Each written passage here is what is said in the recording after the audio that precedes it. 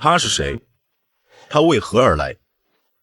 我叫李小阳，现在我在家乡创业，原本打算在工业轨迹公园开一家地道的吉菜风味小饭店，一方面为家乡做贡献，另一方面挣点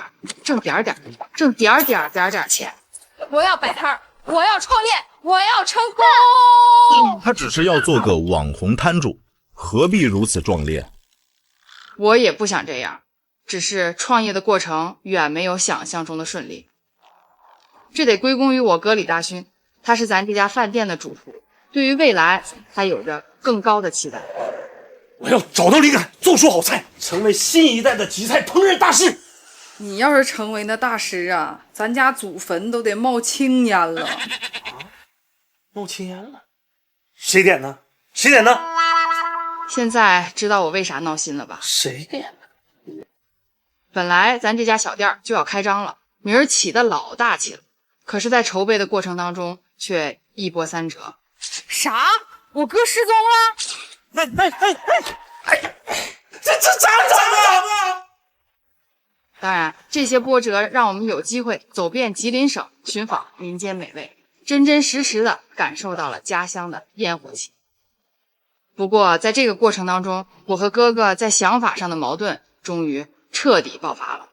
你休想说好一起整饭店，你中途变卦，想一出是一出。好好的音乐老师你不当，你要当网红，这网红不干了，你要开饭店，现在直播上了啊！你要出摊，你以为你出个网红摊你就能发财？头脑简单。你稳当，你太稳当了吧你！愚公移山都比你快。说开个饭店，连个菜谱都没有。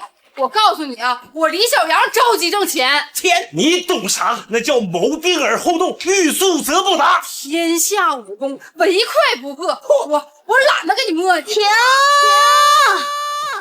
哥姐，你俩到底是要开店还是要摆摊儿？李大勋，是不是我动手了你才能服？服？动手？你以为我真怕你呀，李小阳？我那是从小让着你，我告诉你这次不行，我兵器呢？你给我来吧，你不要干仗吧。行啊，你李大勋，你出息了还敢用兵器？大勋哥，你想要伤害杨姐，得先从我家里先生干过去。去一边拉去吧，用不着你，我一套广播拳我就能给你撕巴了。我告诉你，我李小阳要摆摊儿。东北王八拳是东北地区著名幼儿武术套路，拳路刚猛，以德服人。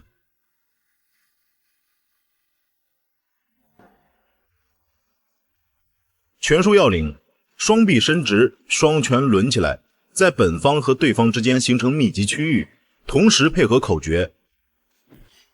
你服不服？心服还是口服？一般以对方心服口服为整套拳法，结束式。你服不服？你服就听我的。我不服，这回你服不服？我口服，心不服。事情的发展出人意料，为什么会这样呢？这还得从1个月前说起。你写的啊？下回这玩意儿得用手写啊。咱们店马上要开张了，虽然工业轨迹公园这个地方比较安静，但是很有感觉。我的主打菜是吉菜，今天我们家三儿啊、大淼，你们几个过来，给我试试菜，把把关，一定要有啥说啥。放心，你是我亲哥，我必须认真负责呀。我们评审团都准备好了，还特地带了个南方同学。哥，你好好表现啊。好嘞，那我可就要开始了啊。这第一道菜啊，就是锅包肉。锅包肉是东北的焦烧肉条衍生出来的一道菜，用猪里脊裹淀粉糊，经3遍油炸2成，1炸熟，2炸干，3炸上色，所以又叫锅包肉。出锅时浇汁，并以葱丝和香菜点缀。吉林的锅包肉酸甜脆嫩，以搭配冷面为特色，自成一派。好吃。哥行啊，和咱爸做的差不多，好像还青出于蓝一丢丢呢。不错不错啊。锅包肉咋能没有冷面配呢？哥，有冷面呢，咋不一起上呢？锅包肉非得配冷面吗？不能直接吃吗？哥哥是要配冷面的，我去延吉玩的时候吃过，真的好好吃啊，好特别。这是咱们吉林的绝配吃法，火好几年了，我也知道。啊，我咋没听说呢？锅包肉得配冷面吗？哥呀，是冷面配锅包肉，不是你一天就在后厨猫着，你啥也不干，你不下馆子。我们评审团的一致意见就是，这菜整挺好，就是有点平凡了。你知道啥意思不？就是跟延吉和长春桂林路的锅包肉相比，有点平凡了。什么？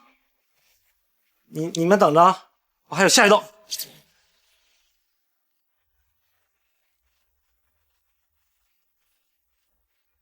小鸡炖蘑菇来喽！小鸡炖蘑菇是一道吉林特色炖菜，通常是用干榛蘑、鸡肉和粉条一同炖制而成。榛蘑可以衬托出鸡肉的鲜香，吉林粉条滑爽而绵实，笨鸡肉鲜嫩多汁，营养价值也很高。哥呀，这不就是网上说的雀黑齁咸椒黏的东北菜吗？你确定咱要上吗？谁？哪个网友说的？你给我找出来，我给他上课。这菜多好吃啊！以前都是用飞龙做的，还有咱东北的大蘑菇，这叫关东货，奇货可居，普通老百姓吃不起。这菜是好吃，但是哥呀，这可不咋适合咱这店呢。这玩意儿拿大铁锅炖的才好吃。你看看咱这店，一个复古车厢，这大锅大盘子啊，多占地方啊！哎，要不咱们研究研究，改成盒饭版的呢？这菜整少了也不对劲儿啊，量大还有错吗？哎，你是南方人，你说实话，这菜好吃不？好吃啊，好好吃，蛮香蛮特别的，我能接受啊，而且也不觉得难看。量大吗？需要换小份吗？可以小一点。的确，不是菜我炖的差点意思，没有我们村口店的好吃。哎呀，想回家了，这两天下大雪了，家里应该靠大鹅了。下雪了就要靠大鹅，是要做羽绒服吗？那就再尝尝这道丰收菜。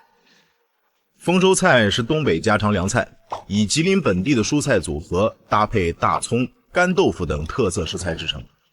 这道菜的灵魂就是酱，用东北的优质大豆制作出来的大酱，既是东北特产，也有着千年的传承。丰收菜的蘸酱一般为肉酱或是鸡蛋酱，用新鲜的蔬菜蘸上香浓的大酱，清甜咸鲜，在东北是开胃小菜的典型代表。哥，鸡蛋酱啊，能来点双阳臭大酱不？不是，冬天上这菜呀？这干豆腐是榆树的吗？迎接游客不得上最好的干豆腐呀？这就是最好的干豆腐。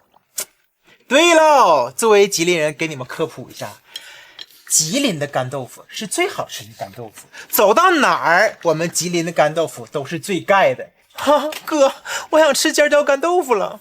你们说的是啥菜呀？啥是尖椒干豆腐呀？干不是打人的意思吗？你昨天教我的。尖椒为什么要干豆腐呀？哎，是欺软怕硬的意思吗？不是尖椒干豆腐，是尖椒炒的干豆腐，干的豆腐。哎呦我的妈，还干豆腐，真愁人呢。这道菜是我们东北的一道家常菜。哦，那你们这里有吗？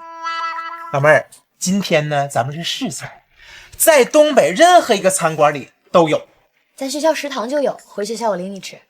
老妹儿啊，你就想吃，我这也能做。哥，我冒昧的问问，你这么整，咱这车厢以后是要干食堂吗？为什么要干食堂呀？这次是欺软怕硬的意思吗？试菜，今天是来试菜的，不跑题了。看来我今天好像是找错人了。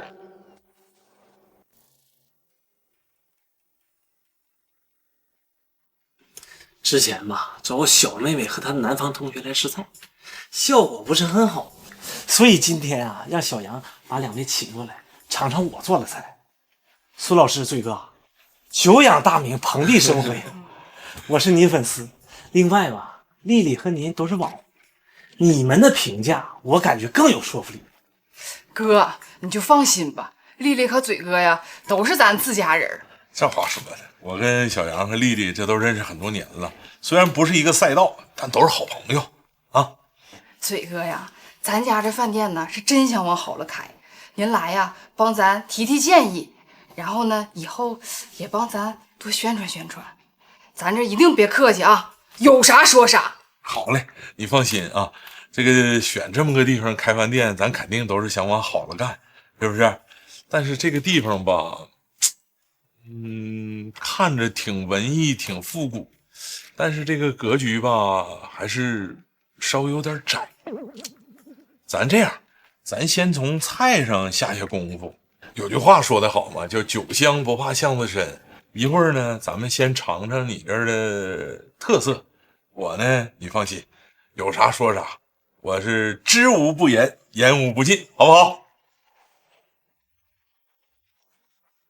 咱们长春的烧烤吧，其实呢算是发展于80年代。那个时候呢，有一些小烧烤摊儿是没有烧烤店的。这些烧烤摊儿呢，主要集中在像歌舞厅啊、影剧院呐，还有像这个电影院的门口啊，因为这些地方都是比较有消费能力的。那个时候咱们的烧烤就只放4样东西：咸盐、味素、辣椒面和孜然。这个就是所谓的长春老味道。后来呢，有了烧烤店之后啊，这个烧烤就蓬勃发展了，有很多种流派，很多种风格了。你像这个延边的甜辣串啊，后来又包括这个伊通的烧鸽子啊，甚至包括这个榆树的电烤串。但是我认为吧，咱们要是主做烧烤的话吧，要找到一种自己的风格，千万不要什么都有。有的时候你这个面面俱到啊，面面不到。尤其这个电烤串，很多人非常喜欢，但是我觉得这个电烤串吧，跟这个炭烤比起来，它有点缺少这个烟火气儿。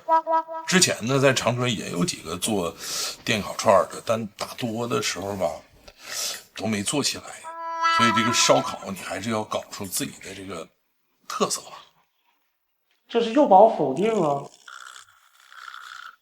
苏老师，偶像，尝尝咱家酱骨头。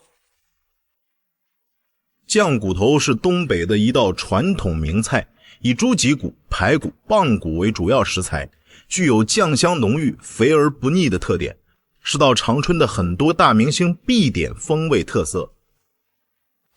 这酱骨头我跟你说可是咱吉林名菜了啊，那王记酱骨头那是无人不知无人不晓啊。我跟你说，就是王记酱骨头现在在南方它都开店了，而且很多就是南方特别有名的东北菜，有2样东西是必须有的，一个是这个酱骨头，一个就是咱东北的水饺。但是这个酱骨头吧，这个东西单吃吧，有的时候它可能有点腻。你像你搭配点什么小米粥啊，拌点这个芥菜丝儿啊，整点小炝拌菜一搭配，再配上点小花卷什么的，那就好了。我觉着嘴哥说的都是实诚话啊。这咱饭店反正是没开业呢，还有时间调整，再调整调整吧。你俩吃饱了吗？这一上午净在这试菜了，都试饿了。要不咱仨再出去吃一口？行，走，我请你俩，咱出去吃去。哥，要不你再研究研究，再下功夫。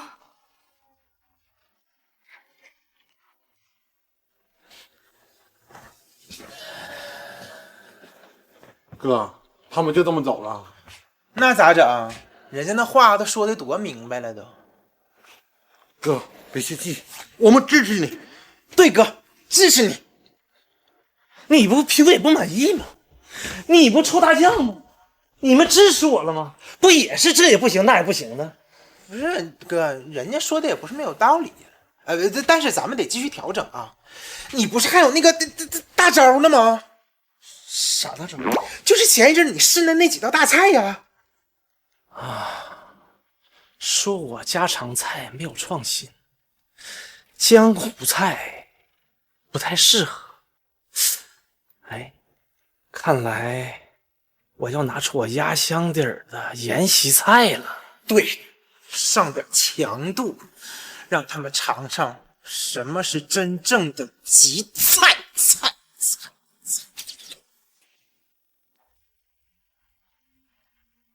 哎，嘉林，咋的了？啊，我哥咋的了？啥？我哥失踪了？来，嘉林，你能说明白话，你来告诉我，我哥咋的了？找着没有呢？杨姐，微信发了不回，电话打了无法接通。哎，那他能上哪儿嘚瑟去呢？我还是得给我爸打个电话问问。杨姐啊，你没感觉大勋哥最近有点颓废吗？我哥颓废了？我这2天忙，也没注意到他呀。你不觉得咱们这屋最近的气氛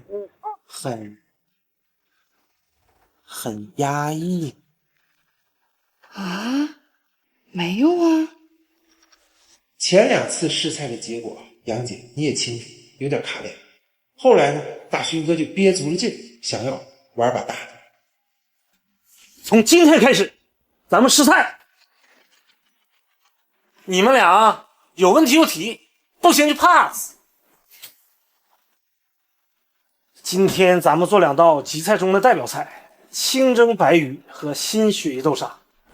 将1斤多的白鱼刮进鱼鳞，去除内脏，以沸水清烫去黑膜，将鱼脊骨从腹内斩断，在鱼身2侧各齐1字花刀，然后填入过油肥膘肉玉兰片，盘中放上筷子，铺上姜片和葱段，鱼身腌制入味后装入盘中。锅中水沸后大火蒸10分钟，关火后再用余温虚蒸5分钟，蒸好后再以热油激香葱姜，将蒸鱼原汁调味后装入盘中，搭配彩椒丝进行摆盘。这可是一道有着600多年历史的吉林菜。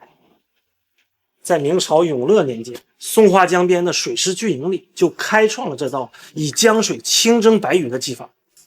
后来康熙东巡检阅吉林水师的时候，吉林将军八海让自家的厨师按照当时流传的方法烹制了这道清蒸白鱼。康熙品尝后大加赞赏，此后清蒸白鱼便闻名于世。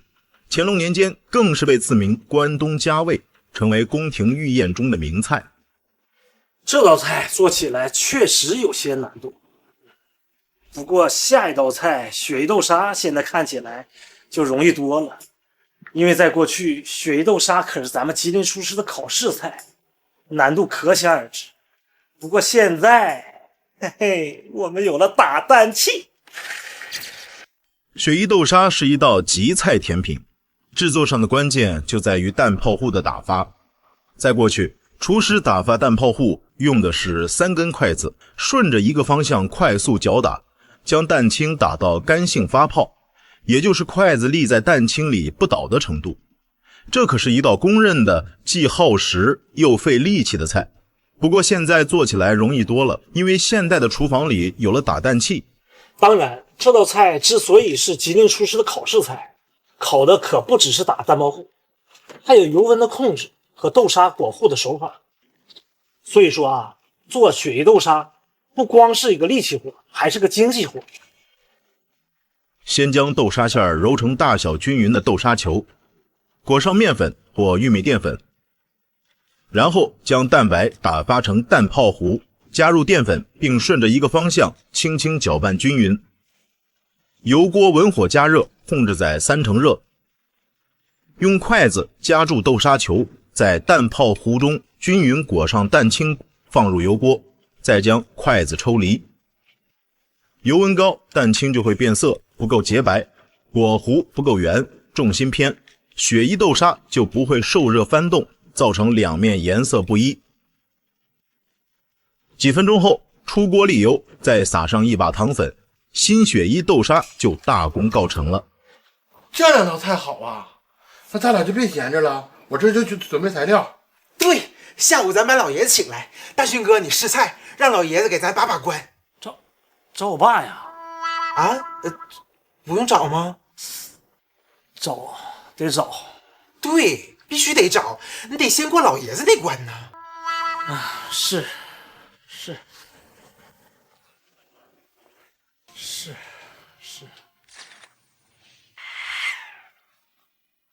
啊，这就对了。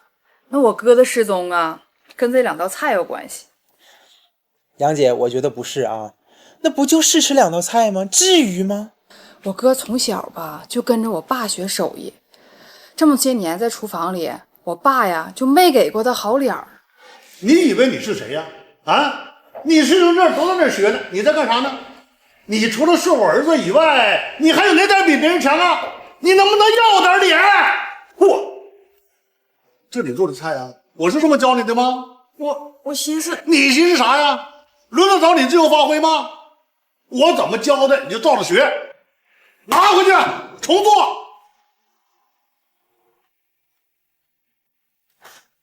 哎呀，我都不知道啊该怎么评价你了。你这一天天学的都往脑后去了。周伟啊，你是他师兄，你跟他说说吧。大勋啊，师傅批评的对呀，这你这菜虽然工序上都没问题，但是你这食材呀、火候啊这些细节上，咱有点差太多了，你得练呐。他就是瞧不上我，咋做他都不满意。你这话说就不对，你怎么没明白呢？这是培养接班人呢。再说了，你这功夫确实还得练呢。我哥这点自信呢，全让我爸呀给吃的没了。唉，原来偶像也有心酸的过去呀。反正我没看出来啊，我就觉得大勋哥在厨房做菜的时候干净利索，走路有风，自信满满。哎呀，你可拉倒吧，那是我爸没搁那儿，都不用去厨房，他在那一杵啊，我哥那腿就直么嘚瑟。以前吧，我哥在饭店都是2厨，一直都是按照人家主厨的要求来干活的。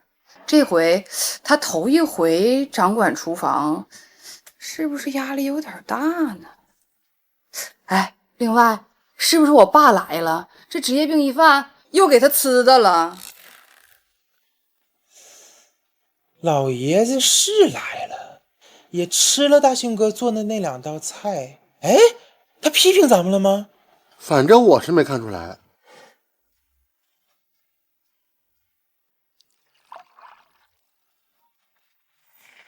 爸，尝完菜了。那您给提点意见呗。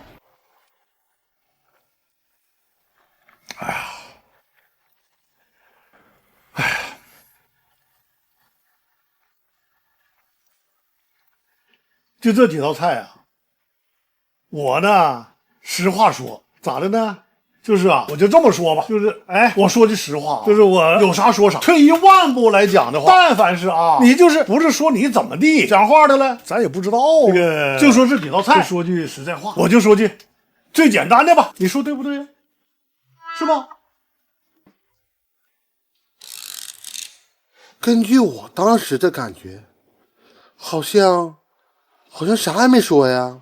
对，就说一些这个咱说，哎呀，这啥也没说出来，妈看挺招笑的，我好像没乐出来。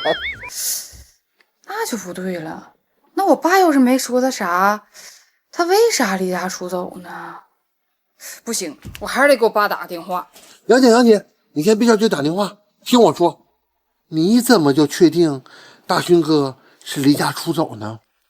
啊？那他还能因为啥呢？刚才我们说大勋哥奇奇怪怪的，那可不只是在店里试菜的时候啊。对，这段时间方方面面大勋哥都跟以前非常不一样了。哎，那你俩觉得他是为啥离家出走呢？我先说啊。你先说吧。我认为他不是离家出走了，那他是被人抓走了。啊？我认为他不是离家出走了，那他是被人抓走了啊！几天前我就觉得大勋哥怪怪的，在他下班的时候呢，接到了一通电话。喂，一般我也不太注意这些事儿，但是他接电话的反应实在是太诡异了，这才让我留意了起来。后来我发现，一到下班的时候，大勋哥就开始有些魂不守舍，丢三落四。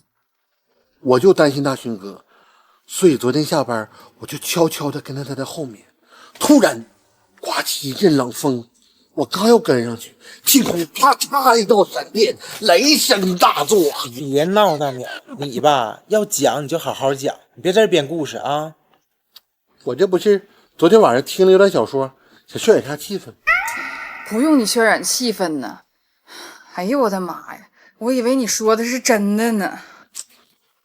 我确实跟上去了。我一路跟着大勋哥，想看看他到底干啥去。他边走边回头，好像生怕被人发现，又好像正在被谁追赶。走着走着，他停了下来，然后拐进了一条小路。等我跟过去的时候，突然一道白光闪过，噗冒出一股白烟，然后大勋哥就在我眼前消失了。冒出一股白烟儿啊！白烟是我后加的，渲染一下气氛嘛。但是确实有一道白光，歘，大勋哥就不见了。你这故弄玄虚的，听得我更懵了呢。别懵啊，杨姐。根据这些情况，我有个大胆的猜想，大勋哥被人抓走了。你这个大胆的猜想，那可真是太大胆了。那要按你这么说，那我还有一个想法呢，肯定比你这个更靠谱啊！哎，我还有照片为证呢。其实大勋哥的不正常，我早就发现了。有一天趁中午休息的时候，我跑去隔壁咖啡厅想去坐坐，刚进门我就看见了一个熟人，大勋哥。我就好奇，平时只会趴在后厨的大勋哥，什么时候学会泡咖啡厅了呢？仔细一看，我才恍然大悟，原来他对面还坐着一位红衣女子。这么劲爆的绯闻，我怎么能放过呢？所以就立即掏出手机记录下这个美好的瞬间。哎，我可没瞎编啊，我有照片为证。哎，这女的谁呀？不知道啊，我也没敢靠近看呢，但是感觉看上去30来岁。因为她始终背对着我，所以我看的不是特别清楚。但是根据我的猜测啊，她应该是个大个儿、漂亮、白。至于有多漂亮，就感觉吧，怎么说呢，就跟我有点像。那完了，跟你像就完了。嘿，你这怎么说话呢？怎么像我就完了呢？我不漂亮吗？我，哎呀，我有点恶心。漂不漂亮不重要，重要的是你们看看大勋哥那表情，乐的嘴都咧到后脑勺去了，脸谄媚的跟个大花卷似的，这家聊得口沫横飞的。你们见过大勋哥这样式的动作和表情和状态吗？真没有，我哥社恐啊。所以呀，我大胆的猜测，大勋哥处上对象了。然后门不当户不对，老爷子坚决反对。当一段纯洁的爱情被世俗的眼光否定，被挚爱的家人反对，大勋哥该何去何从？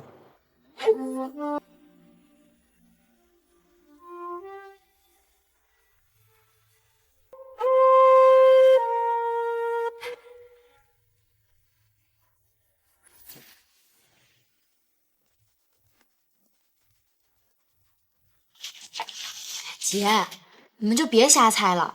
我哥是个老爷们儿，平时也不抑郁，现在又没对象，出不了啥事儿。放心吧。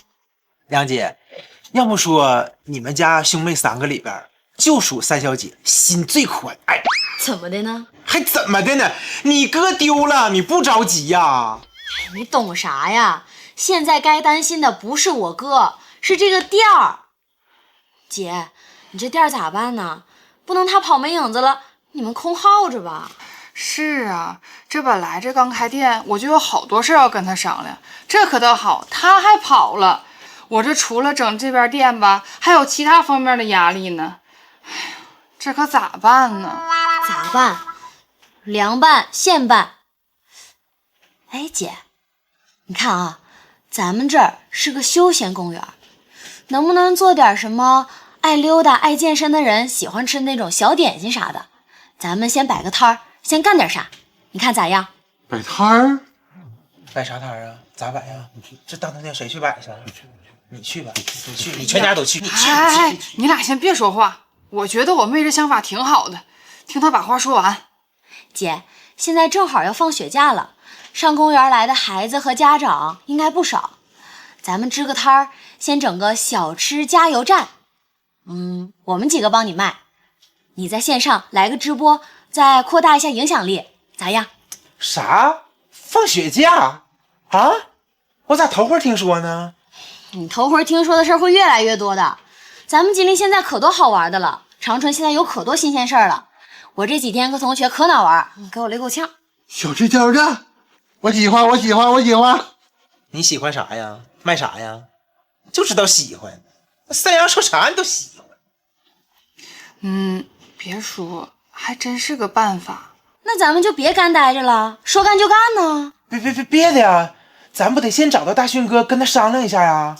妈呀，跟他商量啥呀？这李大勋是个菜，闹他还先跑了，说他还急眼了。对。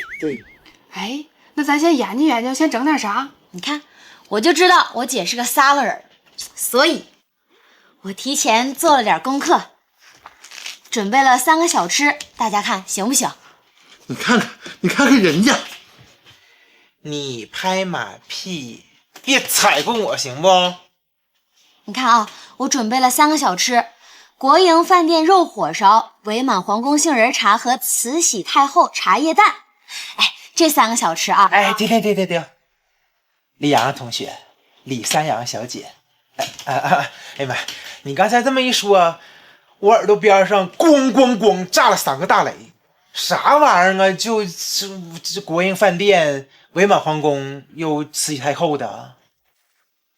啥玩意儿啊？就这国营饭店、伪满皇宫又慈禧太后的。其实就是肉火烧、杏仁茶和茶叶蛋。啊，那这名字起的是不是有点吓人呢？名字不就应该引人注目吗？对哈。而且再说我这名字也不是瞎起的呀，都是跟这3个菜有关。这肉火烧之所以叫国营饭店肉火烧，是因为配方出自于咱们长春的老国营饭店重庆路饭店。肉火烧采用新鲜的猪五花肉，切成肉丁儿，再加入葱、姜、味精、油搅拌成馅儿。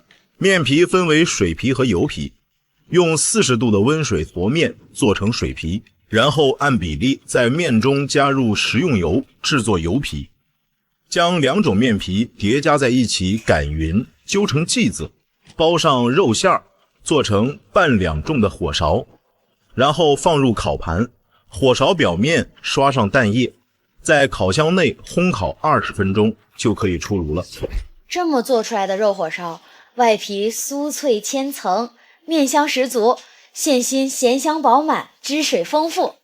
咱们国营饭店的肉火烧风味独特，跟其他地区的火烧和肉月饼相比都不一样，这可是咱们长春独一份的传统美食。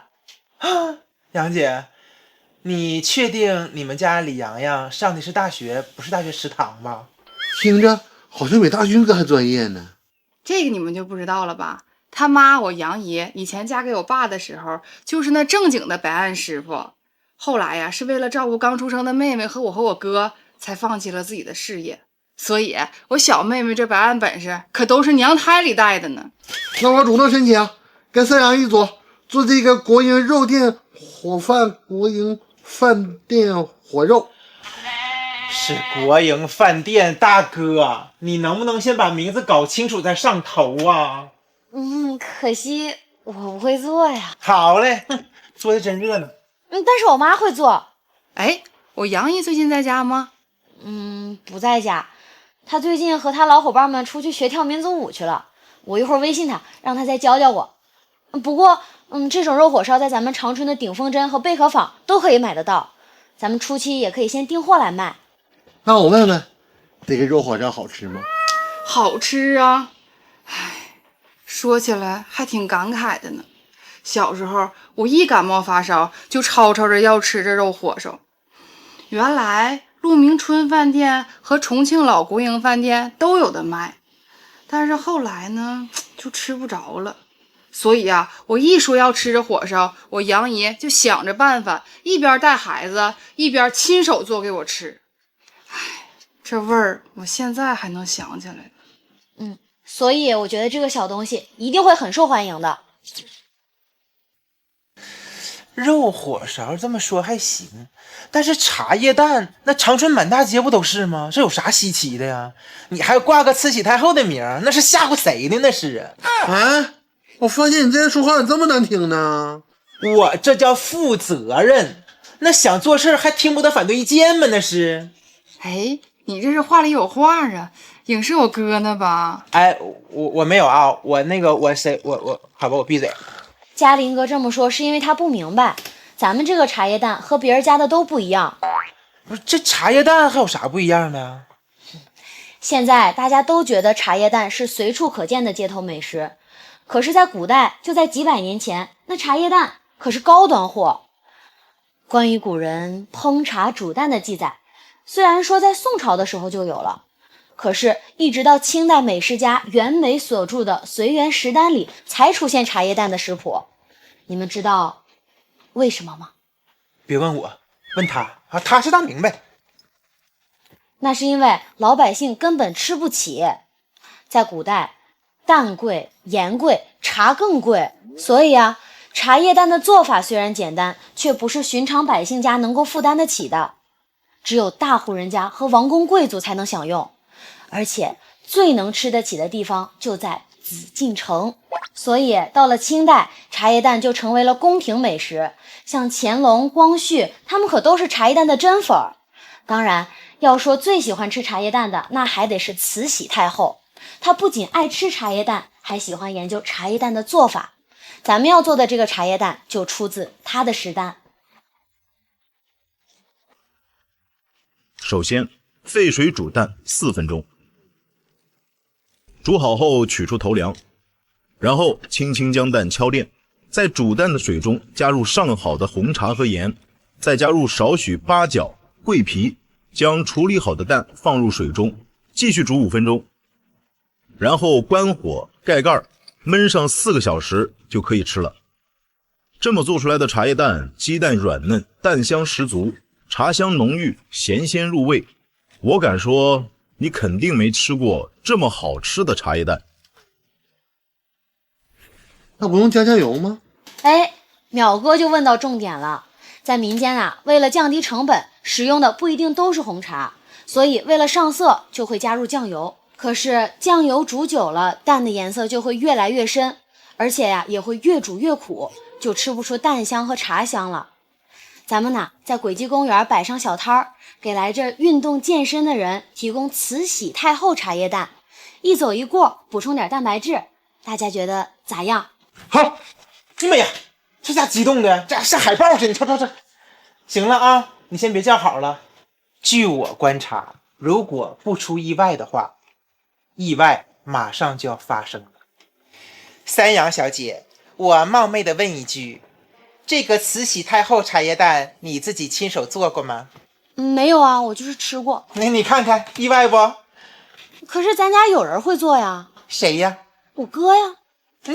那就更意外了，你哥他失踪了。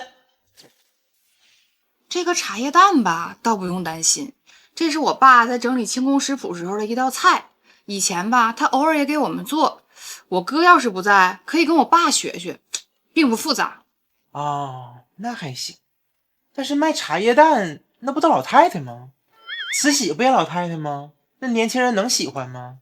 再说了，那玩意儿一个才能卖多少钱呢？够开工资不的？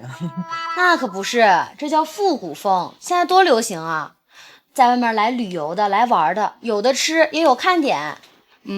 可千万别小看了这东西，薄利多销不一定不行，卖小东西不一定不能挣大钱呢。行，杨姐，你要觉得没问题，那我支持你。反正现在死马当活马医呗，有想法总比干待着强。那我现在是不是能继续介绍我的伪满皇宫杏仁茶了？你说，哎，我就乐意听你讲故事。话说呀，这还真是个故事。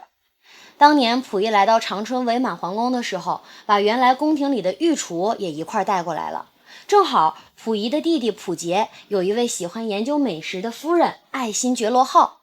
这位浩夫人呢，闲来无事就找到了当时宫廷里的厨师长，去详细记录了清代宫廷美食的制作方法。咱们要做的这个杏仁茶呀，就是出自清代宫廷美食的食谱里。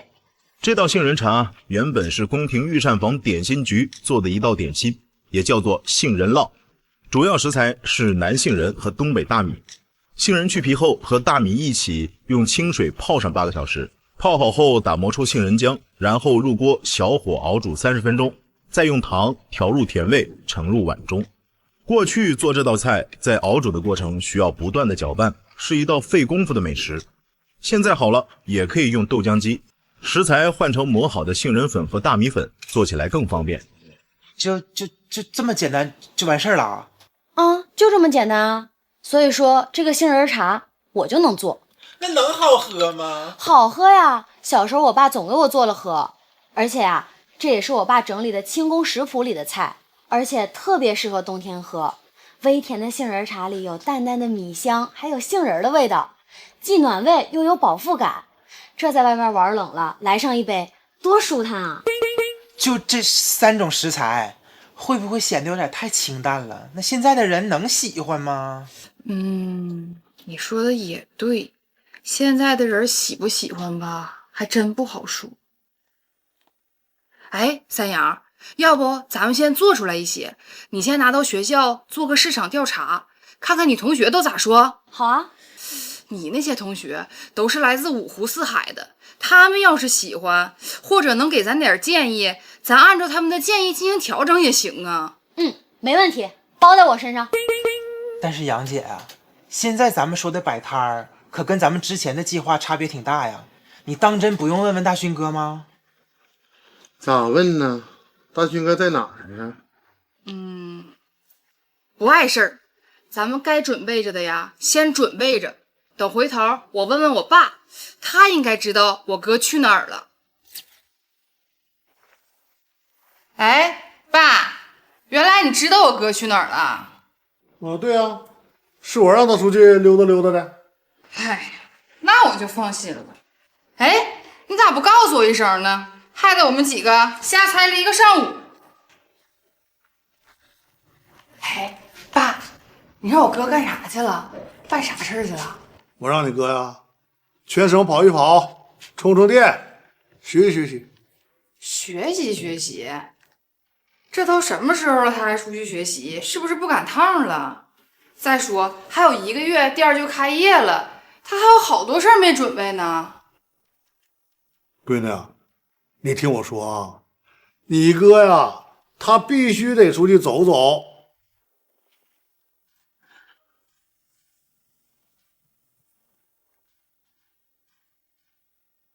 爸，今天的菜您再跟我说说呗。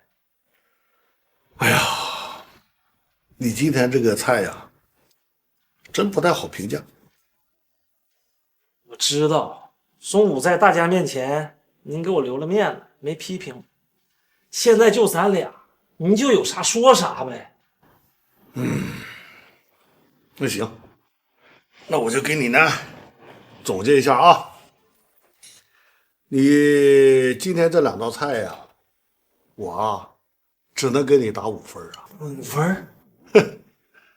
那个你这个手法上没问题，5分。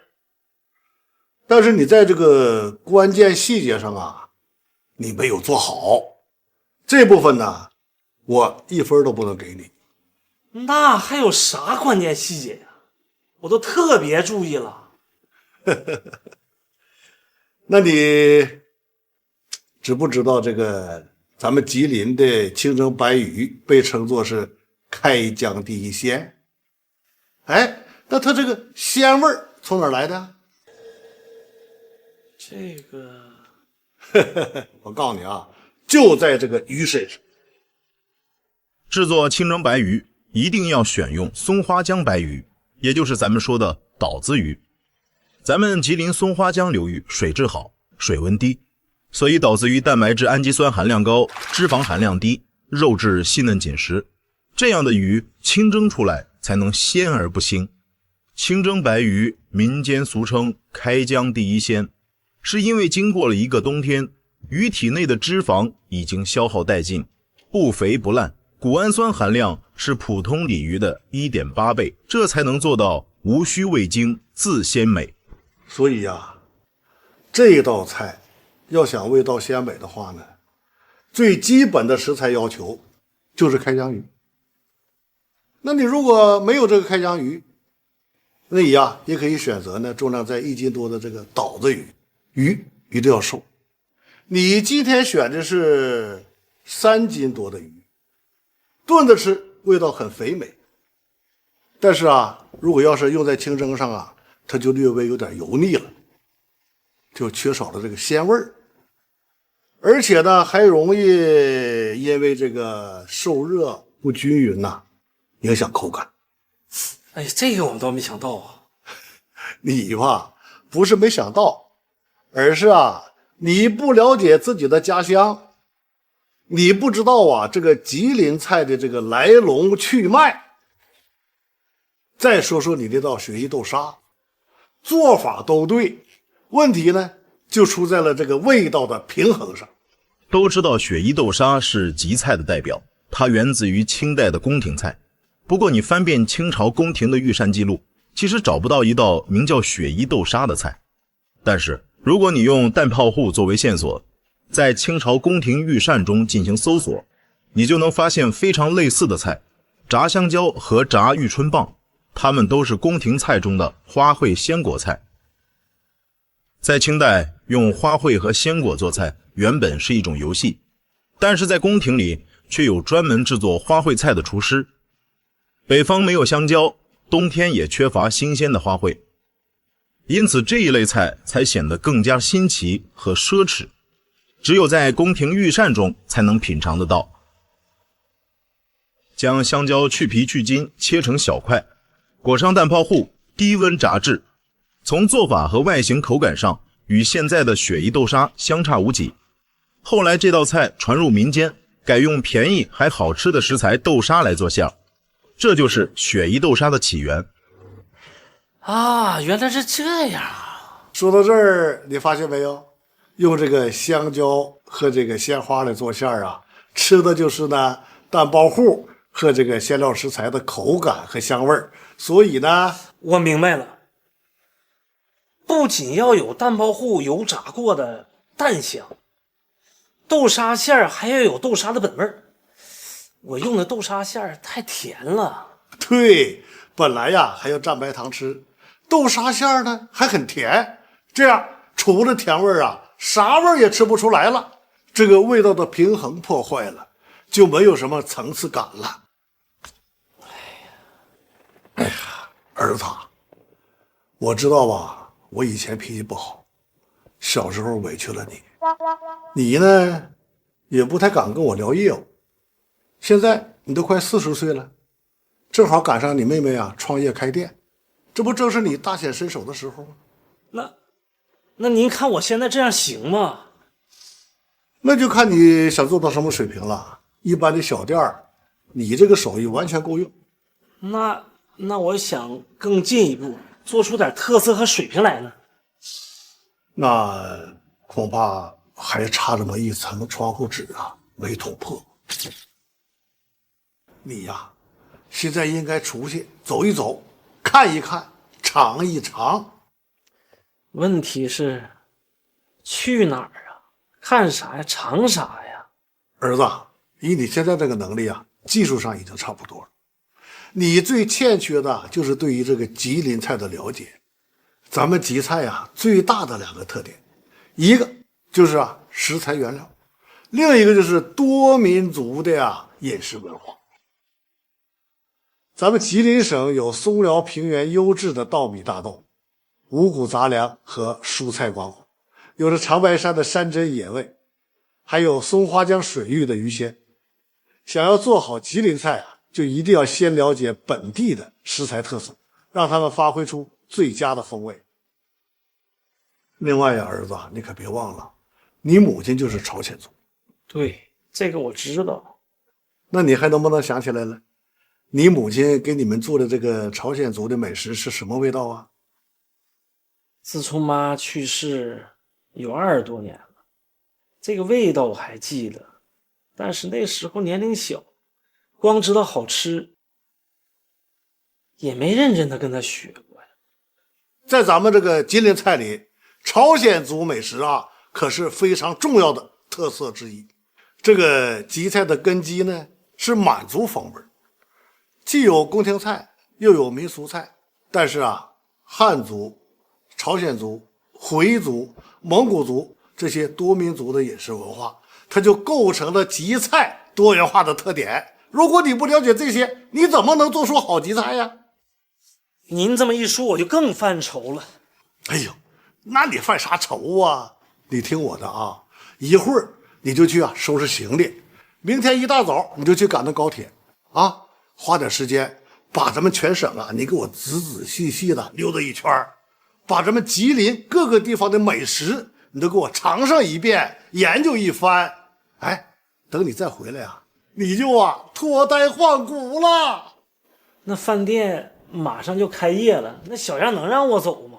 哎呀，这事儿你放心，这不有我呢吗？我不还是大股东吗？你妹妹那边的工作我来做。原来是这么回事儿啊！但是我哥这会儿出去学习，我担心饭店。闺女你这个饭店既然呢打出的招牌是吉菜特色这么一个招牌，在这个菜品上就不能有任何的马虎，任何的对付。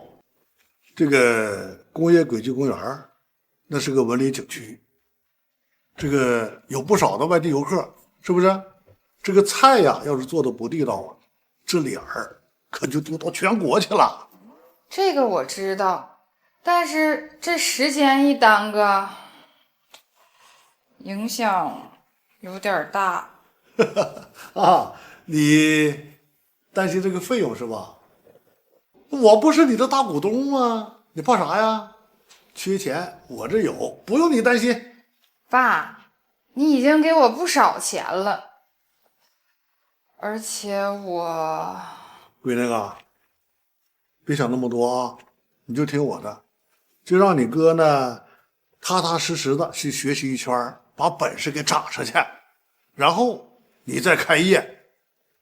再说了，你哥不在家这一段时间，这不还有我呢吗？你怕啥呀？您血压太高了，我不想让你操心。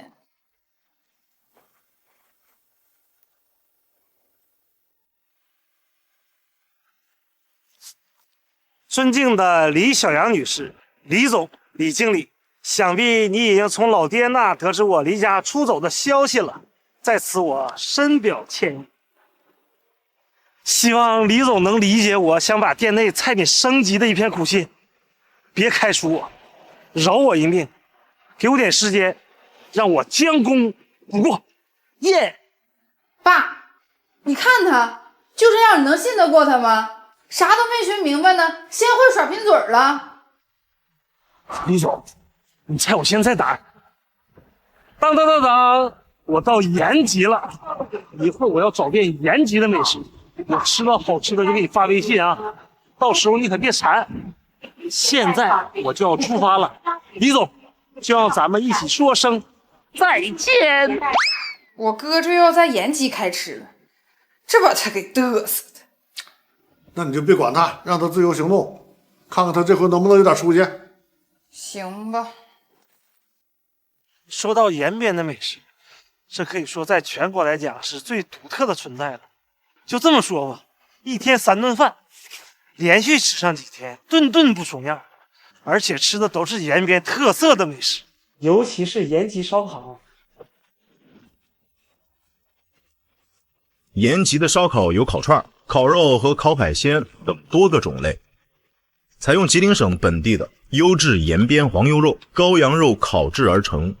延边黄牛是中国5大地方2种牛之一，肉质细嫩鲜美。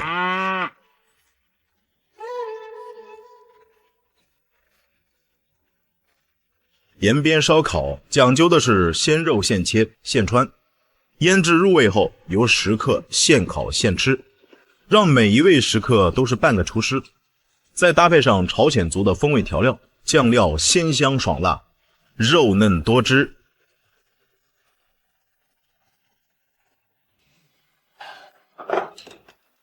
这延边的烧烤啊，还得在本地吃啊。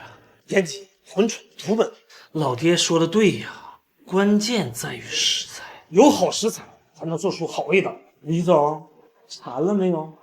别急啊，一会儿还要吃点别的。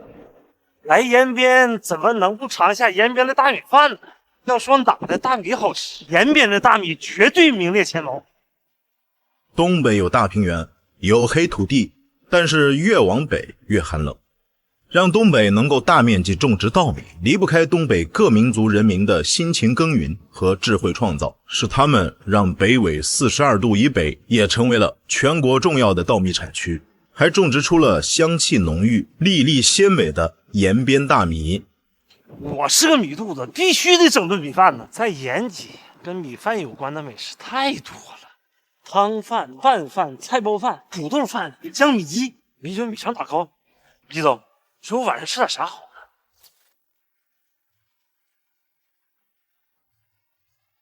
今天晚上先整一顿来延吉必吃的美食——汤饭。说到吃汤饭，在延吉可选择的汤饭馆可就太多了，因为几乎每条街都有汤饭馆。不过同样是汤饭，每家饭馆都有着不同的特色，而且都觉得自己的味道最好吃。全市汤饭、连玉汤饭、海日汤饭、水上市场的明月汤饭、牛肉汤、补肾汤、海带汤、参鸡汤，必然选，都好吃。延吉的牛肉汤饭选用的是新鲜的延边黄牛肉，先将牛棒骨和牛肉泡水洗净，焯水后再次加水，用朝鲜族铁锅小火炖煮，至牛肉软烂，肉汤呈现奶白色，同时制作牛肉酱。锅中烧油，加入毛葱、牛肉碎、辣椒粉调味炒香，再加入汤饭的灵魂食材野苏子叶熬制成酱。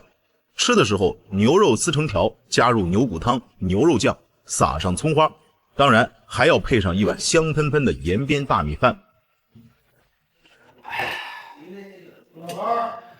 忙了一天，喝了这碗牛肉汤才算真的满足。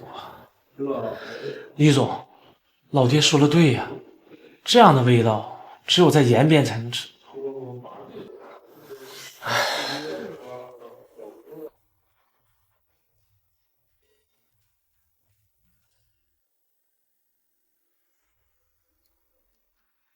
如果我哥一直都不回来，我是不是得跟卓哥说一声啊？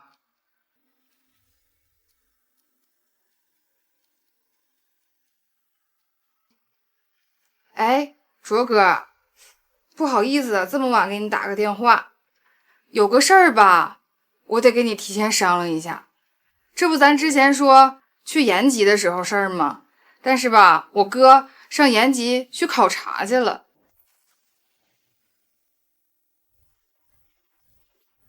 那我们记下来了，记完没？记下来了。你问问大勋哥，配料是不是按这个比例来？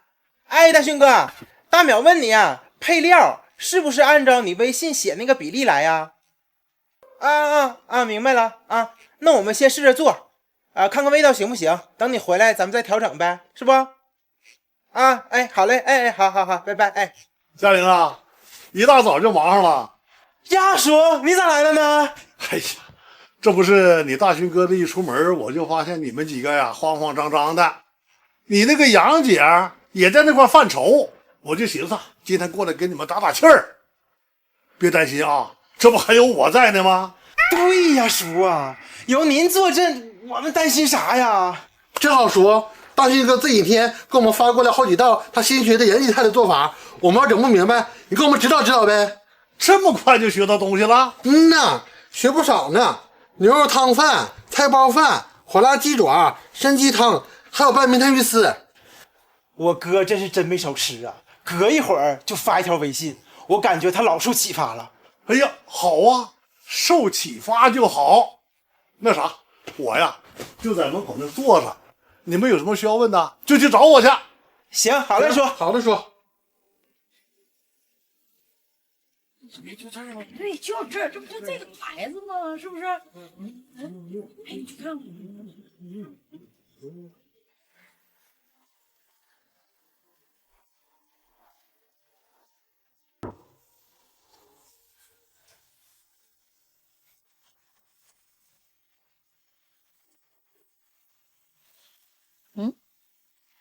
哎，大爷，我问一下，这冬天这屋的温度就现在这样呗？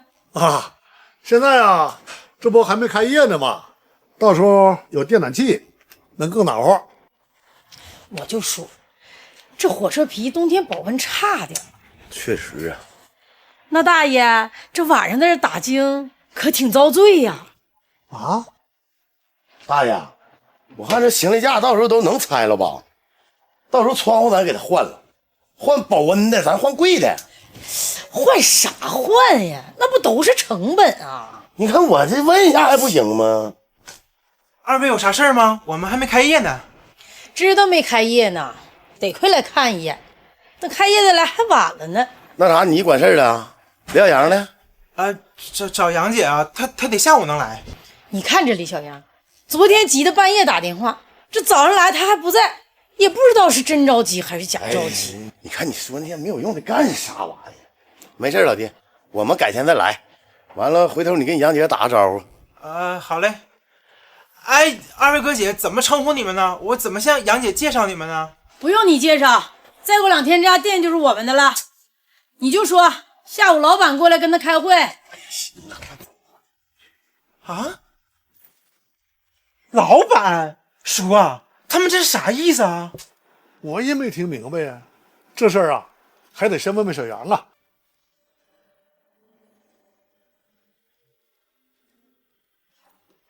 闺女啊，这事儿啊，你可得跟爸说说清楚。这怎么回事啊？突然冒出2个老板来呢？是啊，杨姐，哎，你早晨没看着，满那俩人比比划划的，一会儿说啥？这块能不能拆了呀？哎呀，这车厢里冬天是不是有点冷啊？关键是，他把我叔当成打更老头了。这么精彩吗？咋不找我过来看看呢？你掺和啥？跟你有啥关系呀？你别掺。行了，你俩别吵吵了。爸呀，其实这事儿我昨天就应该跟你说。闺女啊，你别有什么顾虑，你就放心说。有什么困难呢，咱们商量着办。爸呀，这事儿都怪我。那啥，那个我后厨炖着东西呢，我去看看，你们聊啊。自己去呗，走着。啊，自己去都没意思，那我也去看看。爸呀，其实这事儿我一直都没跟你和我哥说，就是怕你俩惦记我。其实4年前我刚做网店那个时候，我处了个对象啊，他叫郑源，起初只是我网店的一个运营。那个时候我刚开始做这行，啥也不懂，是他帮着我一点点克服困难，慢慢打好了基础，网店的生意也有了起色。我俩在这个过程中也走到了一起。但是谁曾想，1年以后，这美梦竟成了噩梦。杨姐，现在有空吗？刘啊，我倒是没啥事儿，有啥事儿吗？财务上的事儿啊，找你郑远哥。是，一直是跟郑总汇报的，他一直不让我告诉你，但是我寻思这个事儿得让你知道，你心里好有个数啊。啊？咋的了？出啥事儿了吗？那你先看看这个账，你看从上半年开始，郑总就支出了好几笔款项了，到现在还没有收回来呢。再这样下去，咱们公司的现金流就断了。啥？没钱了？对呀，还有好多货款，还有工作人员的工资，还有其他的款项要支付呢。赶紧问问郑远，他拿钱干啥去了？他说是投资了。啥？投资了？投资啥了？有收益吗？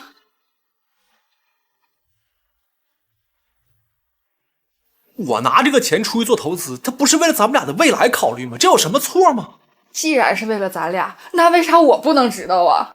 哎呀，我跟你说多少遍了，不是故意瞒着你不让你知道，不是因为你太忙吗？我寻思这点小事儿，就没有必要跟你说了。小事儿，你知不知道这钱再还不上，咱公司就周转不开了？哎呀，我知道，那现在市场不是不好吗？这个钱收不回来呀。另外，我也不会变魔术，这个钱说变就能变回来。郑远，你跟我说实话，这钱你真拿去做投资了吗？啊，对啊，这事儿我还能瞒你？后来我才知道，他用我的名义四处乱投资。等我知道这件事儿的时候，他在外面已经欠下了几十万的债，而他呢，他就一走了之了。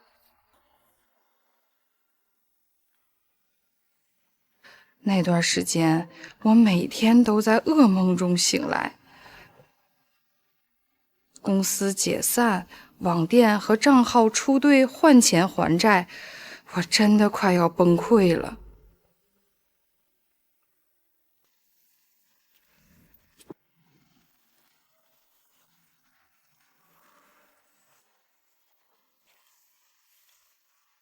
接电话，接电话，接电话，接电话，接电话！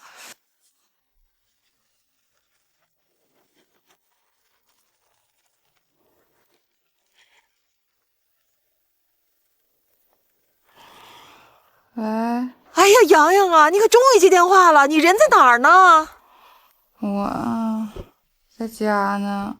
你在家呢是不是？你等我啊，我一会儿到。别，丽丽，你还是别来了吧。怎么的呢？自打公司出了这事儿之后，我给你打电话你也不接。我跟你说啊，我挺担心你的。碰着这事儿你躲有啥用啊？你平时那虎了吧唧的劲儿呢？丽丽啊，你别过来，这事儿吧，我自己想办法。办法，我已经给你想出来了啊！你不用担心我，我是插着刀来的。刀？你带刀干啥？刀？我没带刀啊，我是两肋插着刀来的。你有问题，我一定给你解决。我跟你说啊，咱俩是闺蜜，我把我能划拉的钱我全给你划拉了，然后我都给你。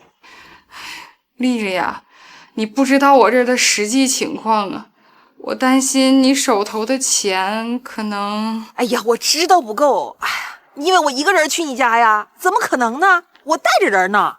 带个人？谁呀？哎呀，那你就别管了，一会儿你就知道了。你的事儿啊，今天咱们就给他搞定。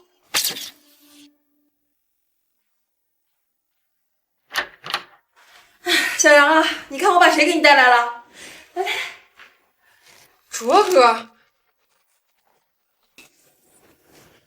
哎呀妈去，那大妹子，你这也太受苦了，大妹子。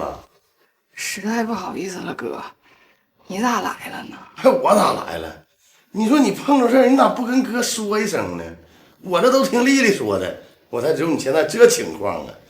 他都要把他自己钱拿出来给你了，他能比我有钱吗？所以说，在这个关键的时刻，我这个当哥的那必须得站出来呀。可不嘛，这两天卓哥一直催我呢，催我找你。这事儿啊，太丢人了，我实在是不知道跟谁说呀。你这回你也啥也不用说了，也不用闹心了。不就这点钱儿吗？包哥身上了，你说说数，看看差多少钱？这就是今天来的那个人呗？对，当时就是卓哥给我解的围，帮我把外面欠的钱都还了。那今天上午咱们可是有点怠慢人家了。卓哥以前是丽丽给我介绍的一个客户，原先卓哥两口子开了一家吉林土特产品的门店，但是因为产品销售不出去，快要撑不下去了。找到我以后，我通过直播和网店帮他打开了销路，卓哥的产品也越卖越好，买卖也越做越大。他人很实在，心里一直记着我对他的帮助，而且3番5次要表示表示。咱就这么说哈，小杨，哥，这要是没有你帮着我俩这小买卖早干黄了。对，你哥能有今天，那第一个感谢就是你李小杨。对，大妹子，你听哥说啊，哥可真心实意，不整那虚头巴脑的，这点心意，大妹子你一定得收去啊。哥，咱家货卖的好，我已经挣不少钱了，这些心意我收了，这个我肯定不能要。你看你跟哥撕巴啥呢？让你拿你就不行不行，肯定不行。我让你拿你就拿，必须得拿，肯定不能要。你俩也别推来推去的啊！我看呢，我老妹儿也是实在人，是不是？要不这么的，明儿咱去做个大锦旗，上面印上“助力家乡农业”几个大字儿，完了给送过来挂办公室，让大伙儿都瞅瞅，对不对？对，嫂子说的对，整个锦旗就行。对啥呀？你一天抠搜，你小杨给咱俩帮这么大忙，拿多少钱都不多，你懂得起问题呀？你拿吧，就你懂。要不说你头发长见识短，这老娘们啥也不懂。他们几次给我送钱，我都没收。后来卓哥干脆就在我的直播间刷起了礼物。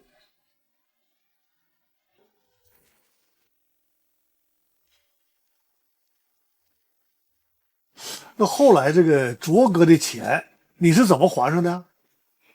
我没还啊。事情解决以后，我也着急，赶紧凑钱给卓哥两口子把钱拿过去。但是公司没了，我的账号也兑出去抵了账，我处于失业状态，这么多钱一时间我真还不上。哎呀，傻孩子，你怎么就不来找我和你哥呀？我自己惹的祸，得自己承担后果，不能再给你俩搭上了呀。哎呀，不久之后我就找到了卓哥，打算跟他商量商量分期还款。不行，还分期还？你咋还呢？多长时间还呢？这个我现在还真说不好，但是我肯定尽快把钱还上。卓哥，你要是信得过我，我李小杨肯定……小杨，你看你卓哥他肯定是能信得过你的，是不是？但是咱这亲兄弟还得明算账呢，是不是？你打算分期，你还多长时间，分几次还，是不？咱俩得有个计划呀。啥玩意儿？是不是？你搁那嘎瞎叭叭？我是那个意思吗？那你啥意思呀？啥意思啊？老妹，你别听他的啊。哥啥意思呢？这钱吧，你不用还了。当时要不是你帮我，能有哥的今天吗？那哥到现在还穷光蛋呢。就在你身上吧，给你拿多少钱，哥都不心疼啊。啊，哥，这可不行，这可不行啊！你是谁呀？你是李小杨，你是网红，你的时间多宝贵呀！你说往后这几年吧，你忙来忙去的，都为了还哥这俩钱儿，我这当哥的这脸往哪搁？你别听你嫂子的，他吧就掉钱眼里，他出不来了。他我掉钱眼里了，就我掉钱，我啥意思呀？啊，你有几个钱啊？你才挣几年钱，你不知道自己姓啥了你呀？哎呀妈，就啥也不懂，你说这两码事，你这搁这瞎说。啥两码事？那不都钱的事吗？哎，哥，这嫂子说的对啊，你俩挣的这都是辛苦钱，不是大风刮来的。这钱啊，我得还。还什么还？我告诉你啊，你哥吐我唾沫是个钉。我说不用还就不用还，你还我也不能要。你这个朋友是个实在人，对你呀真是不错。他是对我好，但是咱也不能不识好歹啊。虽然卓哥说啥也不用咱还这些钱，但是这么大一笔钱，我也不能不还呢。对，闺女啊，你这么想，爸支持你。所以我们就约定了一个还钱的办法。啥办法啊？就是以后只要我创业，卓哥就是我第一大股东，只要我挣钱，就用分红来还这些钱。所以今天卓哥来店里，也是希望我开店能顺利。怪不得他俩在这块问东问西的。哎，不对，他俩说过2天他们就是老板了，这是啥意思？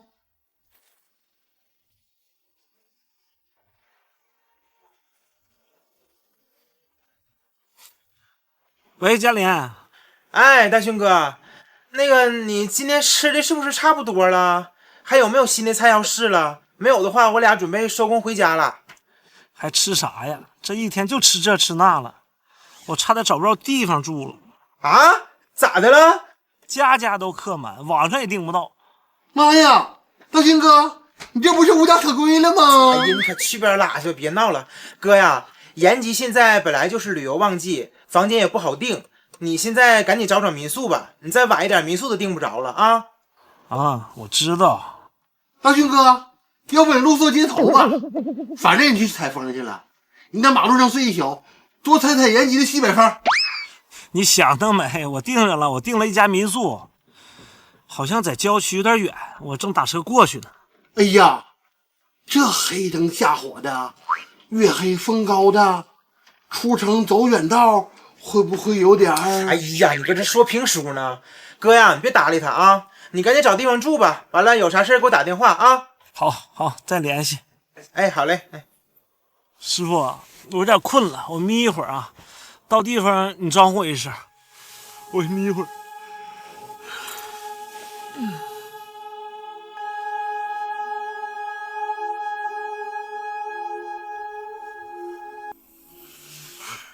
师傅，还有多远呢？到哪儿了？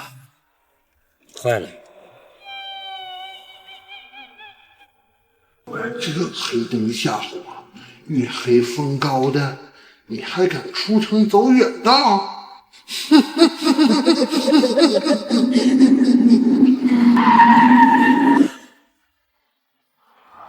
李大勋终于来了。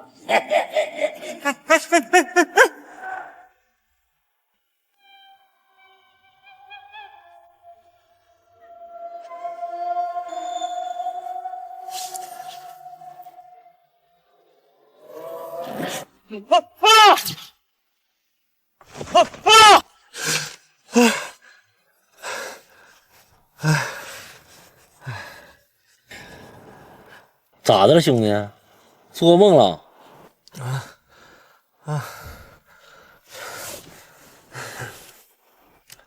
师傅，都开了半个小时了，快，怎么还没到啊？你这个订单不是去合龙吗？到合龙30多公里呢，咋的也得半个小时吧？啊？我订的是延吉郊区的民宿啊。兄弟，你是不是弄错了？你订的民宿在合龙，不过离延吉也不太远。这个民宿我知道，它就在朝鲜族民宿村里面。你要是来延边旅游，这个地方你必须得体验一下。对，正好我去看看。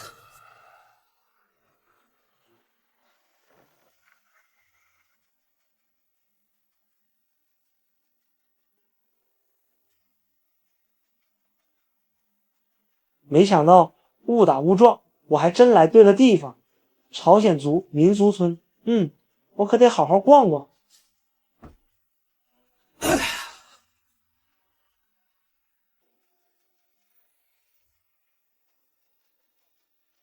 我今天只能对你这2道菜吧，给你打5分。哥，这次我创业开店，也到了你大显身手的时候了。咱们吉菜最大的2个特点，一个就是食材原料，另一个就是多民族的饮食文化。你不是一直想当主厨吗？这是你第1次，也有可能是最后一次。你吧，不是没想到，而是你不了解自己的家乡。你把菜做出特色就行，剩下的不用操心，都交给我。我也一样，如果这次做不好，也有可能是我最后一次创业了。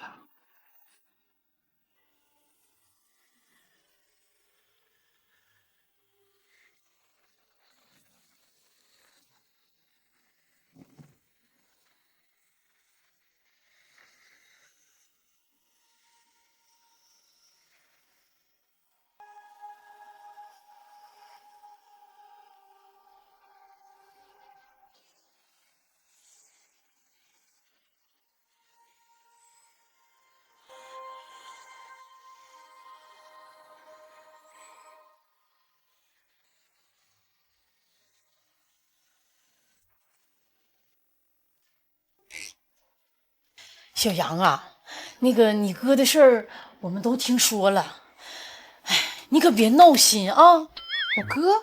我哥没啥事儿啊，他好着呢，成天胡吃海塞的。哎，不是，我们不是说你哥有啥事儿，那个，你看，哎呀，我跟我老公的意思吧是，你看你这饭店现在不是没有大厨了吗？那还咋开业呀？是不是？他这一走吧，确实是对开业有点影响，但是他这全省走一趟，不也是为了咱饭店好吗？再说他过一阵就回来了呀。妈，过一阵儿，妹妹，那得等多长时间呀？那暂时还不知道啊。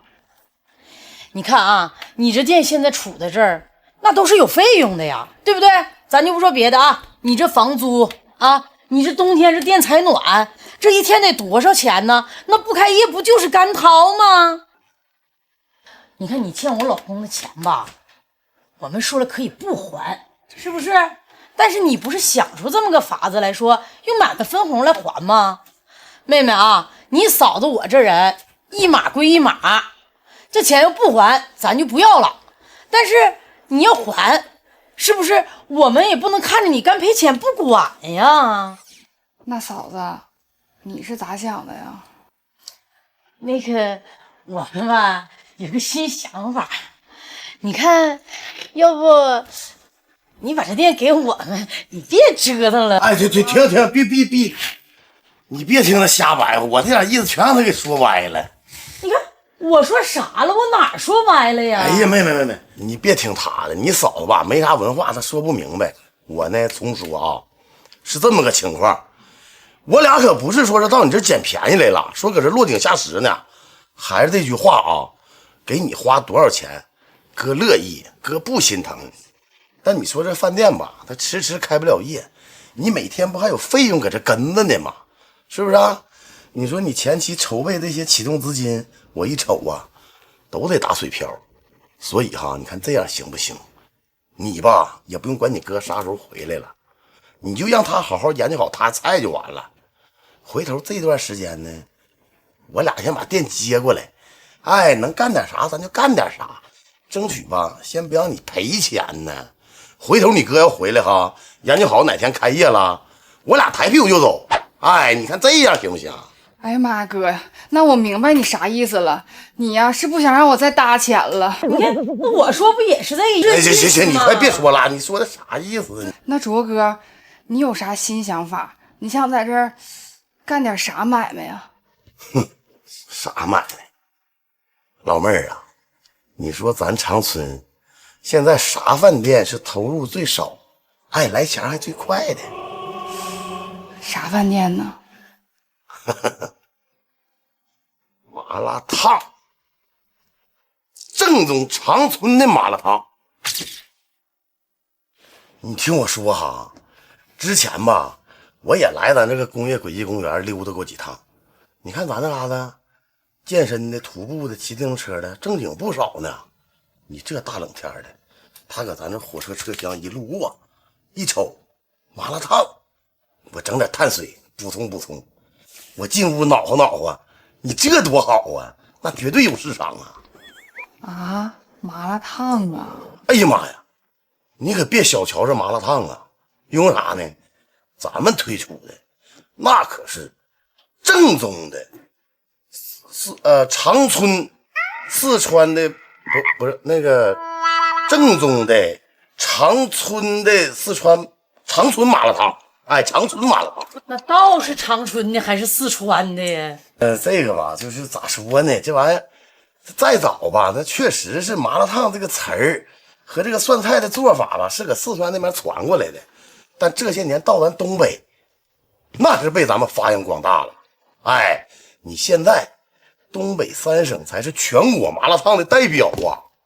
我想要推的是正宗的长春麻辣烫，是咱们本地特别受欢迎的老式黏糊麻辣烫。用大骨汤做汤底，芝麻酱加入生抽、醋、糖、蒜末，再用热水搅匀，粗细辣椒面加芝麻混合，制出辣椒油。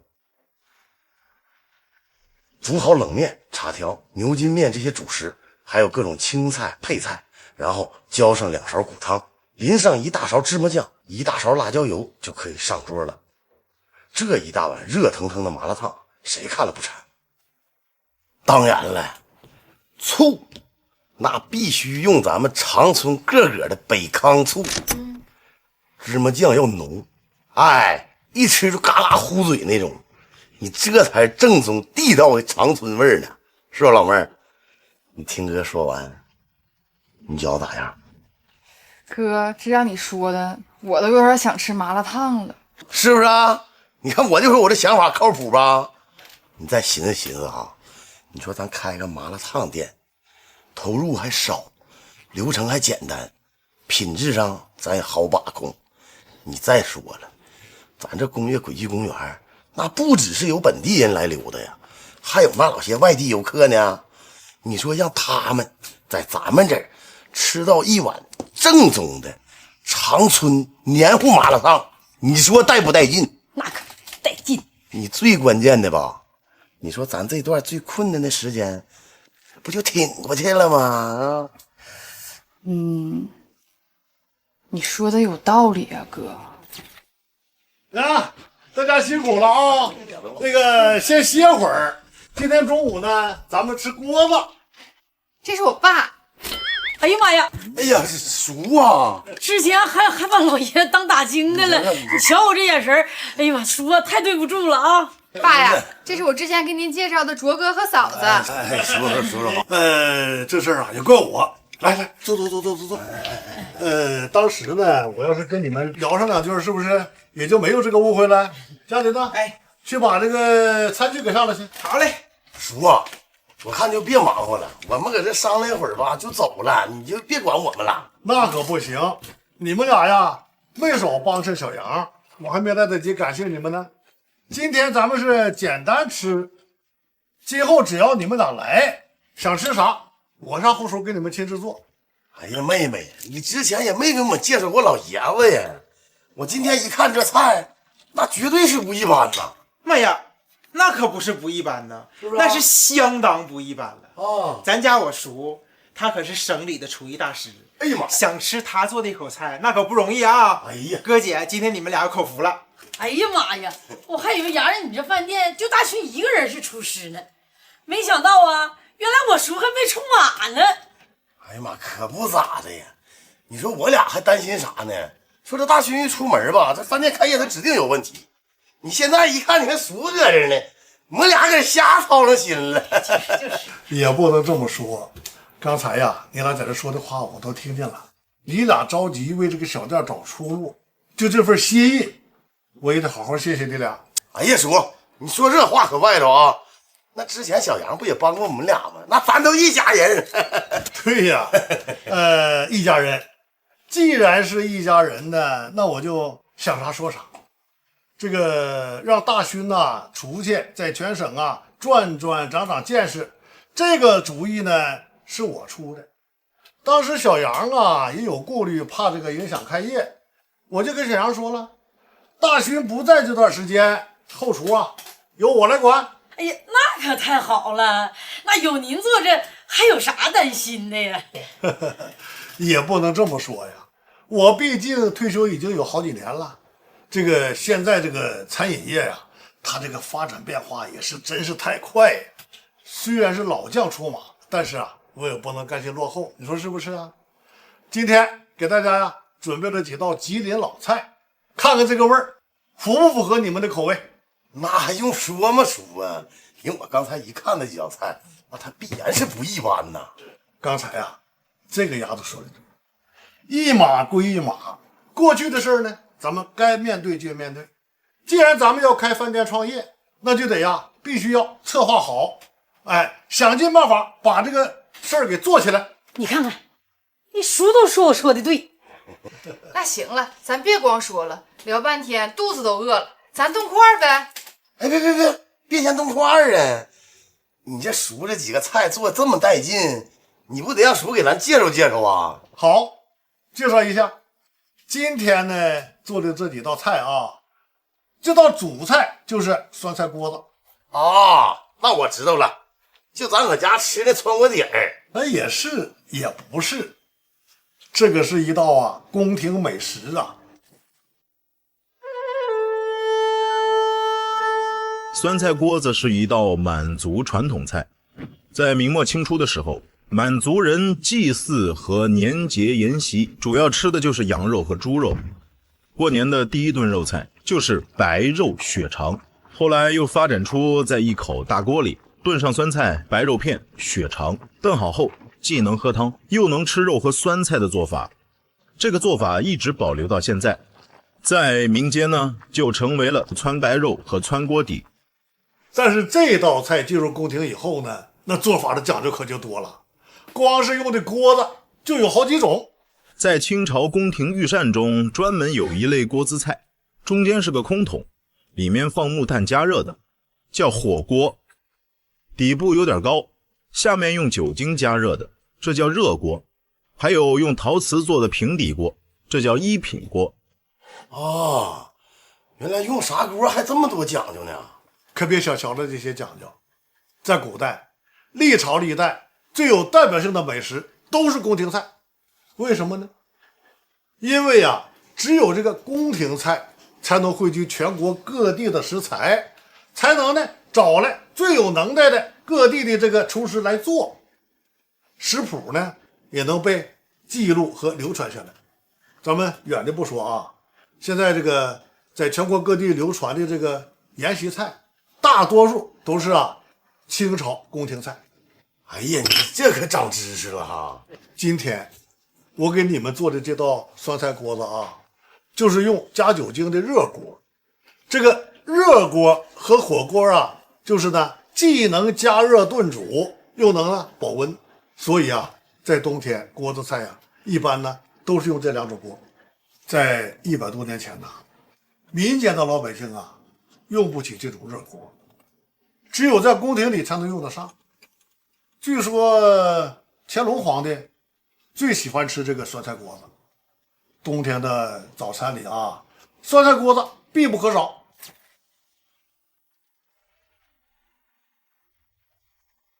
哎，爸，那我问个问题，咱今儿吃的这酸菜锅子是民间版本的还是宫廷版本的呀？还真的叫你给问着了。这个民间美食和宫廷美食有一个最明显的区别，你们猜猜是什么呢？那肯定是宫廷用的食材好呗，这民间做菜啥玩意儿都往锅里扔，有啥用啥呗。你呢只说对了一部分。这个民间菜和宫廷菜最大的区别呀，就是呢民间菜比较注重这个调味儿，随着各地不同的口味啊，食材和调料它呀这个比例都不一样啊，也没有什么特别精准的配方。有时候同一道菜，这每家做出来呀都各有各的风味。哦，你看听老爷这么一说，还真是这么回事儿。但是这个宫廷菜它就不一样了，宫廷菜对于这个调料和这个食材的使用上的比例非常重视，每道菜都会被详细的记录到这个御膳的地档里。这无论皇上什么时候想吃这道菜，盛上来的这道菜都不能走味儿。不仅如此宫廷菜的原料调料是不允许这个厨师自由发挥任意调配的。而且呢，这个宫廷菜特别重视食材的这个本味儿，它绝不允许因为添加了调味料而改变了食材的本味儿。那肯定是啊，人那玩意儿都皇上定的，人家就得意这味儿，你哪个御厨你敢随便给你改呀，是吧？咱们今天吃到的锅子就是宫廷版的酸菜锅子，这个菜谱啊，在御膳低档里都是有记录的。锅子菜最重要的是汤，做这道酸菜锅子的汤底要先炖好大骨汤，再加上煮五花肉的肉汤，然后加入干贝、海米、河蟹、蛤蜊，再将酸菜、大白菜切丝，熟五花肉切片，和油炸的猪肉丸子一起下锅。等汤煮开以后，既可以吃锅中炖熟了的食材，也可以涮入羊肉、鸡肉以及其他涮品。来吧，这锅也开了，大家尝尝，先喝汤啊。哎呀妈去呢，这酸菜味儿也太足了！哎，你还能喝出来那个肉的香味儿吧？那海鲜味儿还嘎嘎鲜亮，好喝。哎，叔，就这么简单吗？你没放啥特殊的调料吗？那我在家做那个川锅底儿，放老多酸菜了，咋没有这么带劲儿的酸菜味儿呢？哎，就这么简单。这里啊，根本就没有现在所说的这个科技与狠活，就这个方子，谁按照这个方子做，都这个味儿。哎，你回头吧，你跟叔要个方，回头咱俩回家也这么做啊。那能行吗？人叔那可是宫廷菜谱。那有啥不行的呀？回头啊，我写给你啊。就是将来咱们这个饭店开起来以后，来吃饭的客人呢，谁要食谱，咱都给人写。咱们呢，不仅要把这个饭店给开好，把菜做好，咱们呢还要向大家伙宣传咱们吉林的传统美食文化。哎呀，你看人叔这高度啊，说的多好！你这么的，我瞅好像也炖差不多了，我先整一块头吧。哎啊，这个蘸料还没调呢。啊，对呀，这个蘸料啊，和现在咱们常吃这个吃法，它也是不一样的。我现在就教你们怎么调。过去宫廷里调制的蘸料，必不可少的是虾油、酱油、辣椒油，还有韭菜花、酱豆腐，也就是咱们现在的红方腐乳。除此之外，还可以再加一点点醋。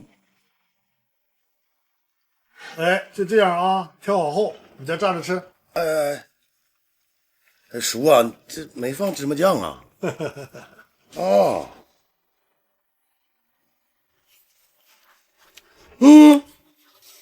妈，好吃啊，比刚才还鲜呢。没放芝麻酱都这么好吃？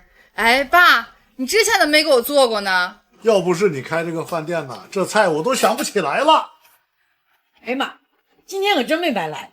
叔啊，你这一出手，我们可太放心了呀！放心，这有啥不放心的？快来，哥嫂子，咱快吃！哎，吃！来了。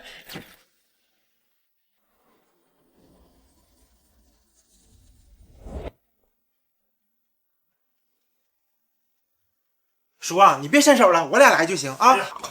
行啊，赶趟。你俩呀，也歇会儿吧，都忙活一下午了。我俩忙啥呀？我俩开心着呢。今天要不是您出马，咱这块就变成麻辣烫了。我和嘉玲前2天愁坏了。可不，大勋哥也不告诉我俩他啥时候回来，天天微信就发各种菜和他研究的做法，让我俩在厨房试着做。杨姐那边呢，也不告诉我俩接下来该咋整。我俩就这么的，就天天白天试菜，晚上就闲待着，天天犯愁啊！哎呀妈呀，老遭罪了。前2天我俩还寻思大勋哥失踪了呢。呐，我俩还寻思大勋哥跟对象私奔了呢。啊，他有对象了？哎呦，他要是真有对象啊，那我可真是太开心了。我觉得吧，大勋哥应该是跟对象处上了。哎，我手机里有绯闻照片呢。拉倒吧，别成天拿你那个破照片在那晃悠。啥照片呢？哎呀，叔，你别听他胡说八道。我告诉你啊，没听说过见光死啊？什么死？谁死了？不是叔，没人死。我就是告诉他别在那瞎叭叭。大勋哥那咋回事还不一定呢，咱别在这瞎搅和，再给搅和黄了。你们俩说的是啥呀？我啥也没说，叔啊，你就当我啥也没说啊，你别往心里去啊。哎呀，这老孩子，行吧？等会儿啊，你们回头再跟我说也行。一会儿等那个你杨姐送完客人回来，咱们开个小会儿啊。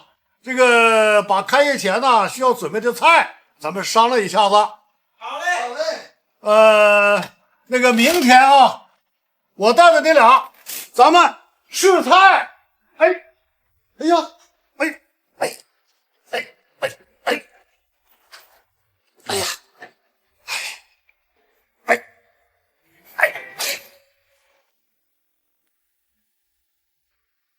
爸呀，你这几道菜可彻底把卓哥两口子给征服了。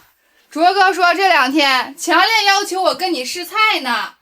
我说呀，咱别着急，等都准备好了才来呗。他坚决不干啊，班都不上了都要来。这回你厉害了吧，成偶像了。哎，爸，你听不听见我说话呀？爸，你咋了爸？嘉林，嘉林回来呀！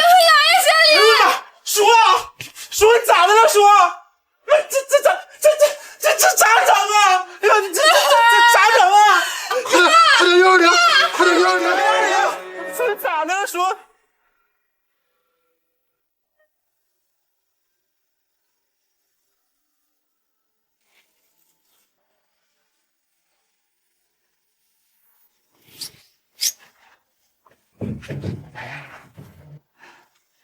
没事了，大夫说就是突发性的高血压，血压降下来了吗？还得再观察观察。明天早上大夫还要复查。没事就好，把我俩吓坏了。那个杨姐，事儿你告诉他勋哥了吗？哎呀，这心里，哎呀，说，爸，不要告诉他，我刚才跟你姐说了，我没啥事啊，不用他回来啊。你们呢，谁也别给他打电话。啊，不打啊！不告诉他，不打电话啊。我就是啊，这2天忙活的，早上还忘吃那个降压药了。哎，这不是吃上这不就好了吗？啥事儿没有。明天咱们还得把要做的菜啊再研究研究。哎呦我天妈呀！你可歇着吧啊！你都这样了，还研究啥呀？好好休息休息啊！明天出院了，咱也在家休息2天。饭店的事儿啊，不用你操心啊。哎，那可不行。哎呦，你可别起来了，说。哎呀，这不耽误事儿吗？那回过头来，我怎么跟小卓交代呀？哎呀，行啊！哎呀，别激动，这一激动血压再上来了。你说这老头咋这么犟呢？店里的事儿啊，根本就不着急。卓哥这边啊，我跟他俩商量还不行吗？对，叔啊，你可得好好养着啊！你说你要是一生病，那我杨姐还哪有心思管店里的事儿了？可不，你得听话啊！把旭哥听话，你就瞎编就行，别说漏嘴了就行啊！你给我干啥呀？你编，你不挺会编的吗？接。喂，大勋哥。大淼，你在哪儿呢？我的一会儿就到家了。你小子说话怎么越来越不对劲儿了？是不是编瞎话呢？没有，搁家呢。那你现在干啥呢？我现在看书。书，我看书呢。看书，越说越不对劲了。就你小子还看书呢？啊，不看书咋进步啊？这话我还头一回从你嘴里听到。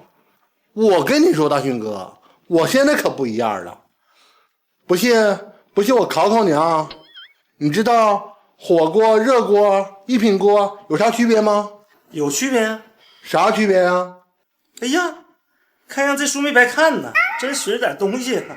行，我相信你了。那个下午看出小杨和我爸了吗？看见了。那我怎么给你们打电话都不接呢？是不是店里有什么事儿啊？没事儿，没听着呗。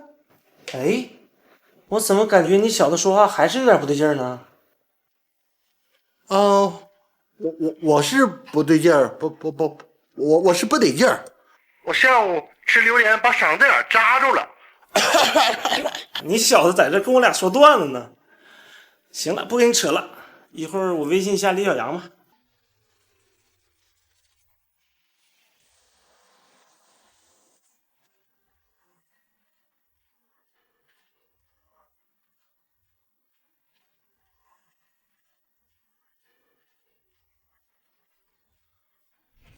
李总，你猜我现在在哪儿？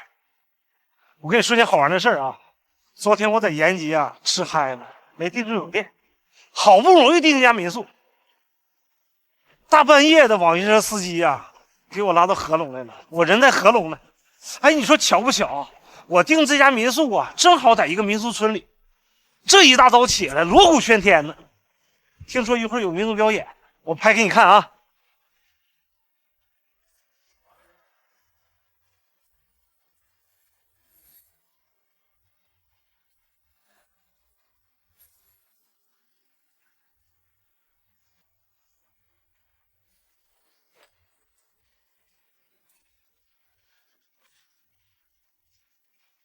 刚才跳的是相貌舞和长鼓舞，一会儿还有手鼓舞和扇子舞。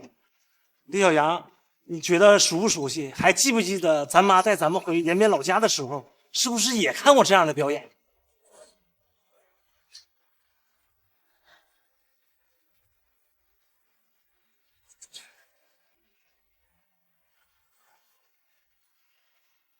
在我右手边啊，有一排平房。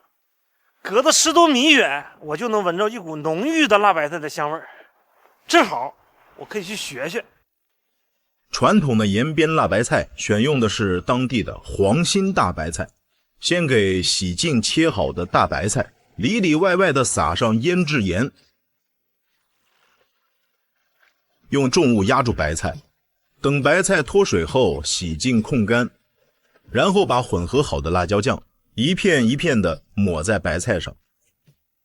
做好后既可以马上吃，也可以发酵保存，15天后食用。这辣白菜刚腌出来的时候味道已经很好吃了，如果让它再发酵15天，味道会更足。李总，腌辣白菜咱们都会，但只有在延边吃辣白菜才更有滋味。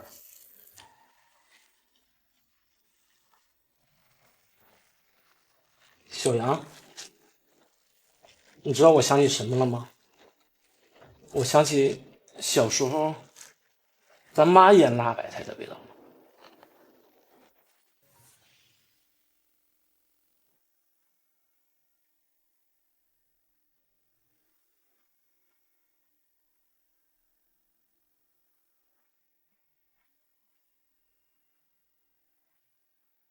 洋洋啊，快别玩了，趁热把饭吃了。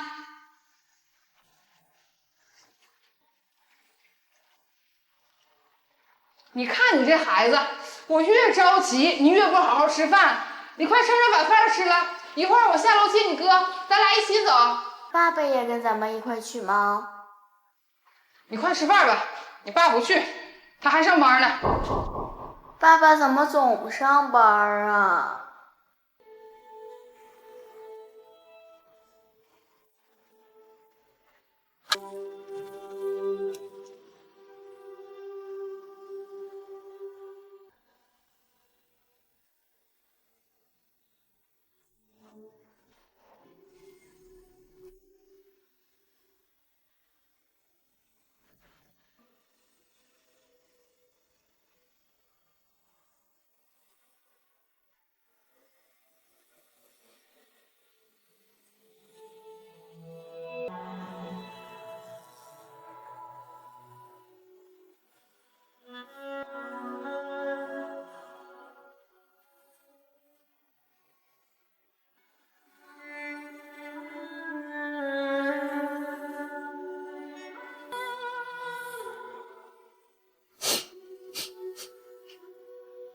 闺女，你咋的了？啊，没有吧？你咋醒了呢？再多睡会儿呗。哎呀，是不是你哥又说了啥让你不高兴的话了？没有爸，他刚才给我发个视频，说他合拢学做辣白菜呢。他说他想我妈做的辣白菜了。以前你妈在的时候啊，咱们家是顿顿都有辣白菜。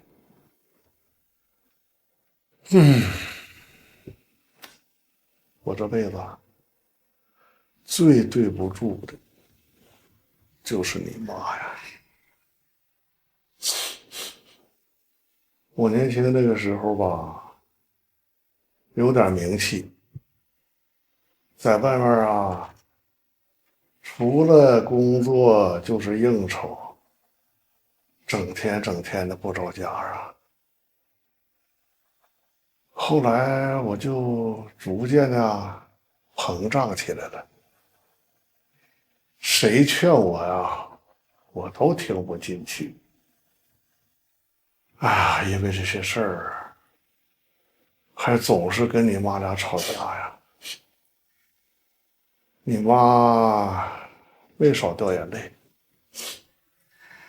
那时候啊，你妈上班家务还得照顾你们俩，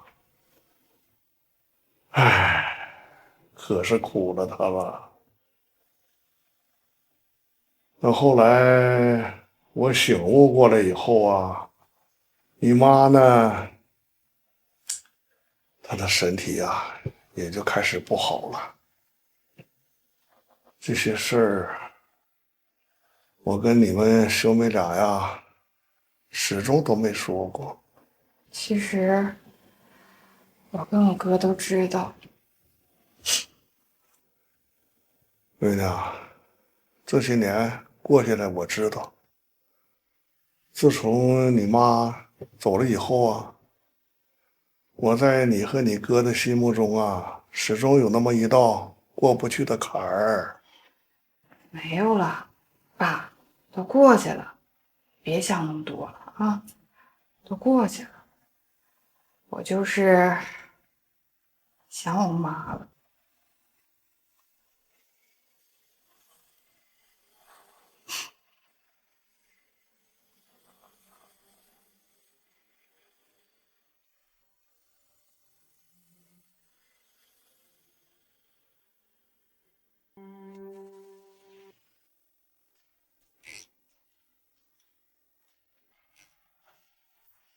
爸，我回来了。这老爷子大中午的跑哪儿去了？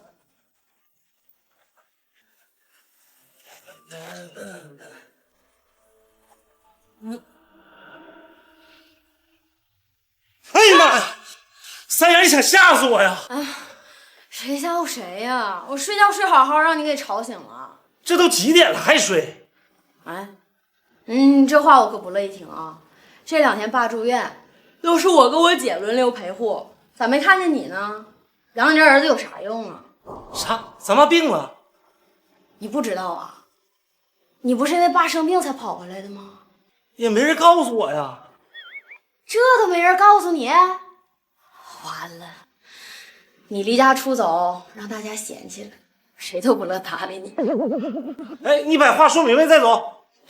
我也不乐搭理你，困死我了，别打扰本小姐啊。咱爸在哪儿住院，我这就过去。不用你管了，一会儿我姐就把他接回来了。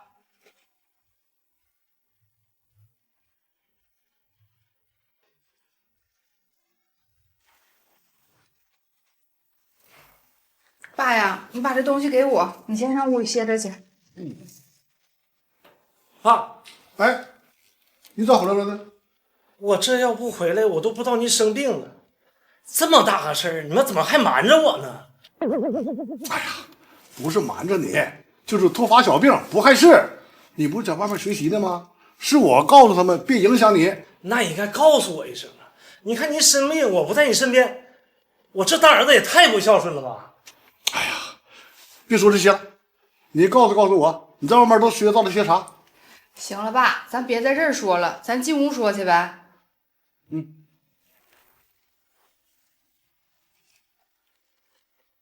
咱俩的事儿啊，我一会儿再给你算账啊。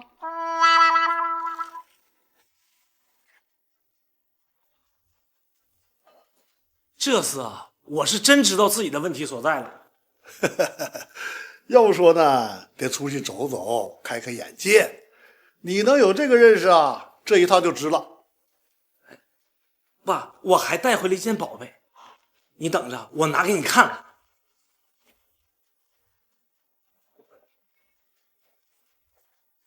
您看这是啥？哎呦，这个物件可是，哎呀，有年头没看着了。这不神仙炉吗？你也知道这道菜？哎呦，这个是朝鲜族的传统美食啊。80年代的时候，这个吉林菜谱里头啊就有这道菜。哎呦，这些年可是没看见谁做这个神仙炉的。神仙炉是一道朝鲜族传统菜肴。所谓神仙炉，其实就是铜火锅。在古代，朝鲜族就有农历10月在暖炉会上大家一起吃火锅的节庆习俗。首先将牛肉、牛肝、牛百叶切片，用牛肉馅做成肉丸，再将白鱼、鲍鱼、蛤蜊、水发海参切片，同时将萝卜、胡萝卜、香菇、芹菜切片备用，然后将肉类食材裹上鸡蛋液和面粉，在平底锅中两面煎熟，将洋葱和萝卜铺在神仙炉的底层，将准备好的食材按照颜色搭配放在上面，最后放上丸子、核桃、银杏和松子儿。神仙炉内加入牛肉汤或鸡汤，放入炭火，边煮边吃。这道菜既能吃到肉类和蔬菜的滋味，还能品尝到山珍海味的鲜香，因为味道口感层次分明，同时还可以边吃菜边喝汤，所以又被称为月口子汤。爸，这次在延吉啊，我学到了神仙炉的做法，还淘到了正宗的火锅炉具。一会儿我就出去备料啊，晚上做给你尝尝，就当我向您做个汇报。好啊。好啥好啊？爸现在啥也吃不了啊，大夫对吃啥有要求，而且他还得听话呢，好好休息，按时吃药。还有，你说完没有呢？你说完让爸继续歇着，咱俩唠了呗。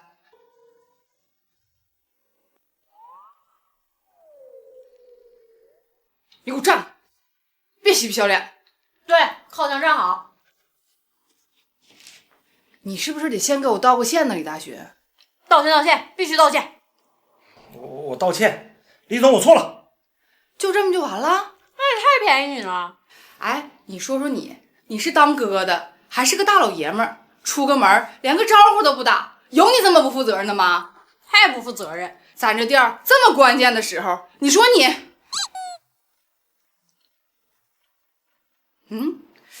这谁家大糕啊？味儿挺好啊。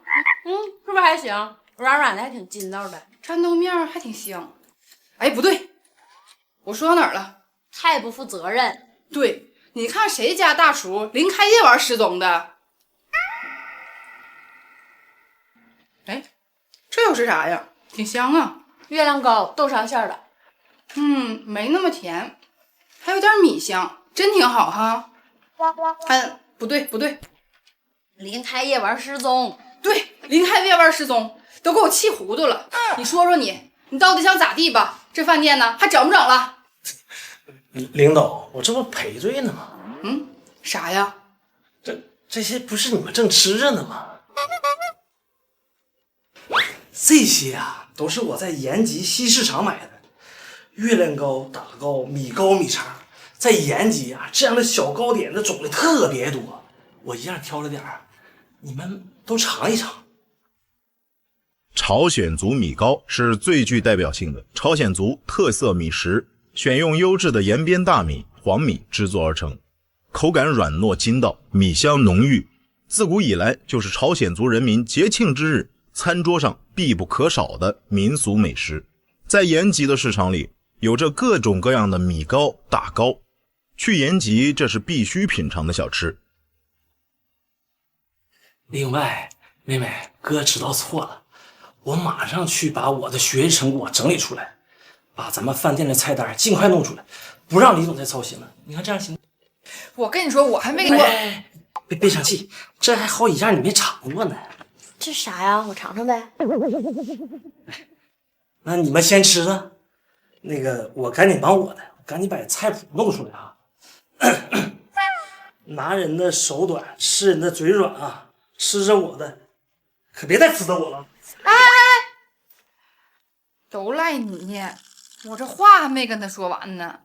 啥话呀？不是前几天你说要去整小吃摆摊吗？这不得跟他商量商量啊？啊，对呀，那他这不都回来了吗？也不能再走了，啥时候说都赶趟，咱先吃。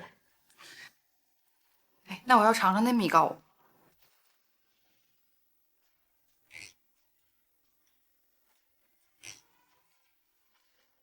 大勋呐，你怎么就不听话呢？之前我听话了，去了延吉。您生病这么大个事儿，我都不在家。你看我那俩妹妹，现在看我都啥眼神了？啥眼神啊？翻白眼儿呗。这白眼翻的都快晃死我了。再说，饭店马上要开业了，我这一趟趟往外跑，确实不行。这李小阳不跟我掰扯，就算给我留面子了。哎呀，反正啊，我得忙点正事了，要不然啊，真跟我急眼了。也是。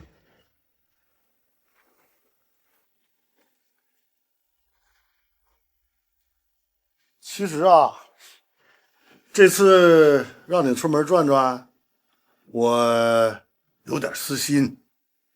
私心？你先看看这些本儿。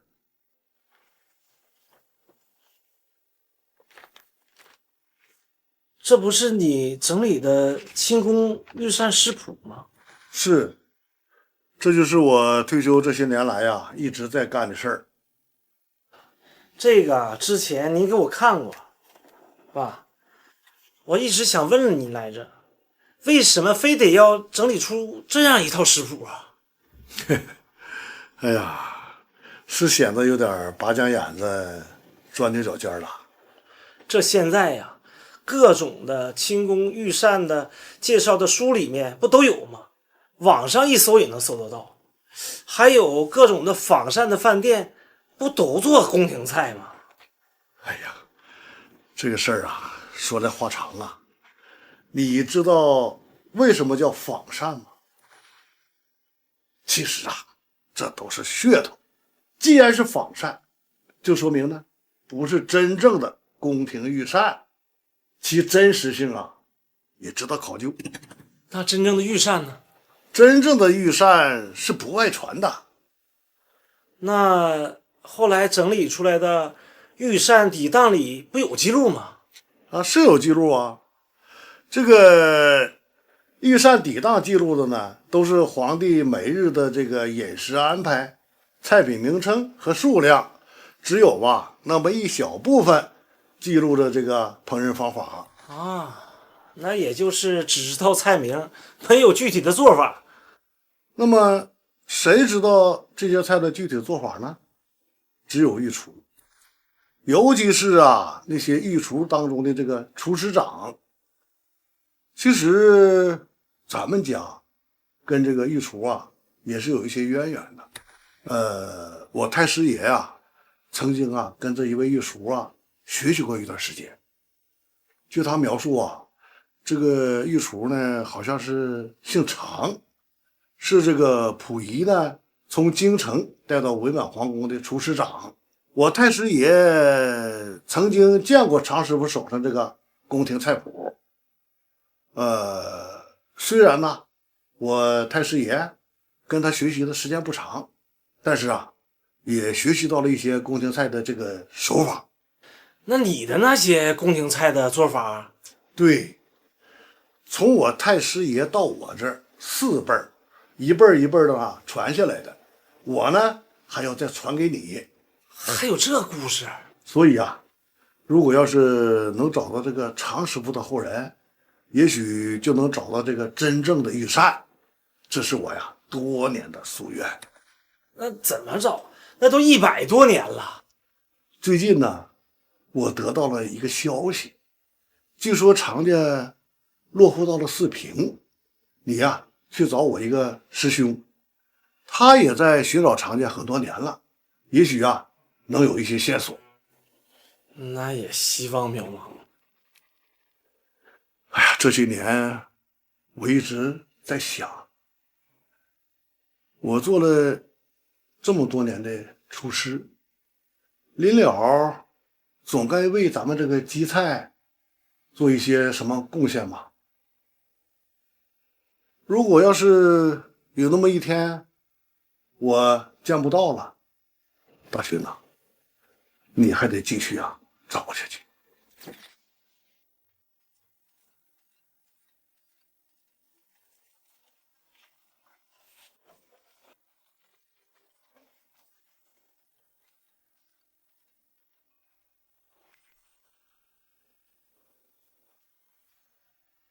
这爷俩又在研究啥呢？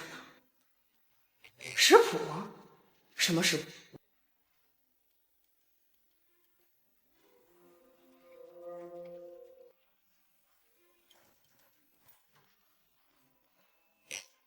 姐，我得给你汇报一个情况，爸和哥又在那屋里密谋呢。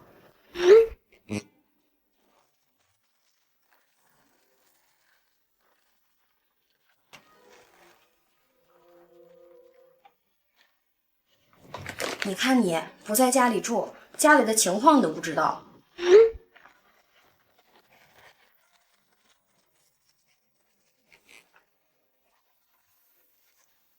密谋啥呢？没偷听着，还差点被发现了，好像在说什么食谱。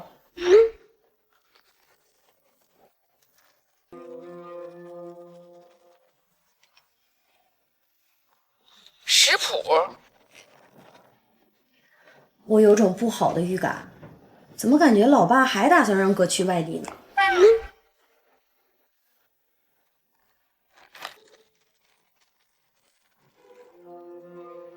还出去？姐，我觉得你得跟哥好好谈谈，咱现在不打算改做小吃吗？是不是得把注意力换到这个方向上来呀？行，明天跟他说。爸，既然这样呢，我先把店里的事儿先弄好，过一段我再去四平。不行，你明天就得去。我这才回来呀。儿子，时间不等人呐。我这个师兄王文茂，算起来他得有80大多了。哎呀，这个人现在健不健在也不好说呀。所以呀，不如啊，就趁着现在这段时间，你就抓紧去，耽误不了几天。小杨现在就跟我不乐意了，我再出去，他不得……小杨的情况，我了解啊。这几天他还是等得起的，他的工作我来做。哎，您刚才也说了，那王师傅啊，也只是可能知道线索。这我要是找到了他，他又啥也不知道呢，或者根本我就找不到他呢。那就说明咱跟这个食谱没有缘分了。那你就帮我断了我这一辈子最后这点念想吧。哎，爸，你可别这么说，我一定尽力去找。那就这么定了，你明天就出发。行吧。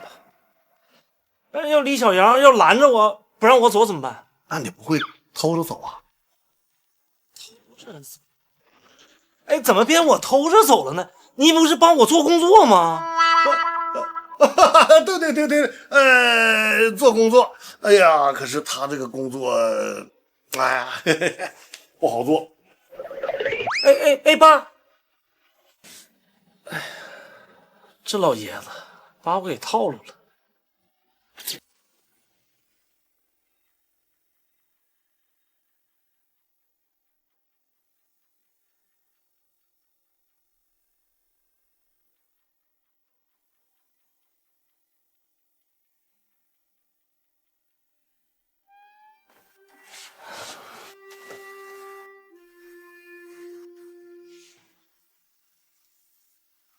王文茂呢是我的师兄，比我大挺多呀。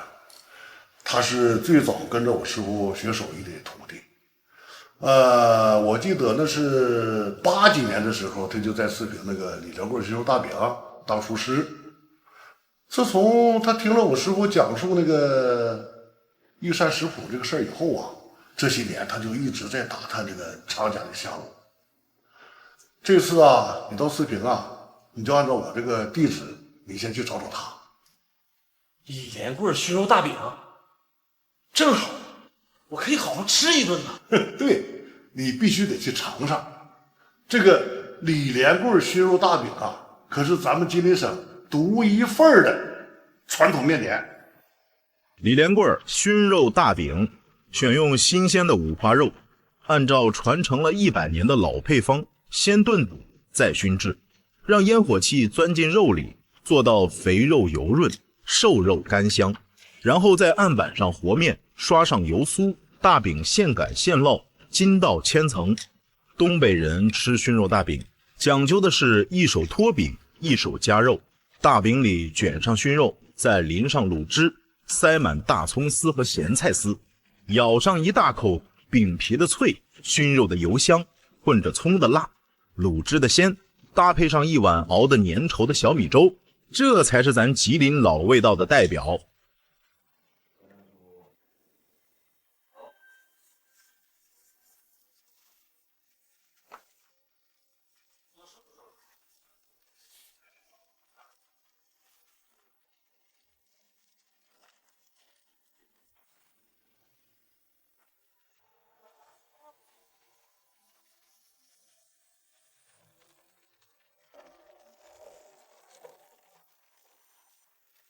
你把上面那酒盒子都码齐了，0、7、8岁你给我拿起来，别整乱七八糟的。我跟你说，回头杨姐又呲了咱俩。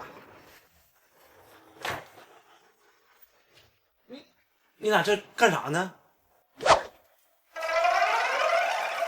你快看看，这人咱俩认识不？脸熟，像不像咱们失散多年的、杳无音讯的、来无影去无踪的大勋哥呢？可拉倒吧，这一天天的没看你俩干啥活，净在这给我演戏了。哎，大勋哥，你这么说就不厚道了啊！我们这不正在干活呢吗？而且我俩都是替你背的锅，替我背锅。哎，你好家伙，一溜烟跑出去潇洒去了。杨姐这点气儿，哼，全撒我俩身上了。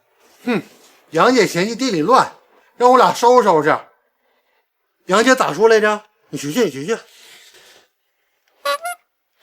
你们说说，李大勋就是个埋汰人，你俩也跟着不学好。你看这屋里边让你俩造的，还没开业呢，就成百年老店了。哎，说的还挺对呢。以前我对你俩太放松，这回啊，你俩可别犯懒，里里外外好好收拾收拾。哎，大勋哥，你是哪伙的？我哪伙也不是啊，我是要走那伙的。啊？又要走？这回去哪儿啊？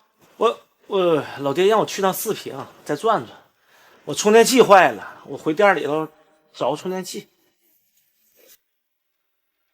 然后呢？然后我就走了。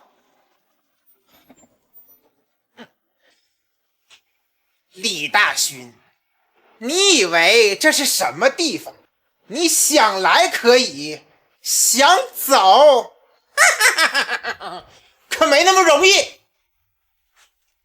你们啥意思啊？啥意思？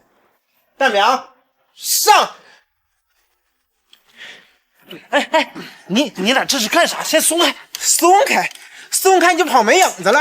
说，那就去四平，你跟杨家打招呼没有？没有，我要跟他打招呼，我还去得了吗？这样，你俩先松开，咱有话好好说，行不行？行了，撒开吧。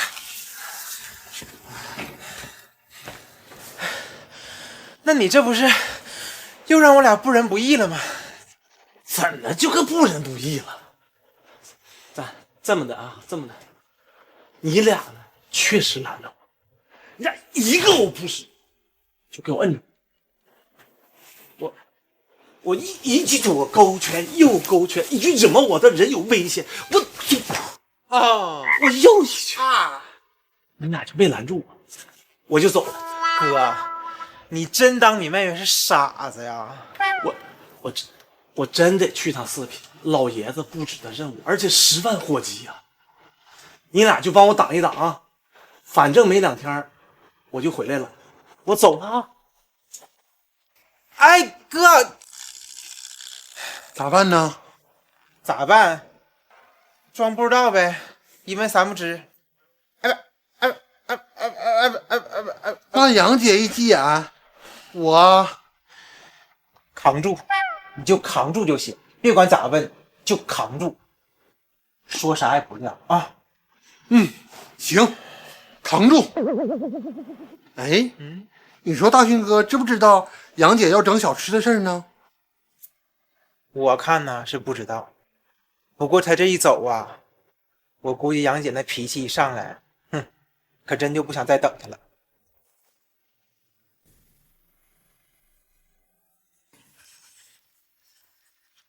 我哥呢？刚才是不是来店里了？说话呀，哑巴啦？大勋哥回来了吗？我没看着啊。大淼你看到了吗？我在后厨，我没看着。对，我俩在后厨忙活呢，没想到他回来了。哎，这么快就撂了？没扛住。你俩真行，都不说拦住他，就让他跑了。我俩真拦他了，而且还跟他英勇搏斗了呢。搏斗了？对，我一个恶狗不食，饿虎扑食啊！对，饿虎不食，我就咔嚓一下给他抱住了，然后见里啪一个小擒拿，把他手腕子啪嚓就撅过来。哎，那手那么撅就折了。挺热闹啊。那后来呢？后来他就一句左勾拳右勾拳，一句惹毛我的人有危险，他就这样式的，左一拳右一拳啊，然后就没控制住他，让他跑了。你俩真把我当傻子呀？对，哎，不是，我是说我当时就是那么问他的，然后他说他真是得去四平一趟，老爷子给他派的任务，而且10万火急，所以我俩就没敢拦他，就让他跑了。行啊，这李大勋，昨天还在家发誓说要好好等着开业，今儿就变卦。行啊。哎，杨姐，那你知道大勋哥上四平干啥去了吗？我管他干啥去呢，我干脆呀也不傻等他了。我宣布啊，从今天起，咱们这个店儿另起炉灶，摆摊儿卖小吃。三阳，你来吧，咱爸就你能收拾得了。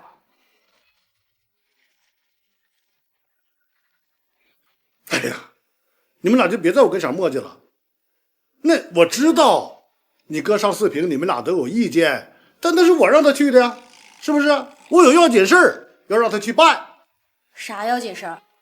就是那个什么食谱的事儿。哎，你咋知道的？我偷听的呀。不是，哎，反正我就是听到你俩在聊什么食谱的事儿了。你个臭丫头，你都学会偷听了是不是？我这也是。哎呀，行了，你别管咋听着的，是不是有这么回事儿？哎呀，是，我确实啊是让你哥呢帮忙找我师兄，打听这个御膳食谱的下落。那他要是找不着呢，就不回来了？那怎么可能啊？是怎么可能找不着，还是怎么可能不回来？我哥他最听你的话，你要是不同意，他可不敢回来。哎呀，你俩呀在我旁边左一句右一句的，我是真受不了了。哎，我就这么说吧，你哥呀去不了几天马上就能回来了。你再说了，这饭店也不是他一个人的，是不是啊？你不能他不在就抓瞎了。你们该筹备继续筹备啊，那不能袖手旁观呐，都各自努力去吧。行，这个我同意。我想找李大勋商量，他总躲着我，我也找不着他呀。那我可就不管了，我跟三阳可有自己的想法，各自努力是吧，爸？行，三阳，明天咱俩就按咱俩想法来。好嘞，明天咱俩就开始。哎，你看看，这多好啊！就得这样，你们呢，明天就各自努力，别在我耳边这嗡嗡嗡嗡的了啊！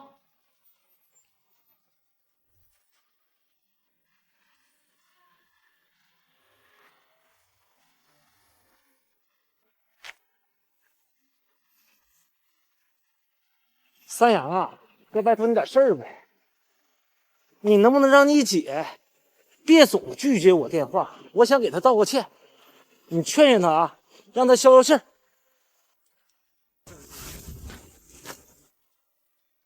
我姐说你不回来，一切免谈。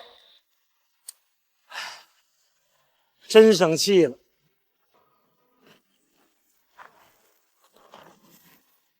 四平市铁东区烟厂路，应该是这儿吧？15栋。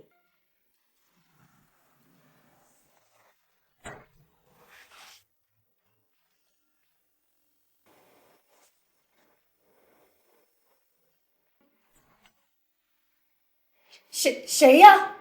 那啥，我打听一下啊，这是王文茂家吗？嘿，我找王文茂。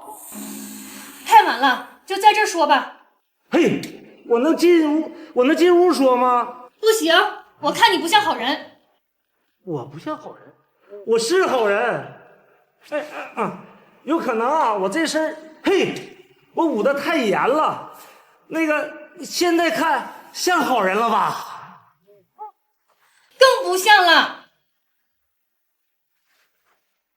阿姨，我是长春过来的。王文茂啊，是我师大爷。嘿，我师大爷，我过来啊，请教他点事儿。我不是你阿姨，这也不是王文茂家，这是王显荣家。不对呀，那搬家了。您知道那个王文茂家搬哪儿去了吗？王文茂没搬家，他去世了。去世了。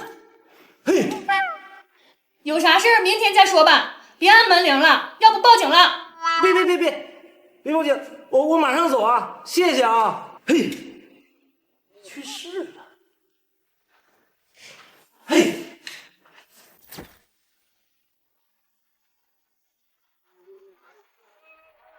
想要另起炉灶摆摊做小吃，那咱们可得先去溜达溜达，考察一下。在长春，小吃云集的地方是早市儿和夜市儿。早市儿不用说，一定得去永兴大市场。不是有这么句话吗？凌晨6点的闹钟叫不醒我，但永兴市场的油条香浓。这里不仅是提篮子买菜的场所，更是碳水大集合的小吃圣地。有东北传统的粘豆包、饽饽、红肠、馅饼，还有新派的肉蛋堡、南瓜饼和烧烤大串。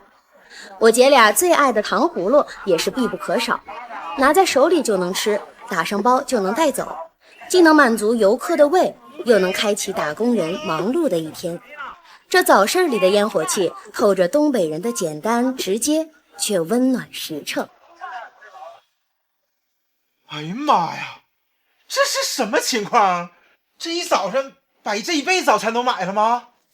你怎么说话呢？我们这叫学习，自己想做小吃，不得先走走看看尝尝啊？提升自己得先学习别人。不是，我完全没意见，妈，天天这样才好呢。我跟三阳啊，早上去了趟永兴市场，把市场里排队买的小吃都划了一个遍，一会儿挨个尝尝，看看对咱能不能有点啥启发。这活好啊！你看看人家三阳干啥都带劲儿。大哥，花钱的点在这儿呢，拜托你拍马屁之前，能不能先找对方向啊 ？OK。桌上有永兴市场的小吃，还有我哥从延吉水上市场带回来的延吉小吃，反正各种风味和特色都有。咱也别光嘴上吃这个痛快啊，边吃还得边想这么个事儿，就是咱能做啥，该咋做。听见没？别光傻吃。他好像就是在傻吃。哎，三阳，咱俩晚上再上桂云路转悠转悠呗。好啊，那我要吃李老二家的炒粉儿。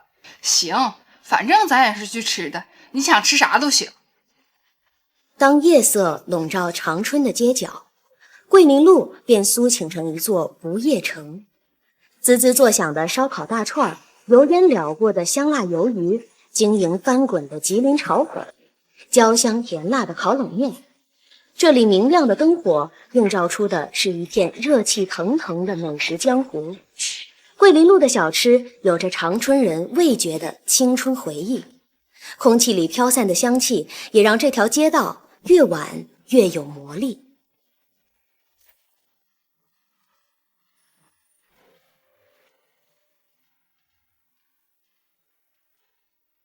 我还要不要再上楼去试试看呢？昨天晚上没让我进屋，那今天呢？这会儿上去，不，再等一会儿，太早了。不对呀，王文茂要是已经去世了，我找到了他家，是不是也白扯了？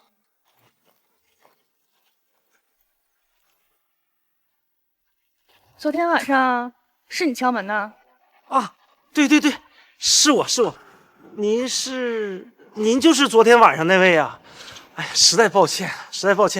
你找王文茂啊？啊，对，我是从长春过来的，我想拜访一下。那就家里说去吧。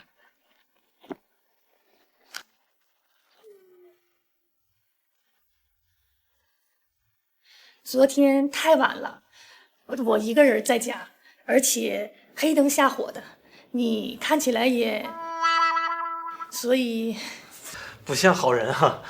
理解。那我问一下，您是？王文茂是我爷爷，这儿是我爸王显荣的家。自从我爷爷腿脚不利索以后，就一直由我们在这儿照顾他。啊，那看来我还是找对地方了。我爷爷是去年去世的，我不知道你们找他有什么事儿，但是恐怕有点来得太晚了，而且不太凑巧。我爷爷的事儿了解比较多的是我爸，他和我妈在海南呢。哎呀，是这样啊。我父亲啊是王老先生的师弟，他们前些年一直都有联系，而且啊都在打听一位在四平的老御厨常师傅一家的下落。他听说王老先生这边有些线索，所以呀让我来拜访一下。啊，你说的这些我听不太懂，而且我也不是做这行的。也是，别说是你听不懂，我刚一听到这事儿的时候，我也一脸懵。没听懂就跑四平来了？呐，我家老爷子着急，所以让我赶紧来一趟。没想到还是来晚了。哎，你等我一下啊。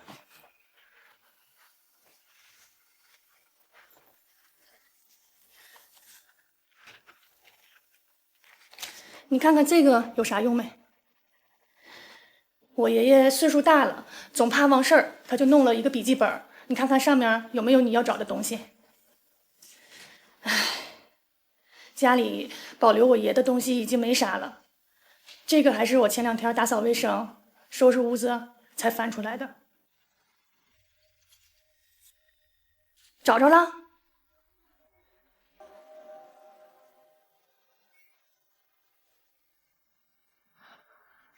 长荣市应该就是他们要找的御厨。牛马行，四平牛马行在哪儿啊？牛马行没听说过呀。哎，是不是吉林市有个牛马行？你知道吗？这写着迁往牛马行，是不是原先在四平，现在全家迁到吉林市了？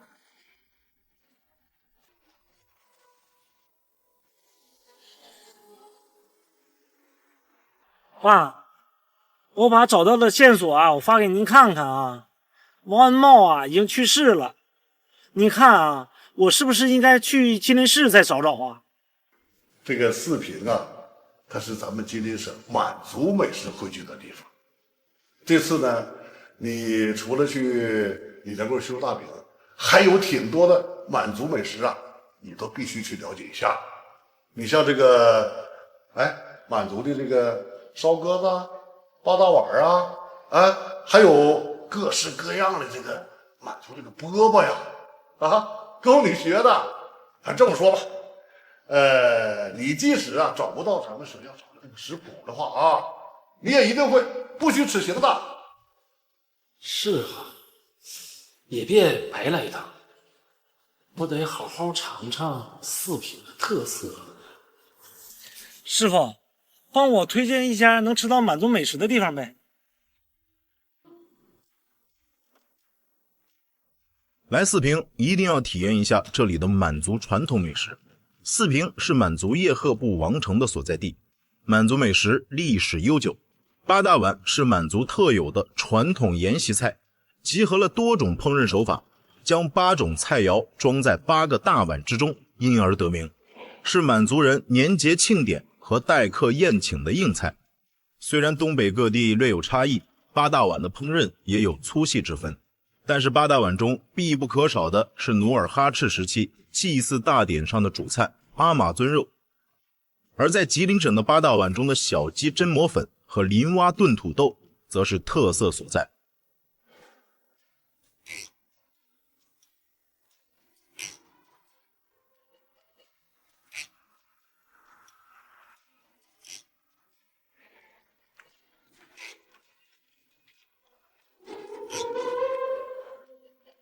于总，我现在吃的这个菜啊，叫八大碗，是满族传统的沿袭菜。等回去啊，我试试啊，也做给你们吃。哎呀，我知道你现在生我气呢，现在连电话都不接了。不过啊，你再等我几天啊，我还要去趟吉林市，然后我就回家。我保证啊，这次回去之后，一定全心全力的忙活店里的事儿，不再耽误了。你看这样行不？你接我电话呗。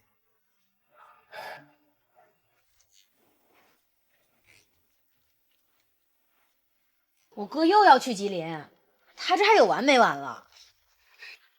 不管他，让他折腾去吧。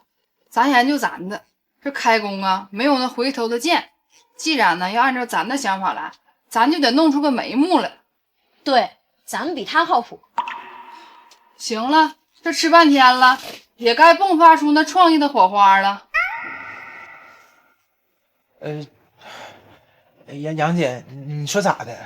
就刚开始吃的时候吧，那劲头可足了，就感觉那想法就在嘴边儿。可是吃着吃着吧，就给吃迷糊了，就感觉这也不错，那也不错。我现在有点吃多了，我更是啥想法都没有了，好像不是肚子撑着了，是脑瓜子撑着了。哎呀妈呀！你让大淼先说说吧，我消化消化。不行，得歇会儿，我也吃撑了。我真服你俩了，这刚开始吃的时候啊，一个顶俩抢着来，这真要是说出主意的时候推三阻四的。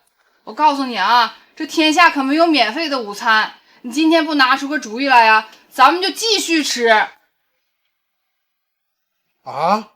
还吃啊？怎么的？再吃一轮，这轮吃完呢，大家想想自己该干点啥，该咋做，来继续。看啥呀？动手啊！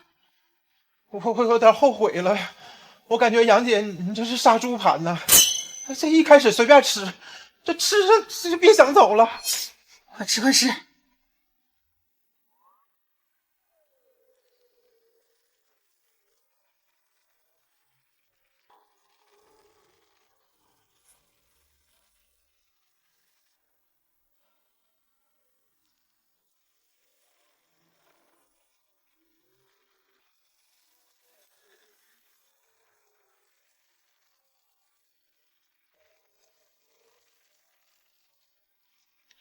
我不同意大淼说的啊，啥叫都挺好啊？杨姐他们打包回来的小吃，那有的都是纯早餐。你比方说这个麻花、馅饼、大包子，你是喜欢吃，可是我觉得这些玩意儿都不适合出现在咱们工业轨迹公园这个地方。我觉得也是，桂林路有些小吃虽然好吃，但也不适合咱们。就比如烧烤大串、炒粉儿，这些小吃跟咱这风格太不搭了吧？问题是啊，轨迹公园是个运动和休闲的地方，环境好，空气好，冒烟咕咚的整烧烤好像也不行吧？照你们这么说，这也不行，那也不行，那还剩啥了？那就剩大勋哥从延吉打包带回来的打糕、米糕，还有那些延吉小吃了。这么半天，不白讨论了？还真是，我还真就觉得吧，是我哥带回来这些延吉小吃挺合适的，这是为啥呢？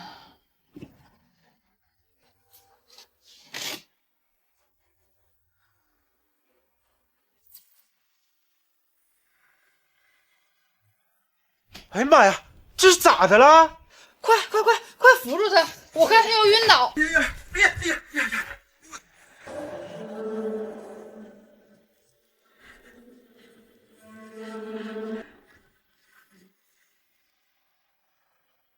美女，你这是咋的了？你是不是生病了？你先缓缓，能说话不？你哪儿不舒服？有吃的吗？糖块也行。没有啊，今天没请我做菜呀。你傻呀？那不一桌子呢吗？哎呀，对，这么多吃的呢。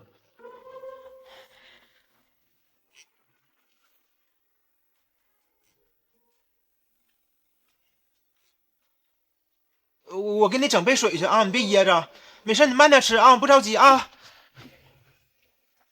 咱不再上那边坐着去吧，那边宽敞，我看他坐这不大得劲儿呢。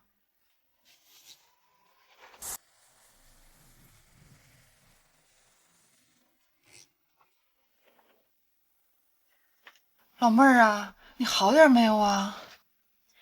我刚才低血糖了。啊，低血糖了，怪不得脸色发白呢。哎呀妈，这低血糖可挺危险呐！你再吃点甜的，正好我们这儿有不少甜点的啊。谢谢你们啊！哎，你不用谢我们，我们得谢谢你。得亏你这个低血糖的来了，我们在这吃一天甜点了，这血糖层层往上窜呢。你一来，哎，这血糖啪嚓一下降下来了。你可别逗他了，他这还没缓过来劲儿呢。你是南方小土豆吧？你咋看出来的？这还不容易啊！毛绒帽、雪地靴、羽绒服、行李箱，这不南方小土豆标配吗？被你发现了。你刚才没说话，你这一说话我就听出来了。人家南方人说话哈，都是轻声细语的哈，这哪像咱们呢？可是东北话也很有意思啊。有意思吗？我觉得你说话就挺有意思的。是吗？哎妈，这老妹儿太会夸人了啊！行啊，老妹儿，就这些甜点都搞半天了，你要是觉得口感不好，咱拿去打一下。打一下？对呀，打一下。就打一下吗？那这多打一会儿也行。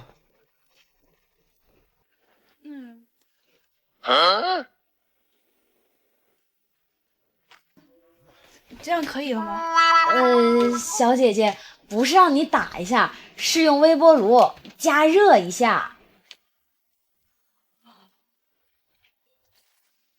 我看你呀，也就跟我家三阳差不多大呗。我还在读大学，明年毕业。一个人跑东北来旅游？啊，我旅游都是一个人的。我今年寒假打算在吉林。我去过长白山、延吉和吉安了，现在呢是长春。我打算在吉林玩到春节前，然后回家过年。哇，小姐姐，我好羡慕你啊！那你也背个包出去玩呗。大军哥不也是一个人去旅游了吗？你别搁这哪壶不开提哪壶啊！你不会说话，你就靠边听着，我来说。够了，小妹妹啊，你这会是不是已经缓过来了？我好了，没事了。那咱们就正式的做一个自我介绍吧。啊，我呢姓朱，名嘉林，这是郭大淼，这位是我们的老板李小阳杨姐，这是她的妹妹李洋洋啊。请问怎么称呼你啊？我叫旅行爱哭爱背包的乔爱猫。这跟南方人沟通这么费劲吗？我们说的都是大名啊，这是我的抖音账号。不好意思啊，我叫乔希文，外号乔希望。希望好啊，哇，这一听就像东北人啊。那以后我们就叫你乔希望了。那乔希望同学，你今天去哪儿了？咋造成这样啊？我今天去了四季南河，体验了粉雪嘉年华，玩得太开心了，就一路走到了这里。你走过来的啊？我去到哪里都是非必要不坐车。哇，那你真是可以呀！你从那儿到这儿，那咋的也得2个多小时吧？这冬天零下20多度的，所以这不就低血糖了吗？妹儿啊，你听姐句劝啊，在东北旅行，咱可不行这么虎啊！虎？什么虎呀？东北虎吗？我还没去看呢。不是东北虎，是泥虎。不对，这么说不大礼貌啊。咋说呢？就是哎，行，我来说，他这个虎的意思吧，就是冲动啊。对，哎，杨姐说就是冬天吧，咱东北这么冷的天是不是？你旅行千万别冲动啊！你这一激动，再撒开了玩，哈哈嘻哈哈的，完了你在冰天雪地的冻好点的，哎，那就不好了，是不是？对，我就这意思啊！你看你这走的都低血糖了，你这是在屋里头，你要是在外头晕倒了，可就出大事了啊！谢谢姐姐，也谢谢大家。我今天是出门忘记随身带补给了，以后一定注意。但是非必要不坐车是我旅行的基本原则，这个我还是要坚持的。哎呀妈，这丫头咋这么犟呢？你为啥非得走路啊？因为我是特种兵啊！这嗑没法唠了。你怎么又成特种兵了呢？你不是南方小土豆吗？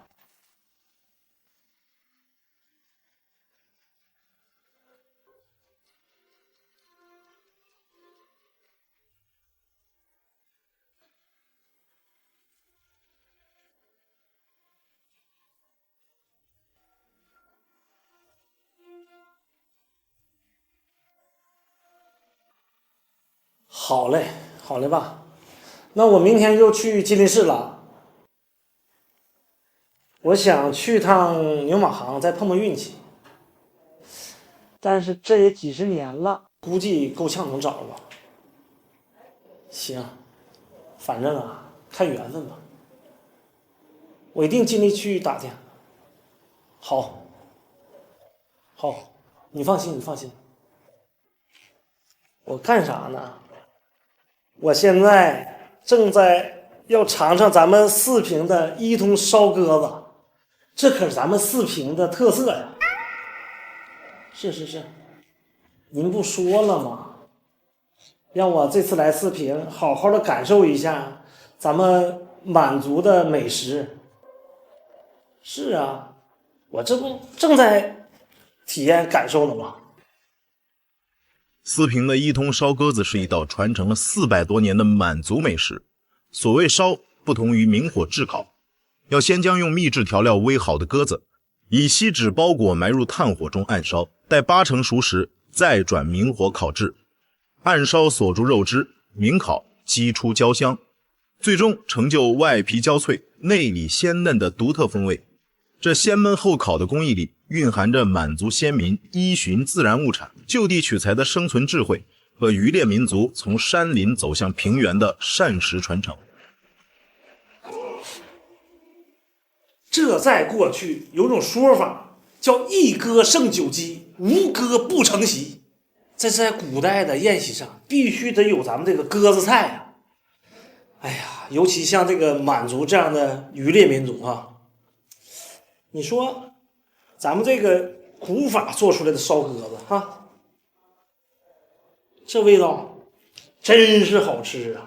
你看它外皮啊是脆的，看里边是嫩的。李总、三阳啊，我刚才去了趟后厨，跟大师傅学习了一下，等哥回家也给你们做烧鸽子啊。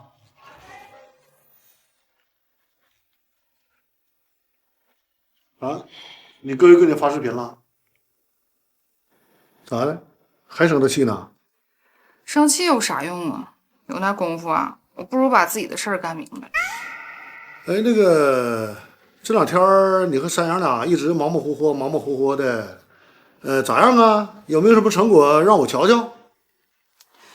哎，爸，你说咋这么闹心呢？我跟三阳想的好好的，还特意上了趟早市和夜市，倒腾了一大堆小吃。可是这不吃可倒好，一吃倒给我俩整迷糊了，就感觉吧，哪个都不适合在咱店里办。爸呀，你说这是为啥呀？你们俩改做小吃了？对呀，反正我哥也指不上，我跟三阳吧就合计着在门头摆摊卖小吃。那店里呢？不做堂食了？店里就是后厨给前面备餐呢。哎呦，你这个改动可挺大呀！你得跟你哥好好商量一下子。你哥还想在吉菜的堂食上下功夫呢，你这一改，我倒是想找他商量啊。他这一趟那一趟满哪跑，我也抓不着他呀。再说了，你不是说了吗？各自努力，咋的？你儿子你就支持，我跟三阳按自己想法来就不行？不是，我哪说过你们各自努力呀？哎，爸，不带这样的啊！哪有说完了话转头就不承认的？我承认，我逗你玩呢。另外呢，你刚才说这个选品的事儿，其实跟你哥面临的情况差不多。差不多？对呀，你哥就是因为不了解吉林，所以他就做不好吉菜。那我呢？你呀，你也没开窍，你既不了解自己，你呢也不了解公园里的人。你不知道自己想做啥，也不知道呢公园里的人需要啥。我想要做啥？你看看，你自己想做啥你都不知道，那你不得跳花了眼呐？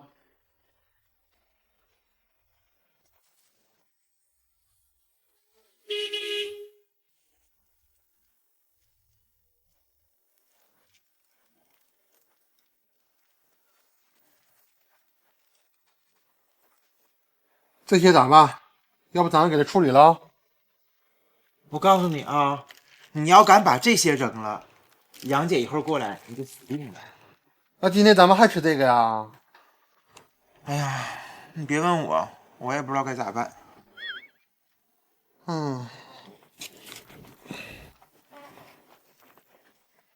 可真上时啊你！你搁那傻笑啥呢？我想起那个张金旺说他是特种兵了，我还以为他真是特种兵呢，原来是旅游特种兵。现在实行这种旅游，用最短的时间，花最少的金钱，玩最多的地方，然后到哪儿咔咔一顿徒步，到处打卡，不吃不睡的。那不是自己找罪受呢吗？人家追求的就是这个，在最短的时间里，用最密集的体验，将旅行变成一场青春的燃烧。一百，刚说到燃烧，哼，这火苗就来了。两位小哥哥，早上好呀！早上好 ，Good morning。你们饭店开门这么晚了吗？怎么好像还没有开始营业？我们不是还没营业，我们是还没开业呢。哦，怪不得这么多好吃的。哎，我知道了，你们是在试菜对吧？差不多吧。哎，你咋又过来了呢？啊，我早上去了雕塑公园，下午要去摩天活力城，正好路过这里。还是走着去走着回来的？对呀，非必要不坐车嘛。真是那个呀。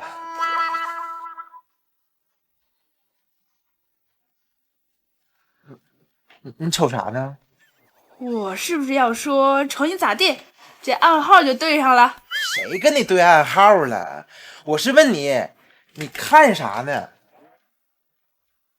啊，我明白了，你是不是还没吃午饭呢？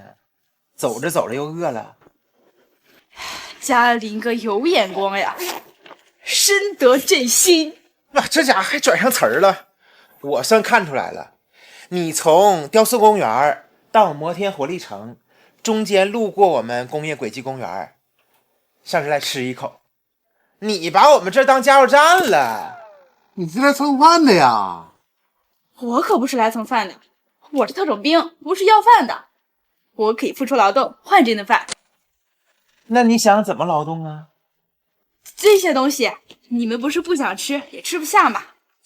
我可以免费帮你们吃。就这么劳动啊？哼，那你可得想好了啊！我们这些东西那可不能白吃啊！你要是吃不出来点名堂，哼哼，那你可就走不了了。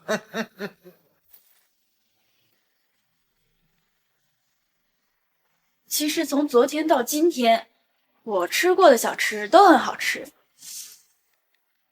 但是什么？太传统了。传统？可这本来就是吉林本地的传统小吃啊。传统小吃也是可以做一些改造的呀。我明白你的意思了，就是让咱们把这些小吃改一改，弄点新口味儿，再做做包装，是这意思不？我不完全是这个意思。希望啊，你说你啊，走南闯北，去过那么多风景旅游区，肯定吃过各种各样的小吃。你呀，再跟姐仔细说说，这到底是啥意思呀？那我就举个例子吧，我也不说其他地方的，就说吉林的。前几天我去长白山玩的时候，一个当地的朋友给我推荐了一个他自己加工售卖的小吃，叫江米凉糕。据介绍，这是一个满族的民间传统小吃，历史当然是很悠久了。最早是用黄米来制作的，经过许多年发展，现在的主料变成了江米，也就是糯米。将江米粉与玉米淀粉混合，加入牛奶或者酸奶，再加点糖，搅拌均匀后上锅蒸15分钟。出锅后用黄油反复揉匀，然后擀皮包馅儿。等温度退去，凉而不硬，糯而不黏的江米凉糕就可以吃了。看来你真是没少吃啊，都会做了啊！我这可是专门跟人学的，而且这么做出来的江米凉糕，既简单又凉又甜，可好吃了。江米凉糕在咱这儿也有卖的呀，这不也很传统吗？所以重点来了，我的这位朋友在传统江米凉糕的基础上做了一些改进。他的凉糕，首先呢，它是用牛奶替代了酸奶，减少了凉糕里发酵的酸味儿。另外，他做的凉糕要略小一些，也不像过去1斤或是1袋这么卖，而是4个小凉糕一盒，同时设计了一个漂亮有趣的盒子，让他的凉糕既好看又好吃。我给你们看一下哈。是挺好看的，还挺适合拍照打卡的。我看瞅瞅，你瞅瞅。哎呀，挺漂亮啊，这做的。经过这么改造，因为一盒只有4个，所以凉糕的价格也很便宜。像我这种来旅行打卡的游客，看到有趣的小吃想买来尝一尝，也没有太大的负担。有道理哈。所以我说，传统小吃要改一改，不光是形式上，内容上也要跟得上消费者的需求。哎呀，佩服佩服啊！我怎么感觉你像搞销售的呢？我有自己的账号，而且运营也是我自己弄的。怪不得呢。希望啊，你这么一说，我好像有点开窍了啊。小杨姐，我觉得你们这里4周都是公园，大多是来运动和休息的人，还有像我这种来打卡的游客。你们应该设计一些能够补充能量、简单有趣还好吃的东西，最好是能够拿在手上边走边吃的。哎呀妈呀，希望啊，你可真是帮姐大忙了啊！我这几天一直没想通的事儿，你2句话就给我点破了。那我的劳动成果是不是可以抵消周五吃的东西啦？啥意思啊？啊，他刚才吃完想走，被我们摁住了。你这么大能耐，我们能放他走吗？你别听他瞎说。希望啊，这2天你不是在长春徒步旅行吗？这么的，你每天中午都上咱店来吃。明天我们给你做几样小吃，你来帮姐啊参谋一下。我觉得差不多了啊，明天咱们也试菜。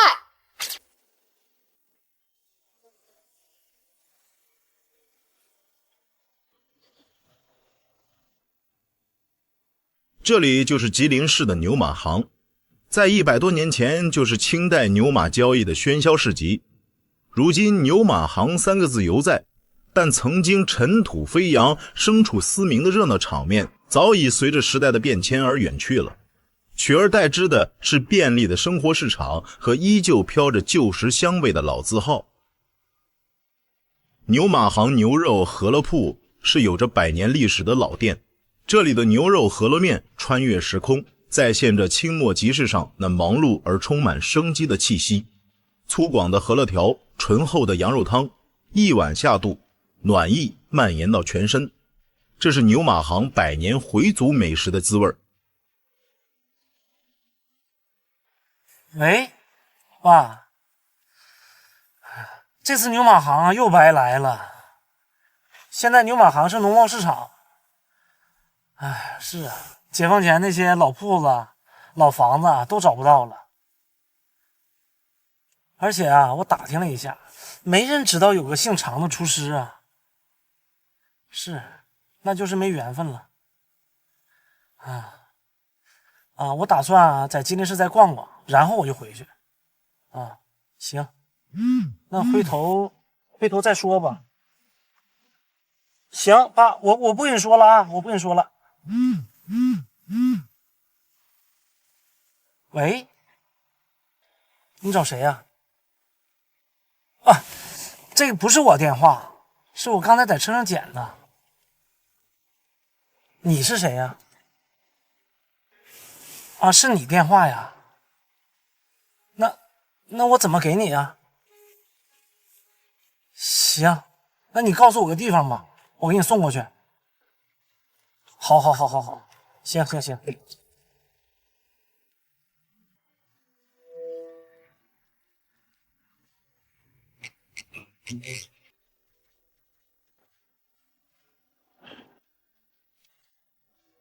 您好，是李先生吗？对，我姓李。你是来取电话的吧？对。坐。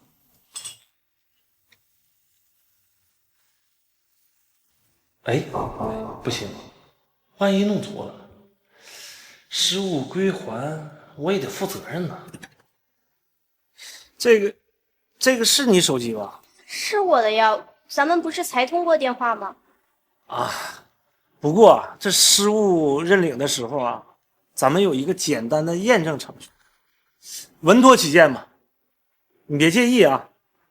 有这个必要吗？如果这个电话是你的，当然就没有这个必要了。但是如果这个电话不是你的，那就非常有必要了。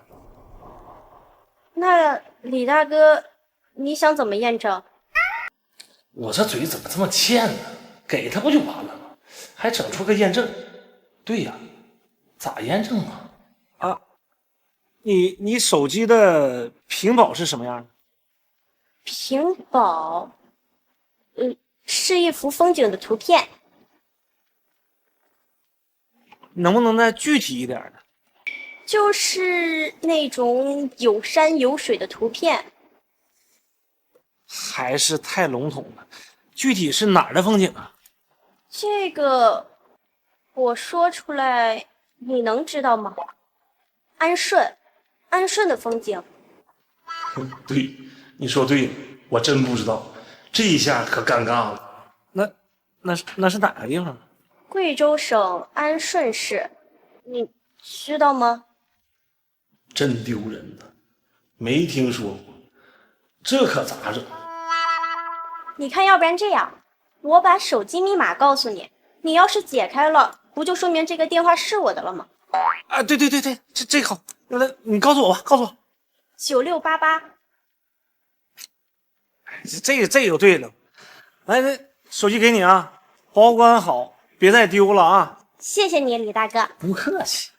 李大哥，你这是干啥？这个不行，不能这样，不能这样。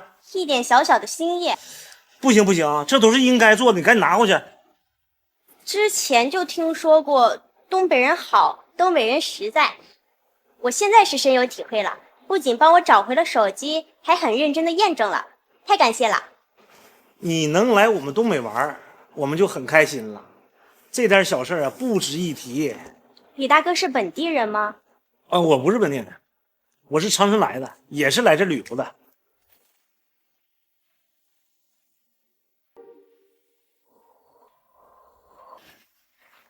你俩听好啊，大淼，明天多去买点鸡蛋、五花肉，还有看看批发市场里面有没有南杏仁儿。杏仁粉呢？杏仁粉也行，你挑挑，找点质量好的，价格别太贵啊。好嘞。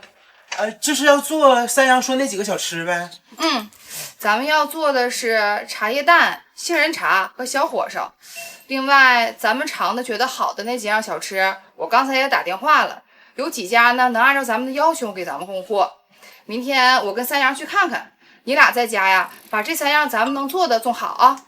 哎呦我去！你干啥呢？我说话你认真听没有？哇，大勋哥的微信说今天又跑吉林看雾凇去了。哎，我看看他今晚上吃啥。新兴园，新兴园是吃啥的？新兴园吃饺子的，百灵饺子馆。咱忙成这样，他倒是挺潇洒。不许回他微信啊！我告诉你，你要是回了，你看我把你手机扔了的。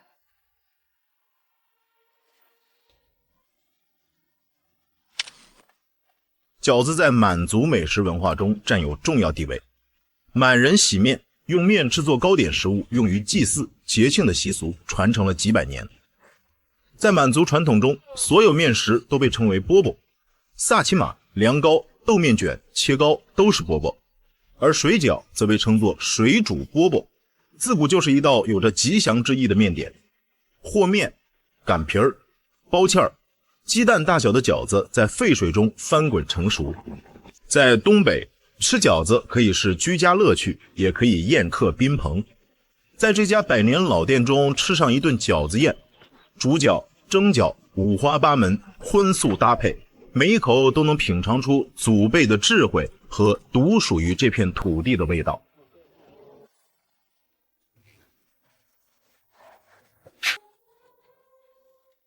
李大哥，我是贵州的小轩，我要谢谢你今天帮助了我。太客气了，不用谢。我正要去吃晚饭，想请你一起，答谢你。我已经吃完了，不用答谢，心意我领了啊。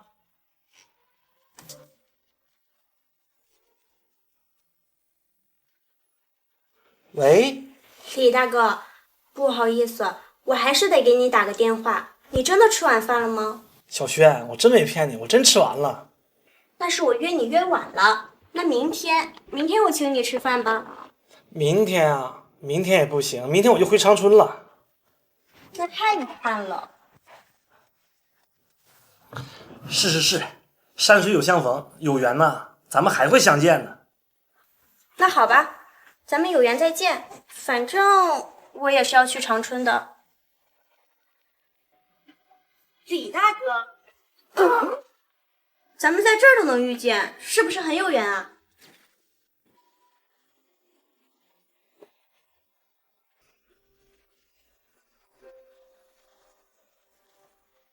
喂，服务员，那个茶叶蛋好没好啊？呀，希望来了，来，快来，尝尝我们做的慈禧太后茶叶蛋。为什么叫慈禧太后茶叶蛋？这个等会儿再跟你说，你先把东西撂下。淼哥，去给希望整一杯杏仁茶去。你等会儿再吃啊，这茶叶蛋得配杏仁茶吃。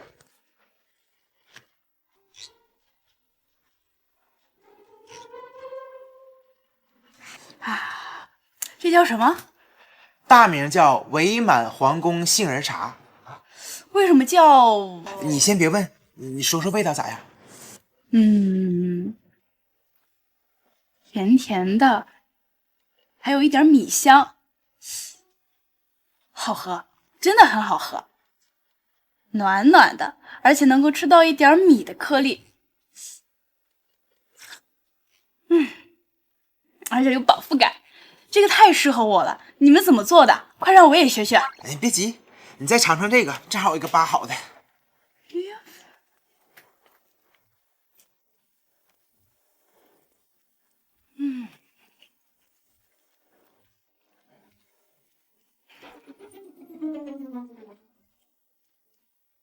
他这么一笑，我怎么感觉心里这么不托底儿呢？别笑，你说词儿。两位小哥哥，这是你们专门做给我吃的吗？就是好吃的意思呗。这个茶叶蛋和杏仁茶真是绝配，尤其是茶叶蛋，茶香很明显，而且不咸也不苦。鸡蛋煮的也很嫩，茶叶蛋的纹路也很好看。看来三阳拿这个配方对劲儿啊。美中不足的就是茶叶蛋还没有完全入味儿啊。正常呢，这个茶叶蛋你明天吃味道是最好的，今天刚出锅，这不着急给你尝尝吗？哎，我觉得你们好像突然就找到方向了。效果这么明显吗？对呀，您看，像我这样的游客走到这里呢，又饿又冷，吃上茶叶蛋，配上杏仁茶，蛋白质加碳水，这样的小吃既好吃又补充能量，我已经爱上了。哎呀，那我们就放心了。那天我低血糖的时候，要是能吃上这两样东西，估计一辈子我都忘不了。哎，嘉林哥，一会儿你们还要做什么好吃的吗？一会儿我们也得吃午饭了。下午做那个国营饭店小火烧。那你们午饭吃什么？午饭我们自己做呀。你又要蹭啊？我要留下来帮忙，同时蹭饭。你不出去玩了吗？吃不也是玩吗？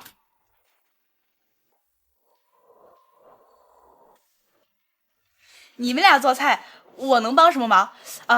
先声明啊，我做菜手艺不行，但是我可以干杂活。我俩吃的可简单啊，你没意见吗？放心，我是特种兵，有口吃的就行。中午吃个塑料土豆丝儿，你不是帮忙吗？你夸夸土豆吧。土豆还需要夸吗？得夸呀，不夸咋做菜呀？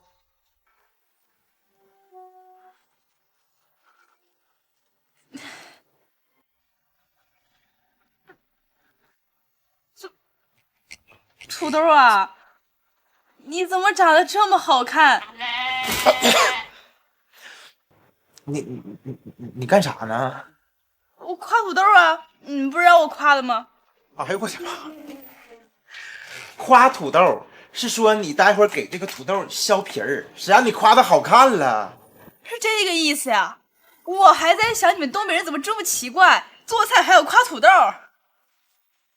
行了，这活还是我干吧，你干点简单的活吧。一会儿我们要焖大米饭，你上门口把茶牌给我们送厨房去啊。好嘞。茶派，做米饭用茶派吗？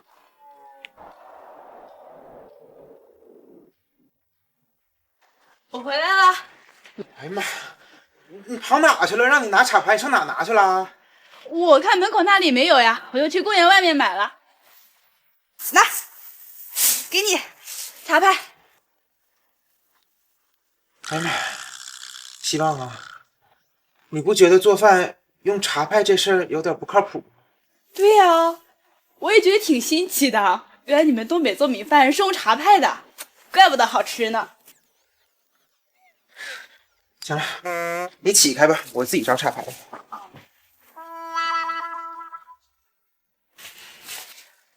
看见没？这个叫茶牌、插板、插线板。我们焖饭用电饭锅需要茶牌，我用了茶派干什么玩意儿？这回你明白没？我明白了。哎，你拧它干啥呀？你让我起开的呀。我起开了。我是让你起开，不是让你把他起开，而是算了，这活你也干不了了。这么的啊，我们做饭的时候，你好好在这坐着啊，好好卖单，这回行吧？买单？买单？你是说要让我买单吗？不用，你就当我啥也没说，在那好好坐着啊。那我接下来干什么？你等着吃啊，你等着干啥？哎呀，我淼哥今天真给面子啊，给希望添了好几个菜哈。还行吧，厨房有啥我就做啥了。大淼哥，太谢谢你了。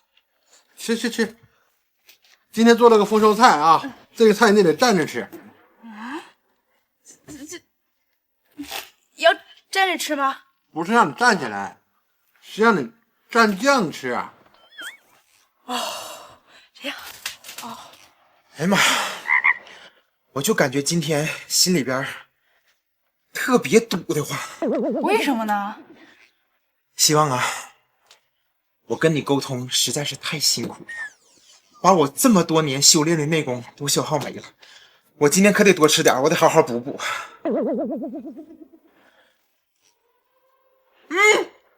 淼哥这菜做的够硬啊。硬吗？我觉得挺软的呀。是菜硬，不是菜硬。这不是一个意思吗？世界如此美好，不生气，不生气，不生气。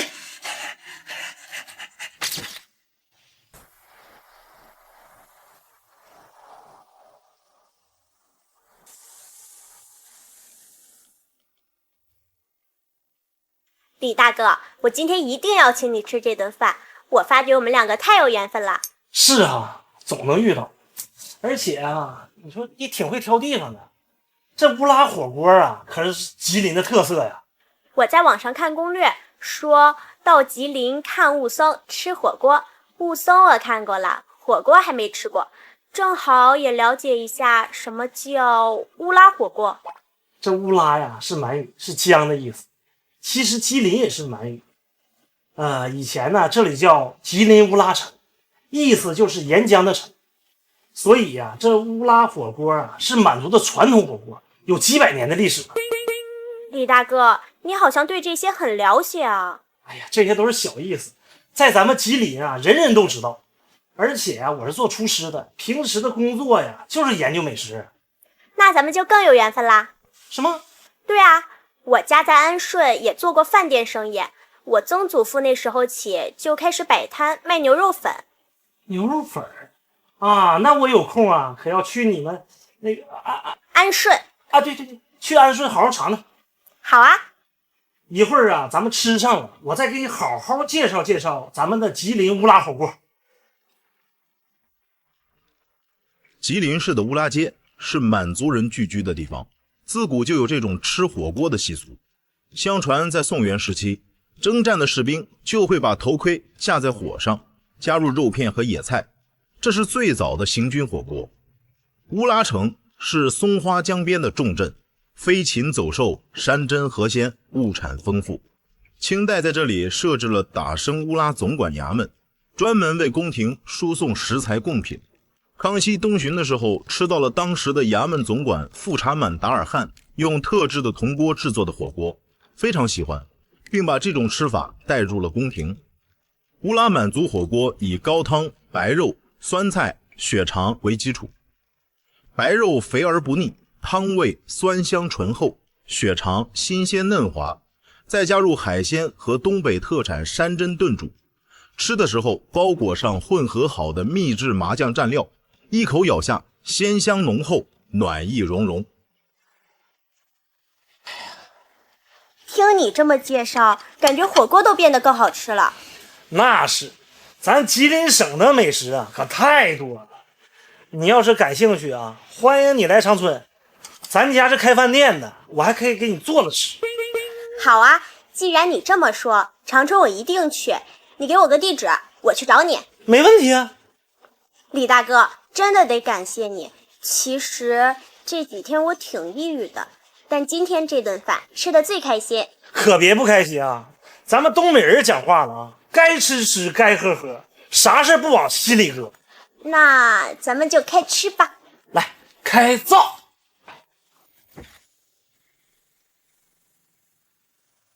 姐，出大事儿了，出大事儿了！来了，快看看。哎，这是啥呀？这不是茶叶蛋和肉火烧吗？谁做的呀？你看看账号的名字。旅行爱哭爱背包的乔爱猫，哎，这不是？对，乔希望发的。啊，咱俩下午从供货商那儿回来就没上店里，直接回家了。看来嘉林是真把这些东西做出来了。我看看这乔希望是咋评价的啊？来吉林第10天，我发现了东北的有趣之处，看冰雕、学滑雪。这些计划内的快乐和对东北的了解，在几天前被刷新得更加具体。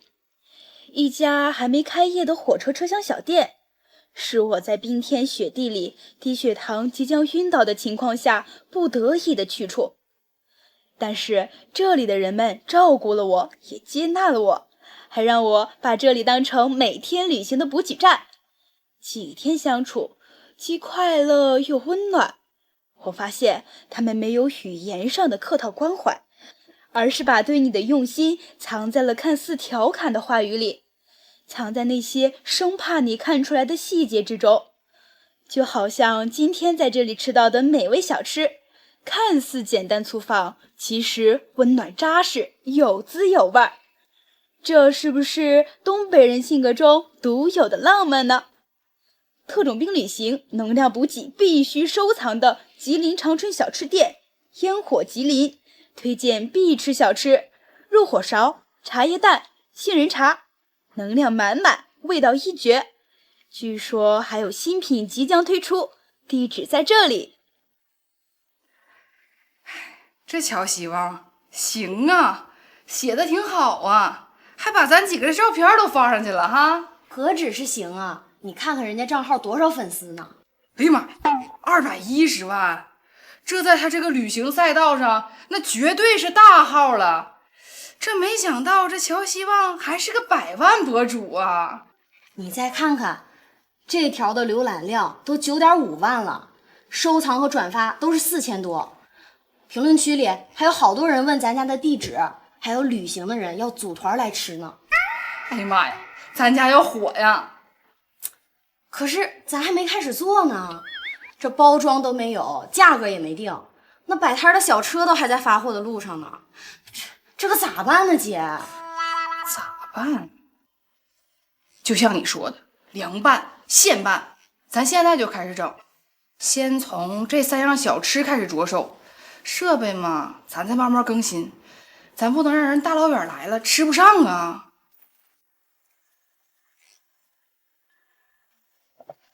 嘉林哥啊，你们今天还要做什么好吃的吗？今天还是昨天那3个。杨姐来电话了，让我俩再多做几遍，把备料、制作到出品这些程序再稳定稳定，回头核算个成本，定个价。哎，你昨天一发文章，都有组团要来吃的了，我俩得准备好才行。那我今天可要再好好吃一次。没问题呀，你给我们小店做这么大宣传，吃啥广告啊？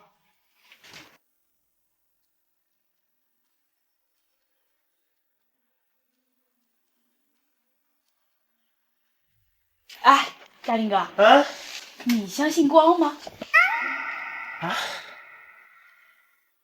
相信呢。那你觉得光是什么？光？光是啥呀？光是想你就用尽了我全身的力气。哎呦我的妈，太油腻了！乔乔你太油腻了，妈受不了！哎呀，你没想到吧？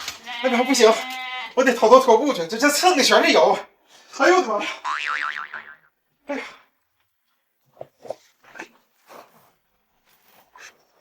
大鸟哥，算账呢。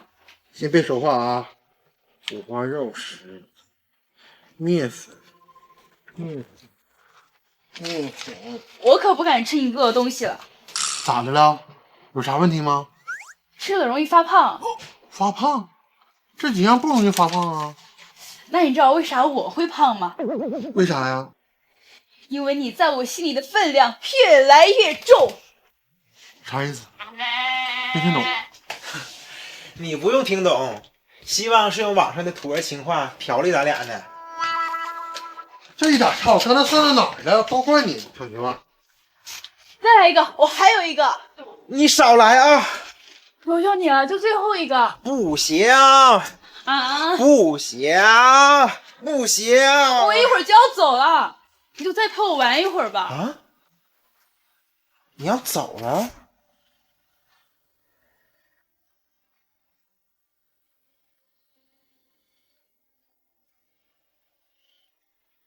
真没想到你这么快就要走了。可不嘛，你这一宣传呢，那网上的反响老好了。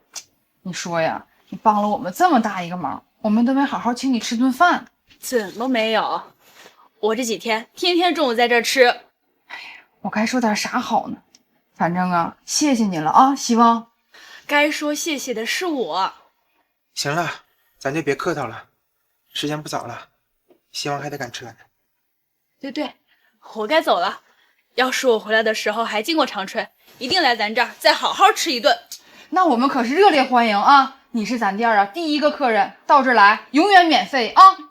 说好了，一定要来啊！好嘞，我还有朋友在等我，你们就不用送了。注意安全啊！到家告诉一声啊！注意安全啊！到家来劲儿。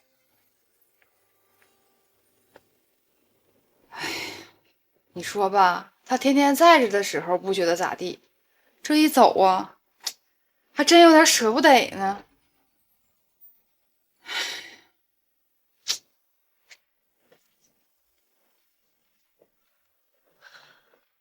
真羡慕希望，一个人就可以周游四海。三阳，你相信光吗？相信。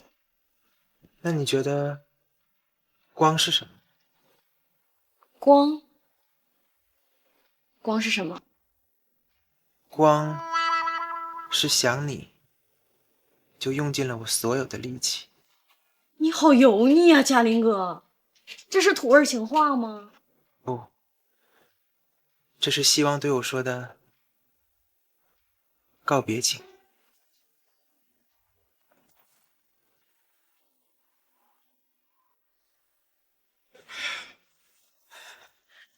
三阳小姐啊，门口那餐车是你订的啊？对啊，咋了？是不是挺好看的？是挺好看的。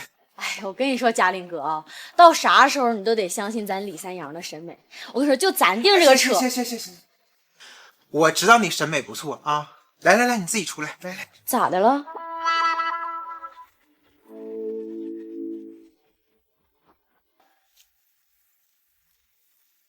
来，你自己看看来。咋的了？这不挺好看的吗？是挺好看的，但是你不觉得有点冷吗？把冬天给忽略了啊！你现在想起来了？你知不知道咱这一年里冬天有6个月啊？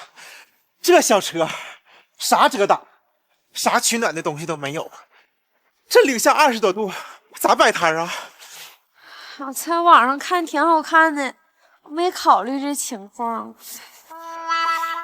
刚才我就在这儿啊，看着送货安装，20分钟啊，把我冻透透的了。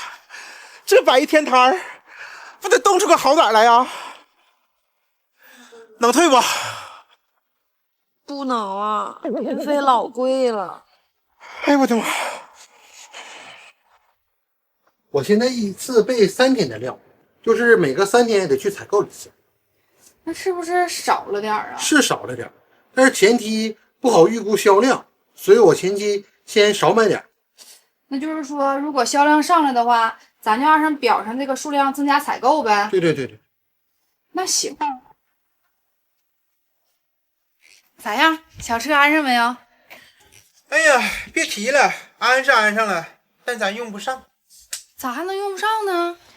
都赖我，当时买这车的时候吧，光顾着选好看的了，没考虑到咱这冬天，那小车没有保暖，外边还没有遮挡。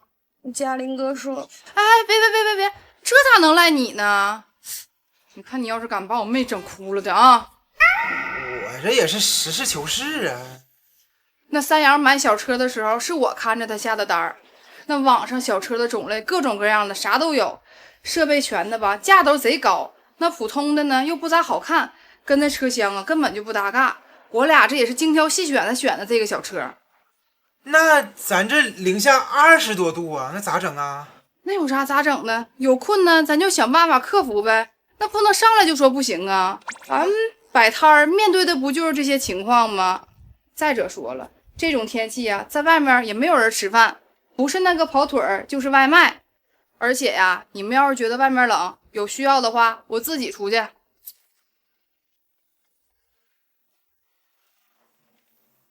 回来了？啊，爸，我回来了。不是说昨天回来吗？是，路上遇到一位南方的朋友，晚上请我吃乌拉火锅，我就多待了一晚上。南方朋友？啥朋友知道你多待一晚上啊？算是一个新认识的朋友，是贵州的。女的吧？啊，对呀。是在吉林市工作的。爸，你别闹，他就是一个我在路上偶然遇到了一个南方游客，跟我一样，在吉林市找人没找着。多大岁数啊？比我小挺多呢。没有那回事，你可别瞎想。你看着我干啥呀？我看看你呀，是不是在忽悠我？我忽悠您干啥呀？认识还不到2天呢，就是个普通朋友，就吃个饭，聊个天儿。认识还不到2天啊，就能聊一宿？这俩人啥聊一宿啊？没有。哎呦，你啥人我不知道吗？你会聊天吗？能跟你聊一宿，那就不是一般情况。那行，我也就不解释了。我把咱家地址留给他了，说不准过几天他就来长春找我了，到时候您就见着了。哎，你看看，都要领家来了，还说没情况啊？行，哎，李小阳呢？哎，别岔开话题啊！你就说你这个南方朋友，他们姐俩这一天天的忙3火4的，我看呐没工夫搭理你。大淼哥，套餐3份，单点的肉火烧2盒，杏仁茶2杯，你装好了给我啊，我打包。好嘞。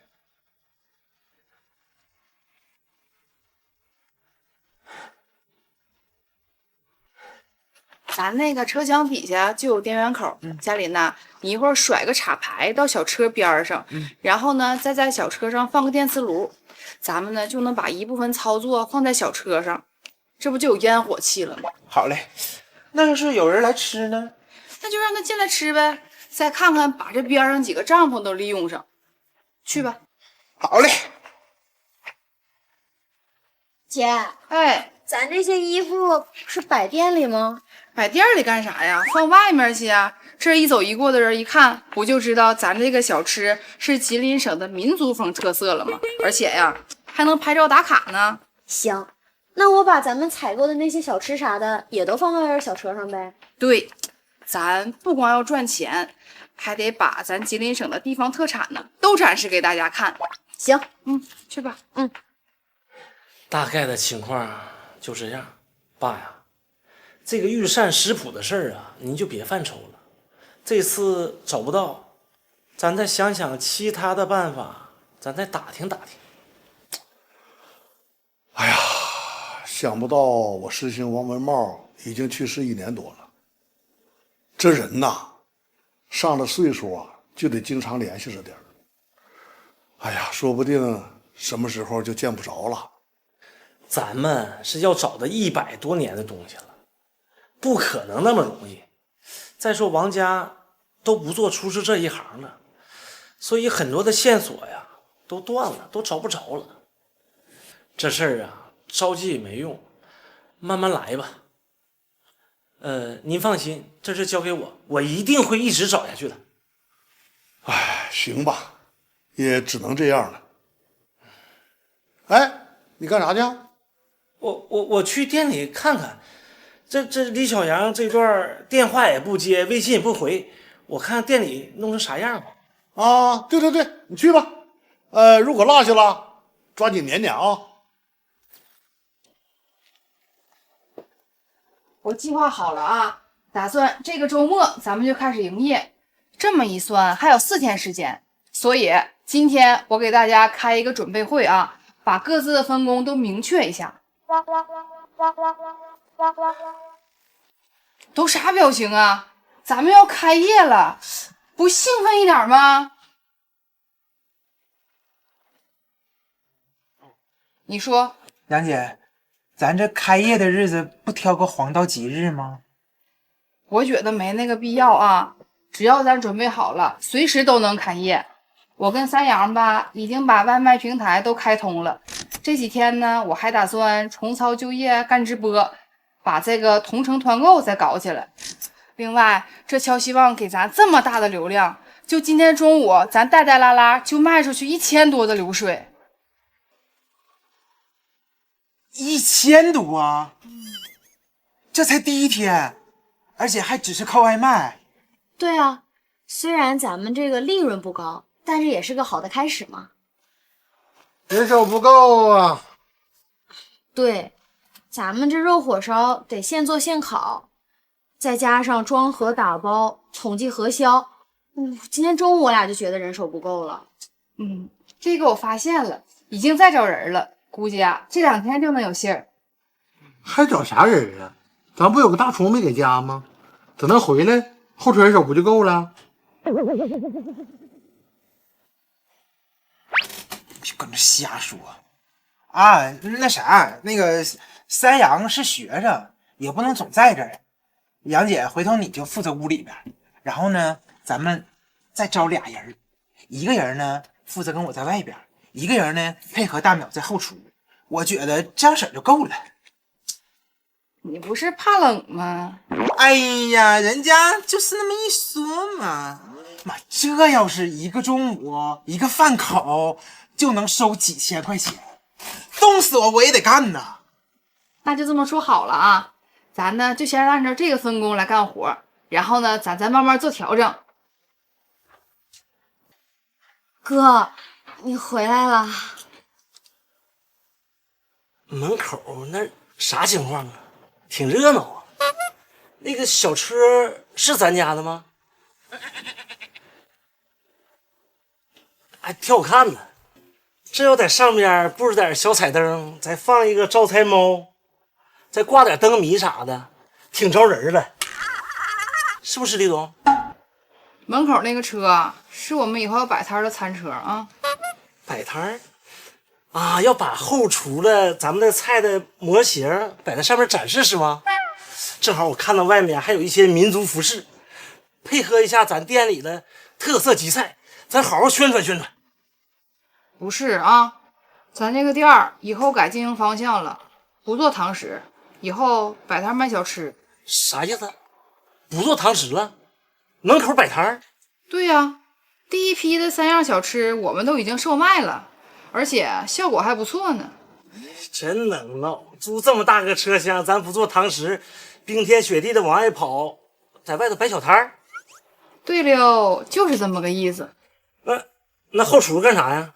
后厨负责出品小吃啊，线上外卖销售，线下呢就在小摊上卖。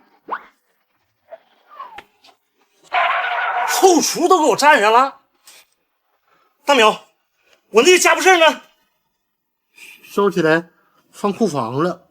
怎么的？咱后厨就不做菜了呗？哥呀，你别生气，咱有话好好说行不？啊，好好说啥啊？擅自做主，把我东西说弄走就弄走了，这啥意思？这想撵我走是吧？我东西呢？这小屋我都收拾到小屋了，一会儿给你拿出来。你行啊，你行啊，郭大淼啊，你是哪伙的？我是你伙的。不是哥，你穿工作服干啥呀？我乐意，这是我的厨房。还有你是哪伙的？我是好，你出去，不是你出去，你出去，哥，你听我说，行了，这耍起来没完没了了。我告诉你啊，李大勋，主意都是我定的，要说是不是？来，出来跟我说。我来了，说吧。你说说你，当着这么多人面，你这么大岁数了，你搁这耍，你丢不丢人呢？你丢人？我的厨房都快丢了，我还怕丢人啊？连个招呼你都不跟我打，就把我厨房干。我告诉你，这个厨房是我的。你们站！你的厨房，整个饭店都是我的，我想改个厨房怎么的？那我也是股东，你要尊重我的意见。我也没不尊重你的意见呢。你说股东是吧？行，那咱俩说清楚啊，咱这个店总共4个股东，卓哥、咱爸、你、我，是不是啊？现在仨人同意，你不同意好使吗？你是我哥，我正常啊，特别尊重你。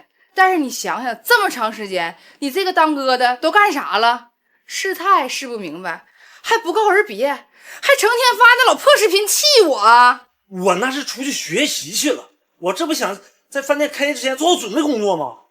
行，我同意你是为了这个店，但是你算算，你从试菜到现在多长时间了？1个来月了吧？这1个来月，你对这个店开业有啥贡献没有？你都赶不上那前2天晕倒的南方小土豆。南方小土豆，你别扯远了。我生气是因为你改的这个摆摊做小吃，这么大个事儿，你都不跟我商量一下？我抓得着你吗？我打个电话总行吧？你成天躲着我，我凭啥给你打电话呀？你说说啊，咱们策划了这么久，就要在车厢里做吉菜堂食啊！你现在说改就改啊！过几天饭店马上就要开业了，你想没想清楚啊？你没想清楚，这不胡闹吗？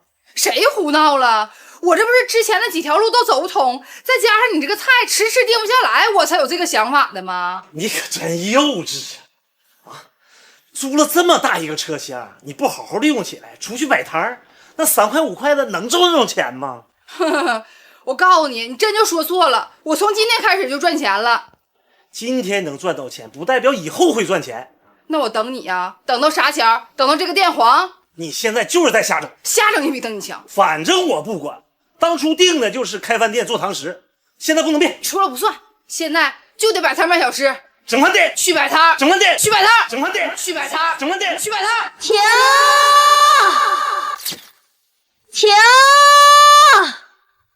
哥姐，你俩到底是要开店还是要摆摊儿？你休想说好一起整饭店，你中途变卦。你稳当，你太稳当了吧你！愚公移山都比你快。完了，撕破脸了。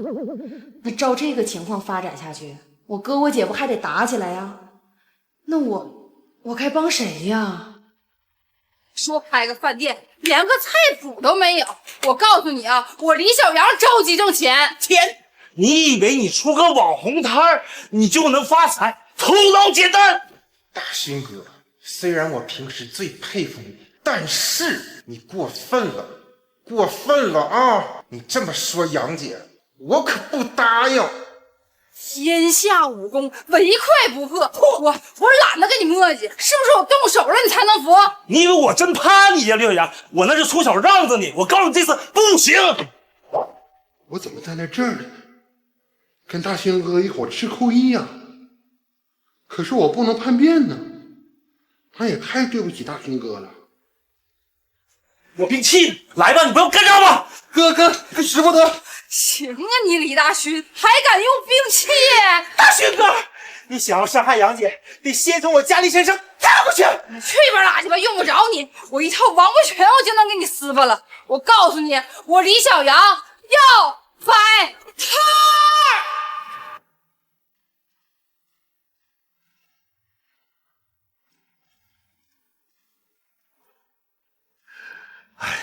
真是啊，养了你们20-30年了，哎，我都不知道你们是啊越长越大呀，还是越活越回旋了啊？怎么这个兄妹之间怎么还动上手了呢？哎，还有你啊，你这个小东西你怎么也掺和进来了？我帮忙。你这是帮的哪门子忙啊？哎，大勋呐，你都多大了啊？你还欺负你妹妹呀？是他先动的手，用王八拳给我一顿雷。哎，那她也是你妹妹。我那是让的，要不然咋的？啊，你拿个大勺，你比比划划的啊？你想咋的？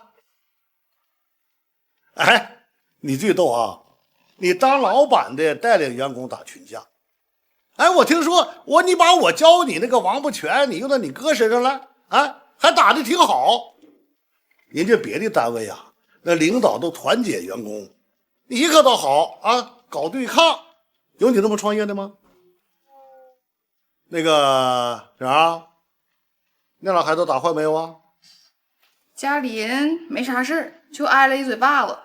大淼让三阳他俩给收拾了。大淼哥皮糙肉厚的，没事儿。回头啊，给人家去道个歉。知道了，老爹。行了，这个打也打了，闹也闹了，那现在你们就握手言和吧。哎，你不是帮忙吗？你快帮个忙啊！不闹了，咱们都是一家人，和好如初。你们俩这个分歧啊，我都了解。那既然一直谈不拢，那就听我的啊。小杨，今天晚上啊，你和你妹妹一块睡。明天呢，我给你们开个会。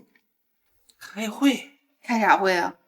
我给你俩定个规矩，以后你俩公平竞争。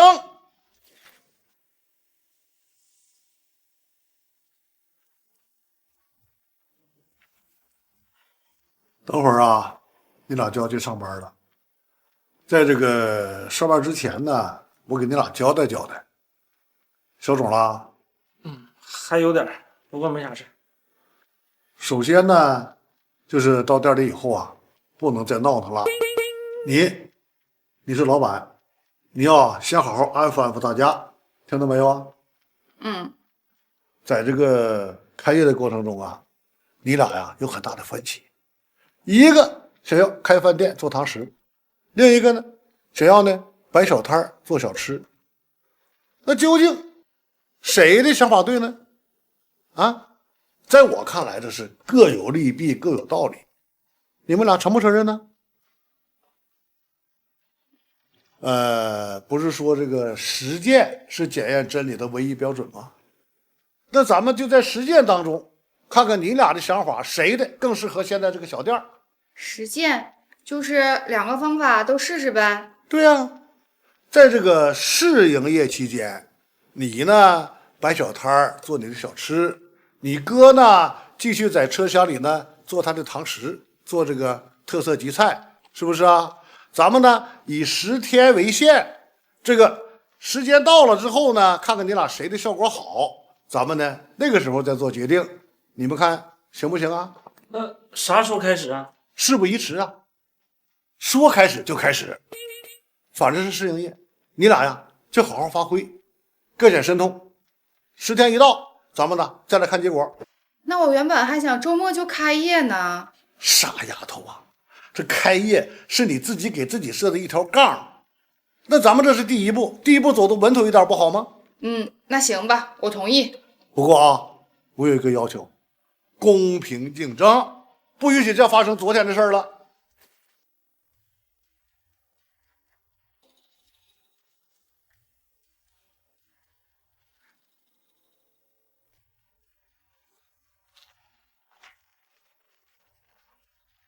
李大哥，才2天你就不认识我了？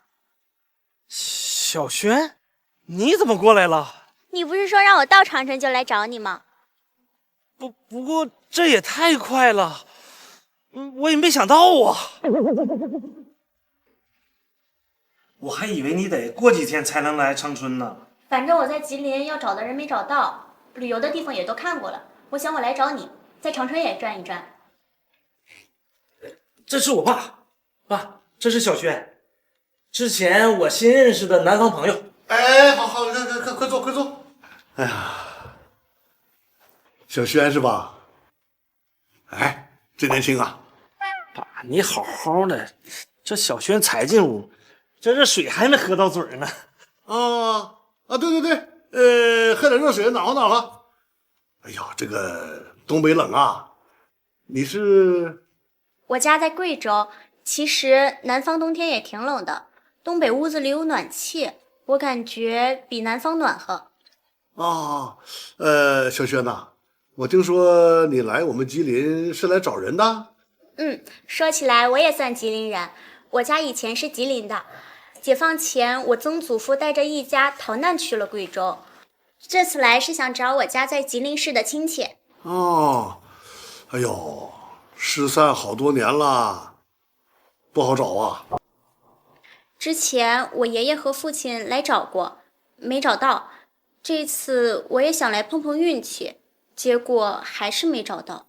你看看，这个找人呐，得看缘分，不容易啊。尤其是这几十年呐，这个城市变化呀太大了。你看看，这次我叫大勋去吉林，我就是让他呀帮我去找人的。哎，都在一个省内啊，你看就在边上，也找不着。你把你要找亲戚的线索呀给我留一份，反正我们也正在找人，顺便啊也可以帮你打听打听。那就太感谢了，不好意思，这也是我专门来找李大哥的主要目的。原来是这个目的呀！好，没问题。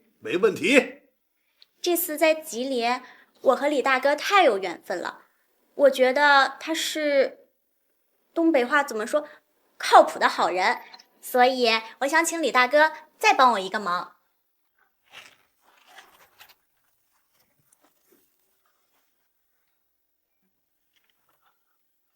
这是当年我曾祖父去贵州的时候，他的父亲传给他的。我这次来吉林，也是想找到吉林这边的亲戚，把这个东西归还给他们。那这可是传家宝啊！这个你就这么放心呐？虽然是祖传的东西，但是是我高祖父自己记录的食谱，不值钱。食谱？那我能看看吗？当然可以。就是这些小册子有100多年的历史了，您翻看的时候可能要小心一些。我会的。100多年历史了，这该不会就是……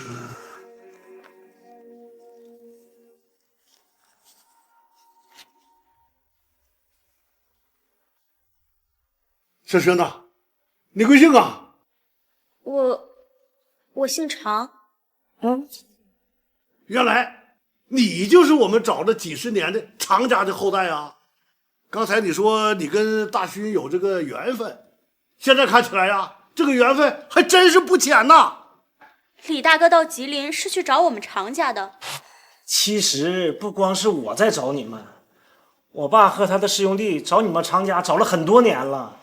小轩呐，你不知道你的高祖父，也就是你曾祖父的父亲，他是紫禁城的御厨吗？不知道，我们家人关于高祖父的事儿知道的不多，只知道他们家是有名的厨师世家。当年他们一家人在吉林市牛马行开饭店，后来我曾祖父离开家，在解放前迁到了贵州。那你们家现在在贵州还是在做厨师这一行吗？在我爷爷那一辈，家里还开着米粉店，现在已经没有人从事这一行了。所以我爷爷去世前想找到吉林这边的家族，把祖传的食谱手稿归还给他们。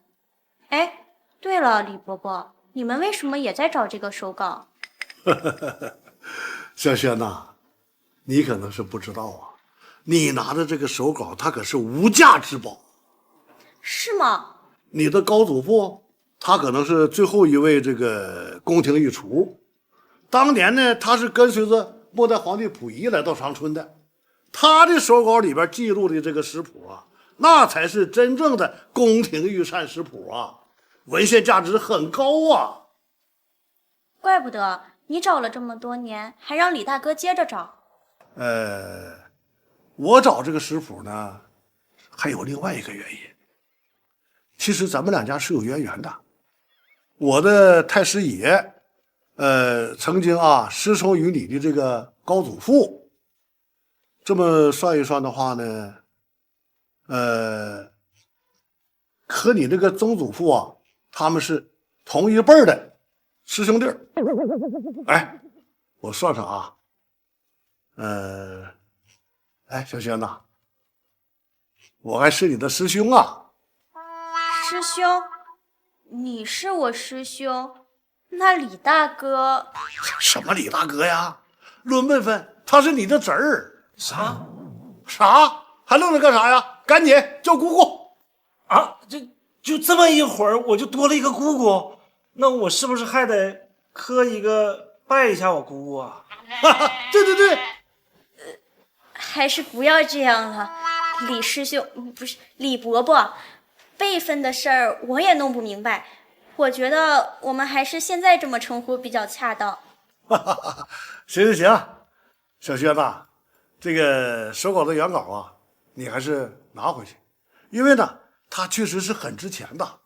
我们在这边呢，该给你找亲戚还是继续给你找，你等着找着了，你再回来送给你的这个家族。你看这样行不行啊？好吧。我还有一个不情之请，希望小轩能满足我这个愿望，就是啊，我们把这个手稿给抄下来，这个对于我个人还有咱们这个吉菜的研究发展来讲啊，它是有很高的价值啊。这个没问题。那李大哥，你学会食谱上的菜，可不可以做给我吃啊？那能，那必须的，我还得孝敬我姑姑呢啊！必须的。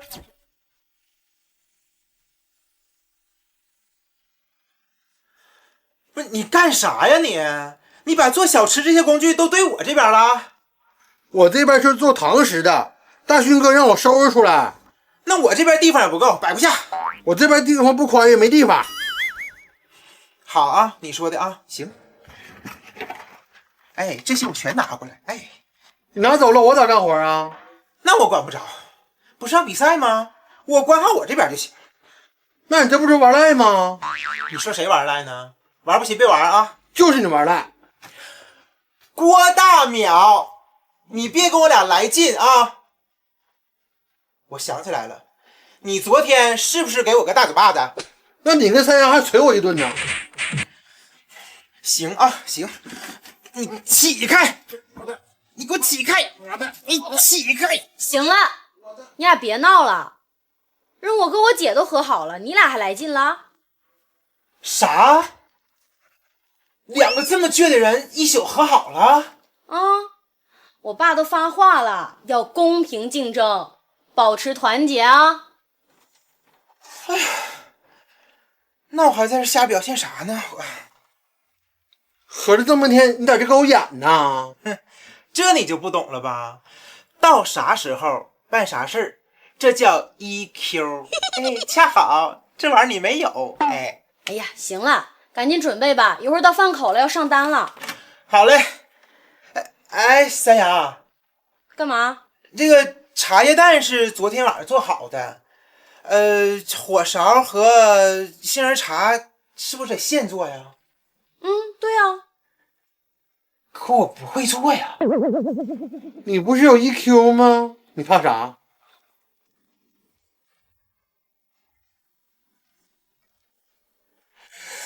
大淼哥哥，你行行好，帮帮人家吧，帮我做了吧，人家不会做了啊。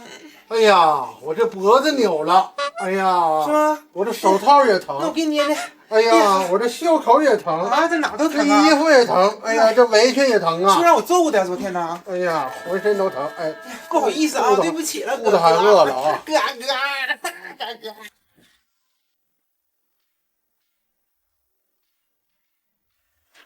嘉林哥，你预测一下，咱们和我哥的比赛谁能赢？当然是咱们赢，那还用预测？为啥呀？想赢他们太容易了。咱们在门口摆摊儿，把外面的人都堵门口进不来，他们还能有人进来吃饭吗？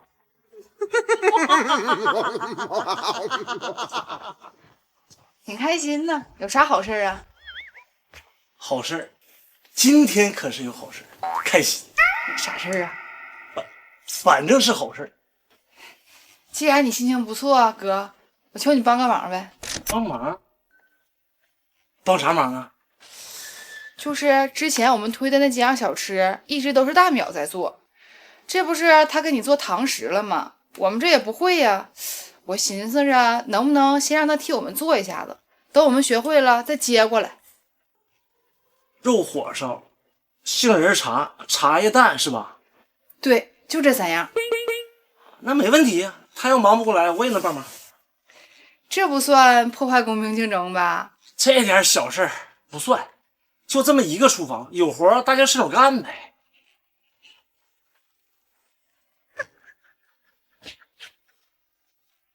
那我也有个请求，说吧。你们在外面摆摊儿，要是有人进屋吃饭啊，能不能不拦着，帮我把人引进来？必须的呀，这咱谁挣钱，不都是这店儿挣钱吗？我拦他干啥呀？再者说了，这人呢得是多差劲才能想出这么个损招来呀？那行啊，咱比赛啊，现在就开始。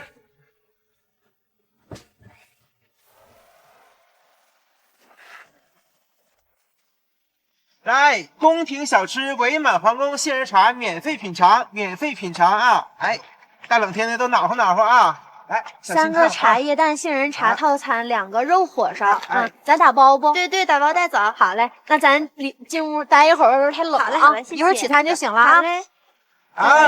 温饭店肉火烧，四季太后茶叶蛋啊，好吃不贵，能量满分。谢谢。哎，咱里边待会儿就行。来，谢谢。打包带走的啊，在这儿下单。然后呢，想在这吃的，进屋里边吃啊，屋里暖和啊。好，来，小心烫啊。来了，先进屋坐会儿啊。大淼，3个套餐，2个火烧打包。来多少号？2号哈。啊，对了，再准备壶杏仁茶啊，这杏仁茶还不够了。他们在外边得老冷了吧？哎，现在中午饭口人多，没办法，他们冷了呀，自己就进来歇着了。3个套餐，2个火烧。咱家小吃我看挺有意思，寻思就过来尝尝。尝好了，下次再来啊，咱家外卖还能送呢。好嘞，咱的餐好了，吃好还来。慢走啊。咱们的也快了，别急啊。哥，外面今天上了不少人呢，咱们这儿一个人还没有呢。你不用羡慕他，这事儿啊不比人多，就咱们就上一桌，就抵上他1中午的营业额。哎，这真是冰火2重天呐！可不是吗？你说说他们啊，在外面冰天雪地的冻着，你说咱俩在车厢里暖暖和和。可是他们生意红红火火啊，咱们这儿冷冷清清啊。你别说那丧气，我也不想说丧气话呀，但是咱啥时候能上来人啊？急啥呀？有这个功夫吧，咱就研究菜。我这不拉菜单呢吗？哎，今天啊，咱们就准备12道菜，2道凉菜，8道热菜，再加2道汤锅菜，哎，再加2道主食啊，完美。这也太多了吧？多吗？这只是刚开始，这以后啊，我要准备30多道菜呢。这得备多少料啊？啊？你说这个倒确实，这人少地方小，跟我以前呢干活的大饭店确实比不了。对，所以能不能克服困难是吧？必须的。那话咋说来着？有困难要上，没困难制造困难也要上。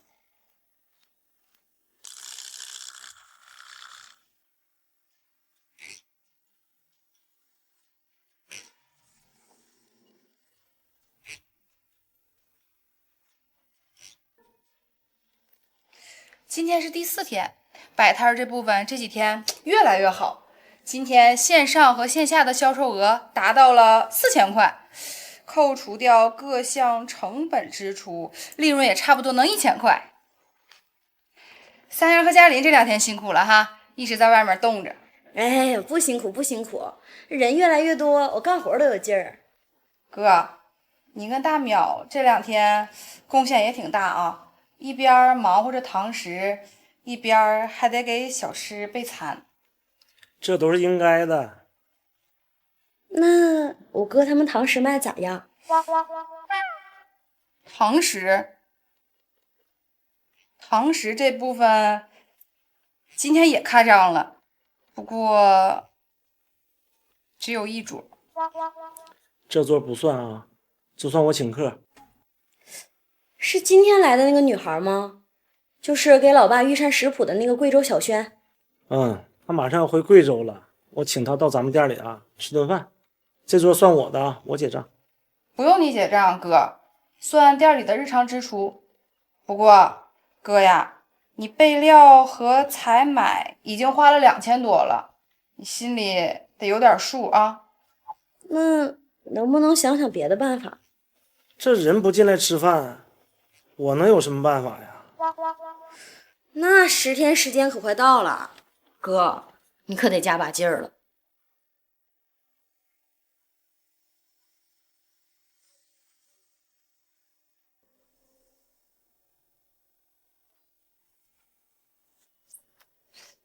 哥，咱俩聊聊呗。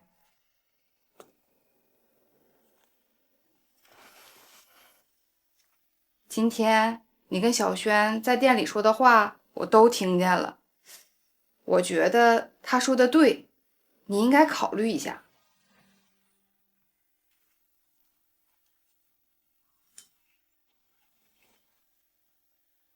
好吃，尤其是这个酸菜锅子。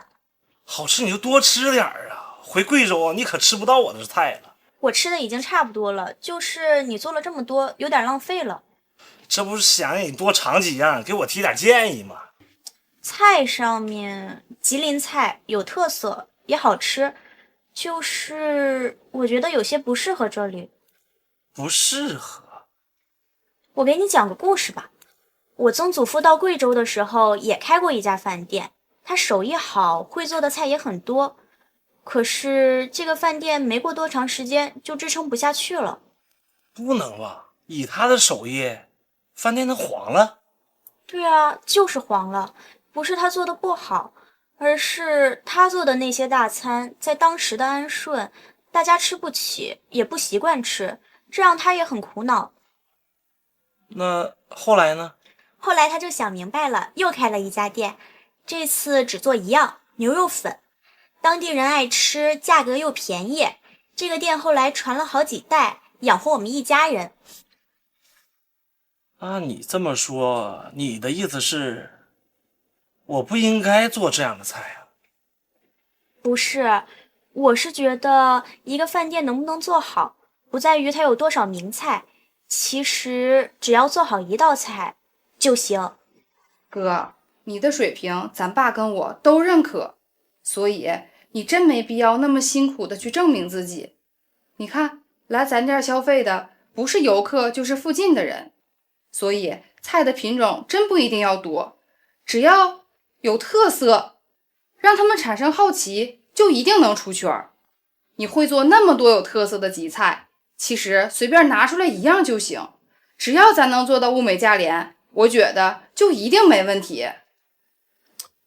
是，要吃那些吉菜的大餐，就去那些大馆子了。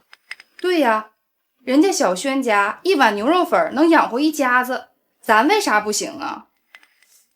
那啥菜既能好吃，又能出圈呢？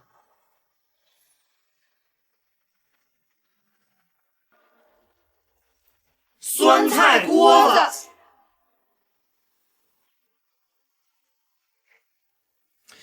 咱们再对一遍啊！需要准备的食材有虾、干贝、海米、炸蟹、牛肉丸子。再准备些羊肉卷。每个酸菜锅子给我配4样小菜，主食呢咱们就用国营饭店肉火烧。都准备好了，没问题。那咱们就开始熬大骨头汤、炖五花肉，中午之前准备完毕。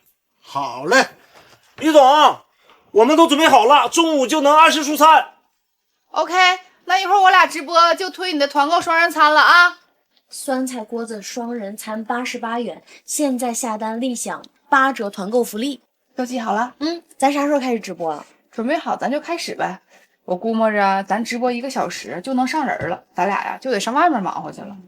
哎，梁姐，那我就想问问了，你这么整的话，那不就是往屋里拉人了吗？那回头咱那比赛咋算呢？那谁输谁赢啊？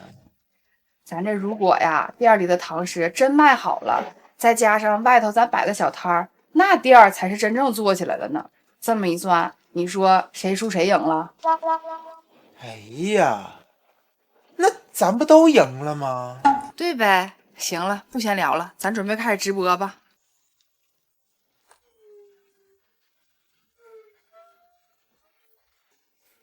这是本店的特色菜酸菜锅子，它是吉里满族的一道传统菜，也是一道宫廷菜，在别的地方你们吃不到。而且因为它是一道菜，所以它跟酸菜火锅的口感和味道都不一样，既可以吃菜，还可以喝汤。你们好好尝尝。哎，好，好嘞。味道怎么样？哎呀妈，这小味不错啊。我们主食搭配的是本店的特色国营饭店肉火烧，也是传统做法，用鲜五花肉现做现烤的，希望你们也能喜欢。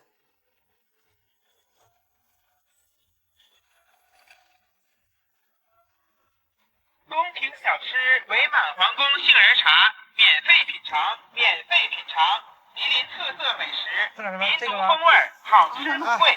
打包带走的，在这儿下单。屋里还有乾隆皇帝最爱吃的酸菜锅子，欢迎进店品尝。咱是在这儿吃还是打包带走？我是来吃酸菜锅子的。哎，行，那咱里边请呗。好嘞，咱来点啥？小吃套餐2个。哎，好，给咱下单了。哎，打包带走的，在这儿下单。屋里还有乾隆皇帝最爱吃的酸菜锅子。尽管经历了一波三折，尽管当初的想法跟现在已经完全不同，我们的小饭店还是在热热闹闹中走上了轨道。过程中的这些转变，虽然有时候是痛苦的，但这也是我们在成长的过程中需要付出的代价。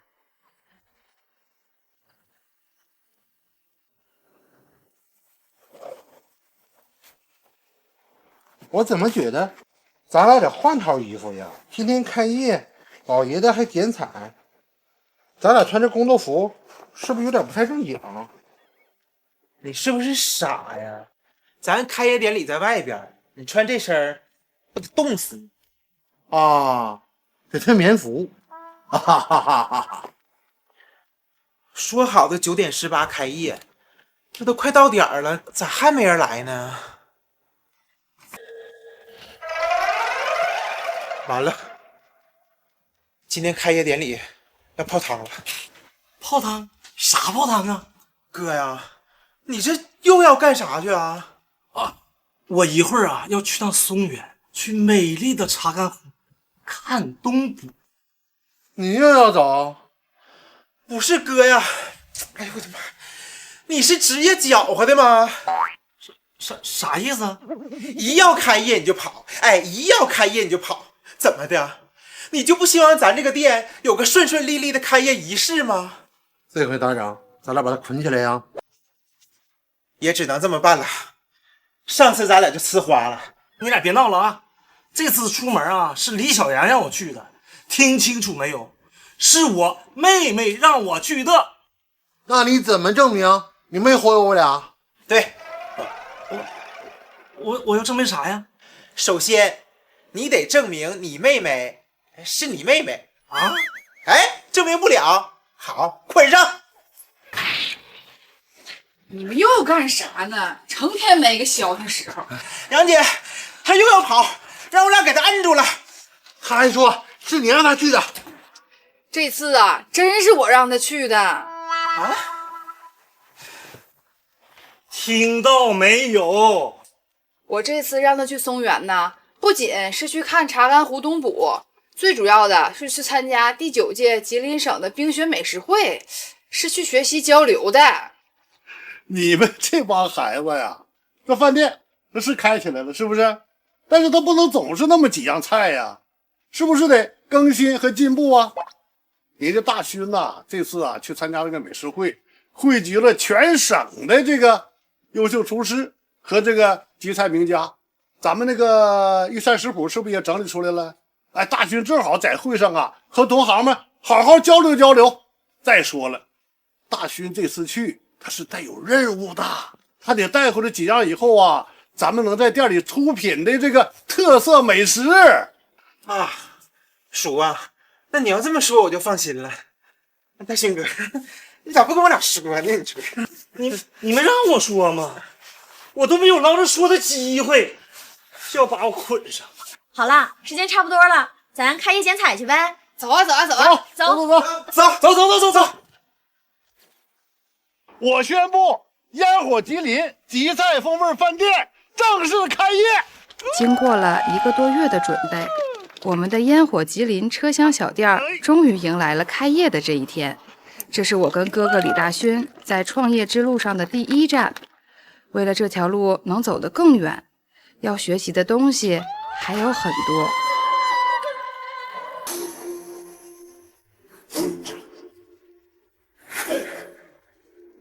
各位啊，这一次我可没白来呀！我现在在查干湖，咱们查干湖的东捕大会，一会儿啊，跟我一起体验一下咱们吉林的冰雪渔猎文化。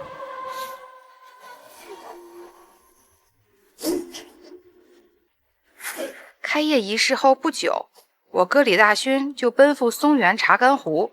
查干湖东捕大会如期举办，那里有着他心心念念的传统冰雪渔猎文化和特色的蒙古族美食。在我们的计划中，各种吉林特色的多民族美食小吃都将在小店里陆续登场。有了大家的支持，这白山黑水间的烟火气才能在餐桌上飘香。我现在在吉林省冰雪美食会的现场，没想到这里面有这么多吉菜种类，大师云集，真是我学习的好机会。一会儿啊，我要好好品尝一下，好好学习一下。当然，参加第9届吉林省的冰雪美食会才是他这趟旅程的主要目的。这里荟萃了吉林省的传统和现代美食，也是新老吉菜手艺人交流学习的殿堂。和哥哥一起在家乡创业，是我们一直以来的愿望。吉林人直爽厚道，吉林省的美食历史悠久。2027年第33届世界大学生冬季运动会即将在这里召开，我们的小店也要做好准备。从传统到现代，把风味独特的吉林美食展示在世界的面前。长春工业轨迹公园这趟古老的列车，曾经走遍吉林大地，穿梭于林海雪原。如今，它虽然静静地停靠在这里，但是我们兄妹俩的创业梦想已经起航。在过去的故事里，我们蜕变成长，在未来的故事里，这条吉林美食的烟火寻踪之旅还会有新的篇章。去探索就会实现。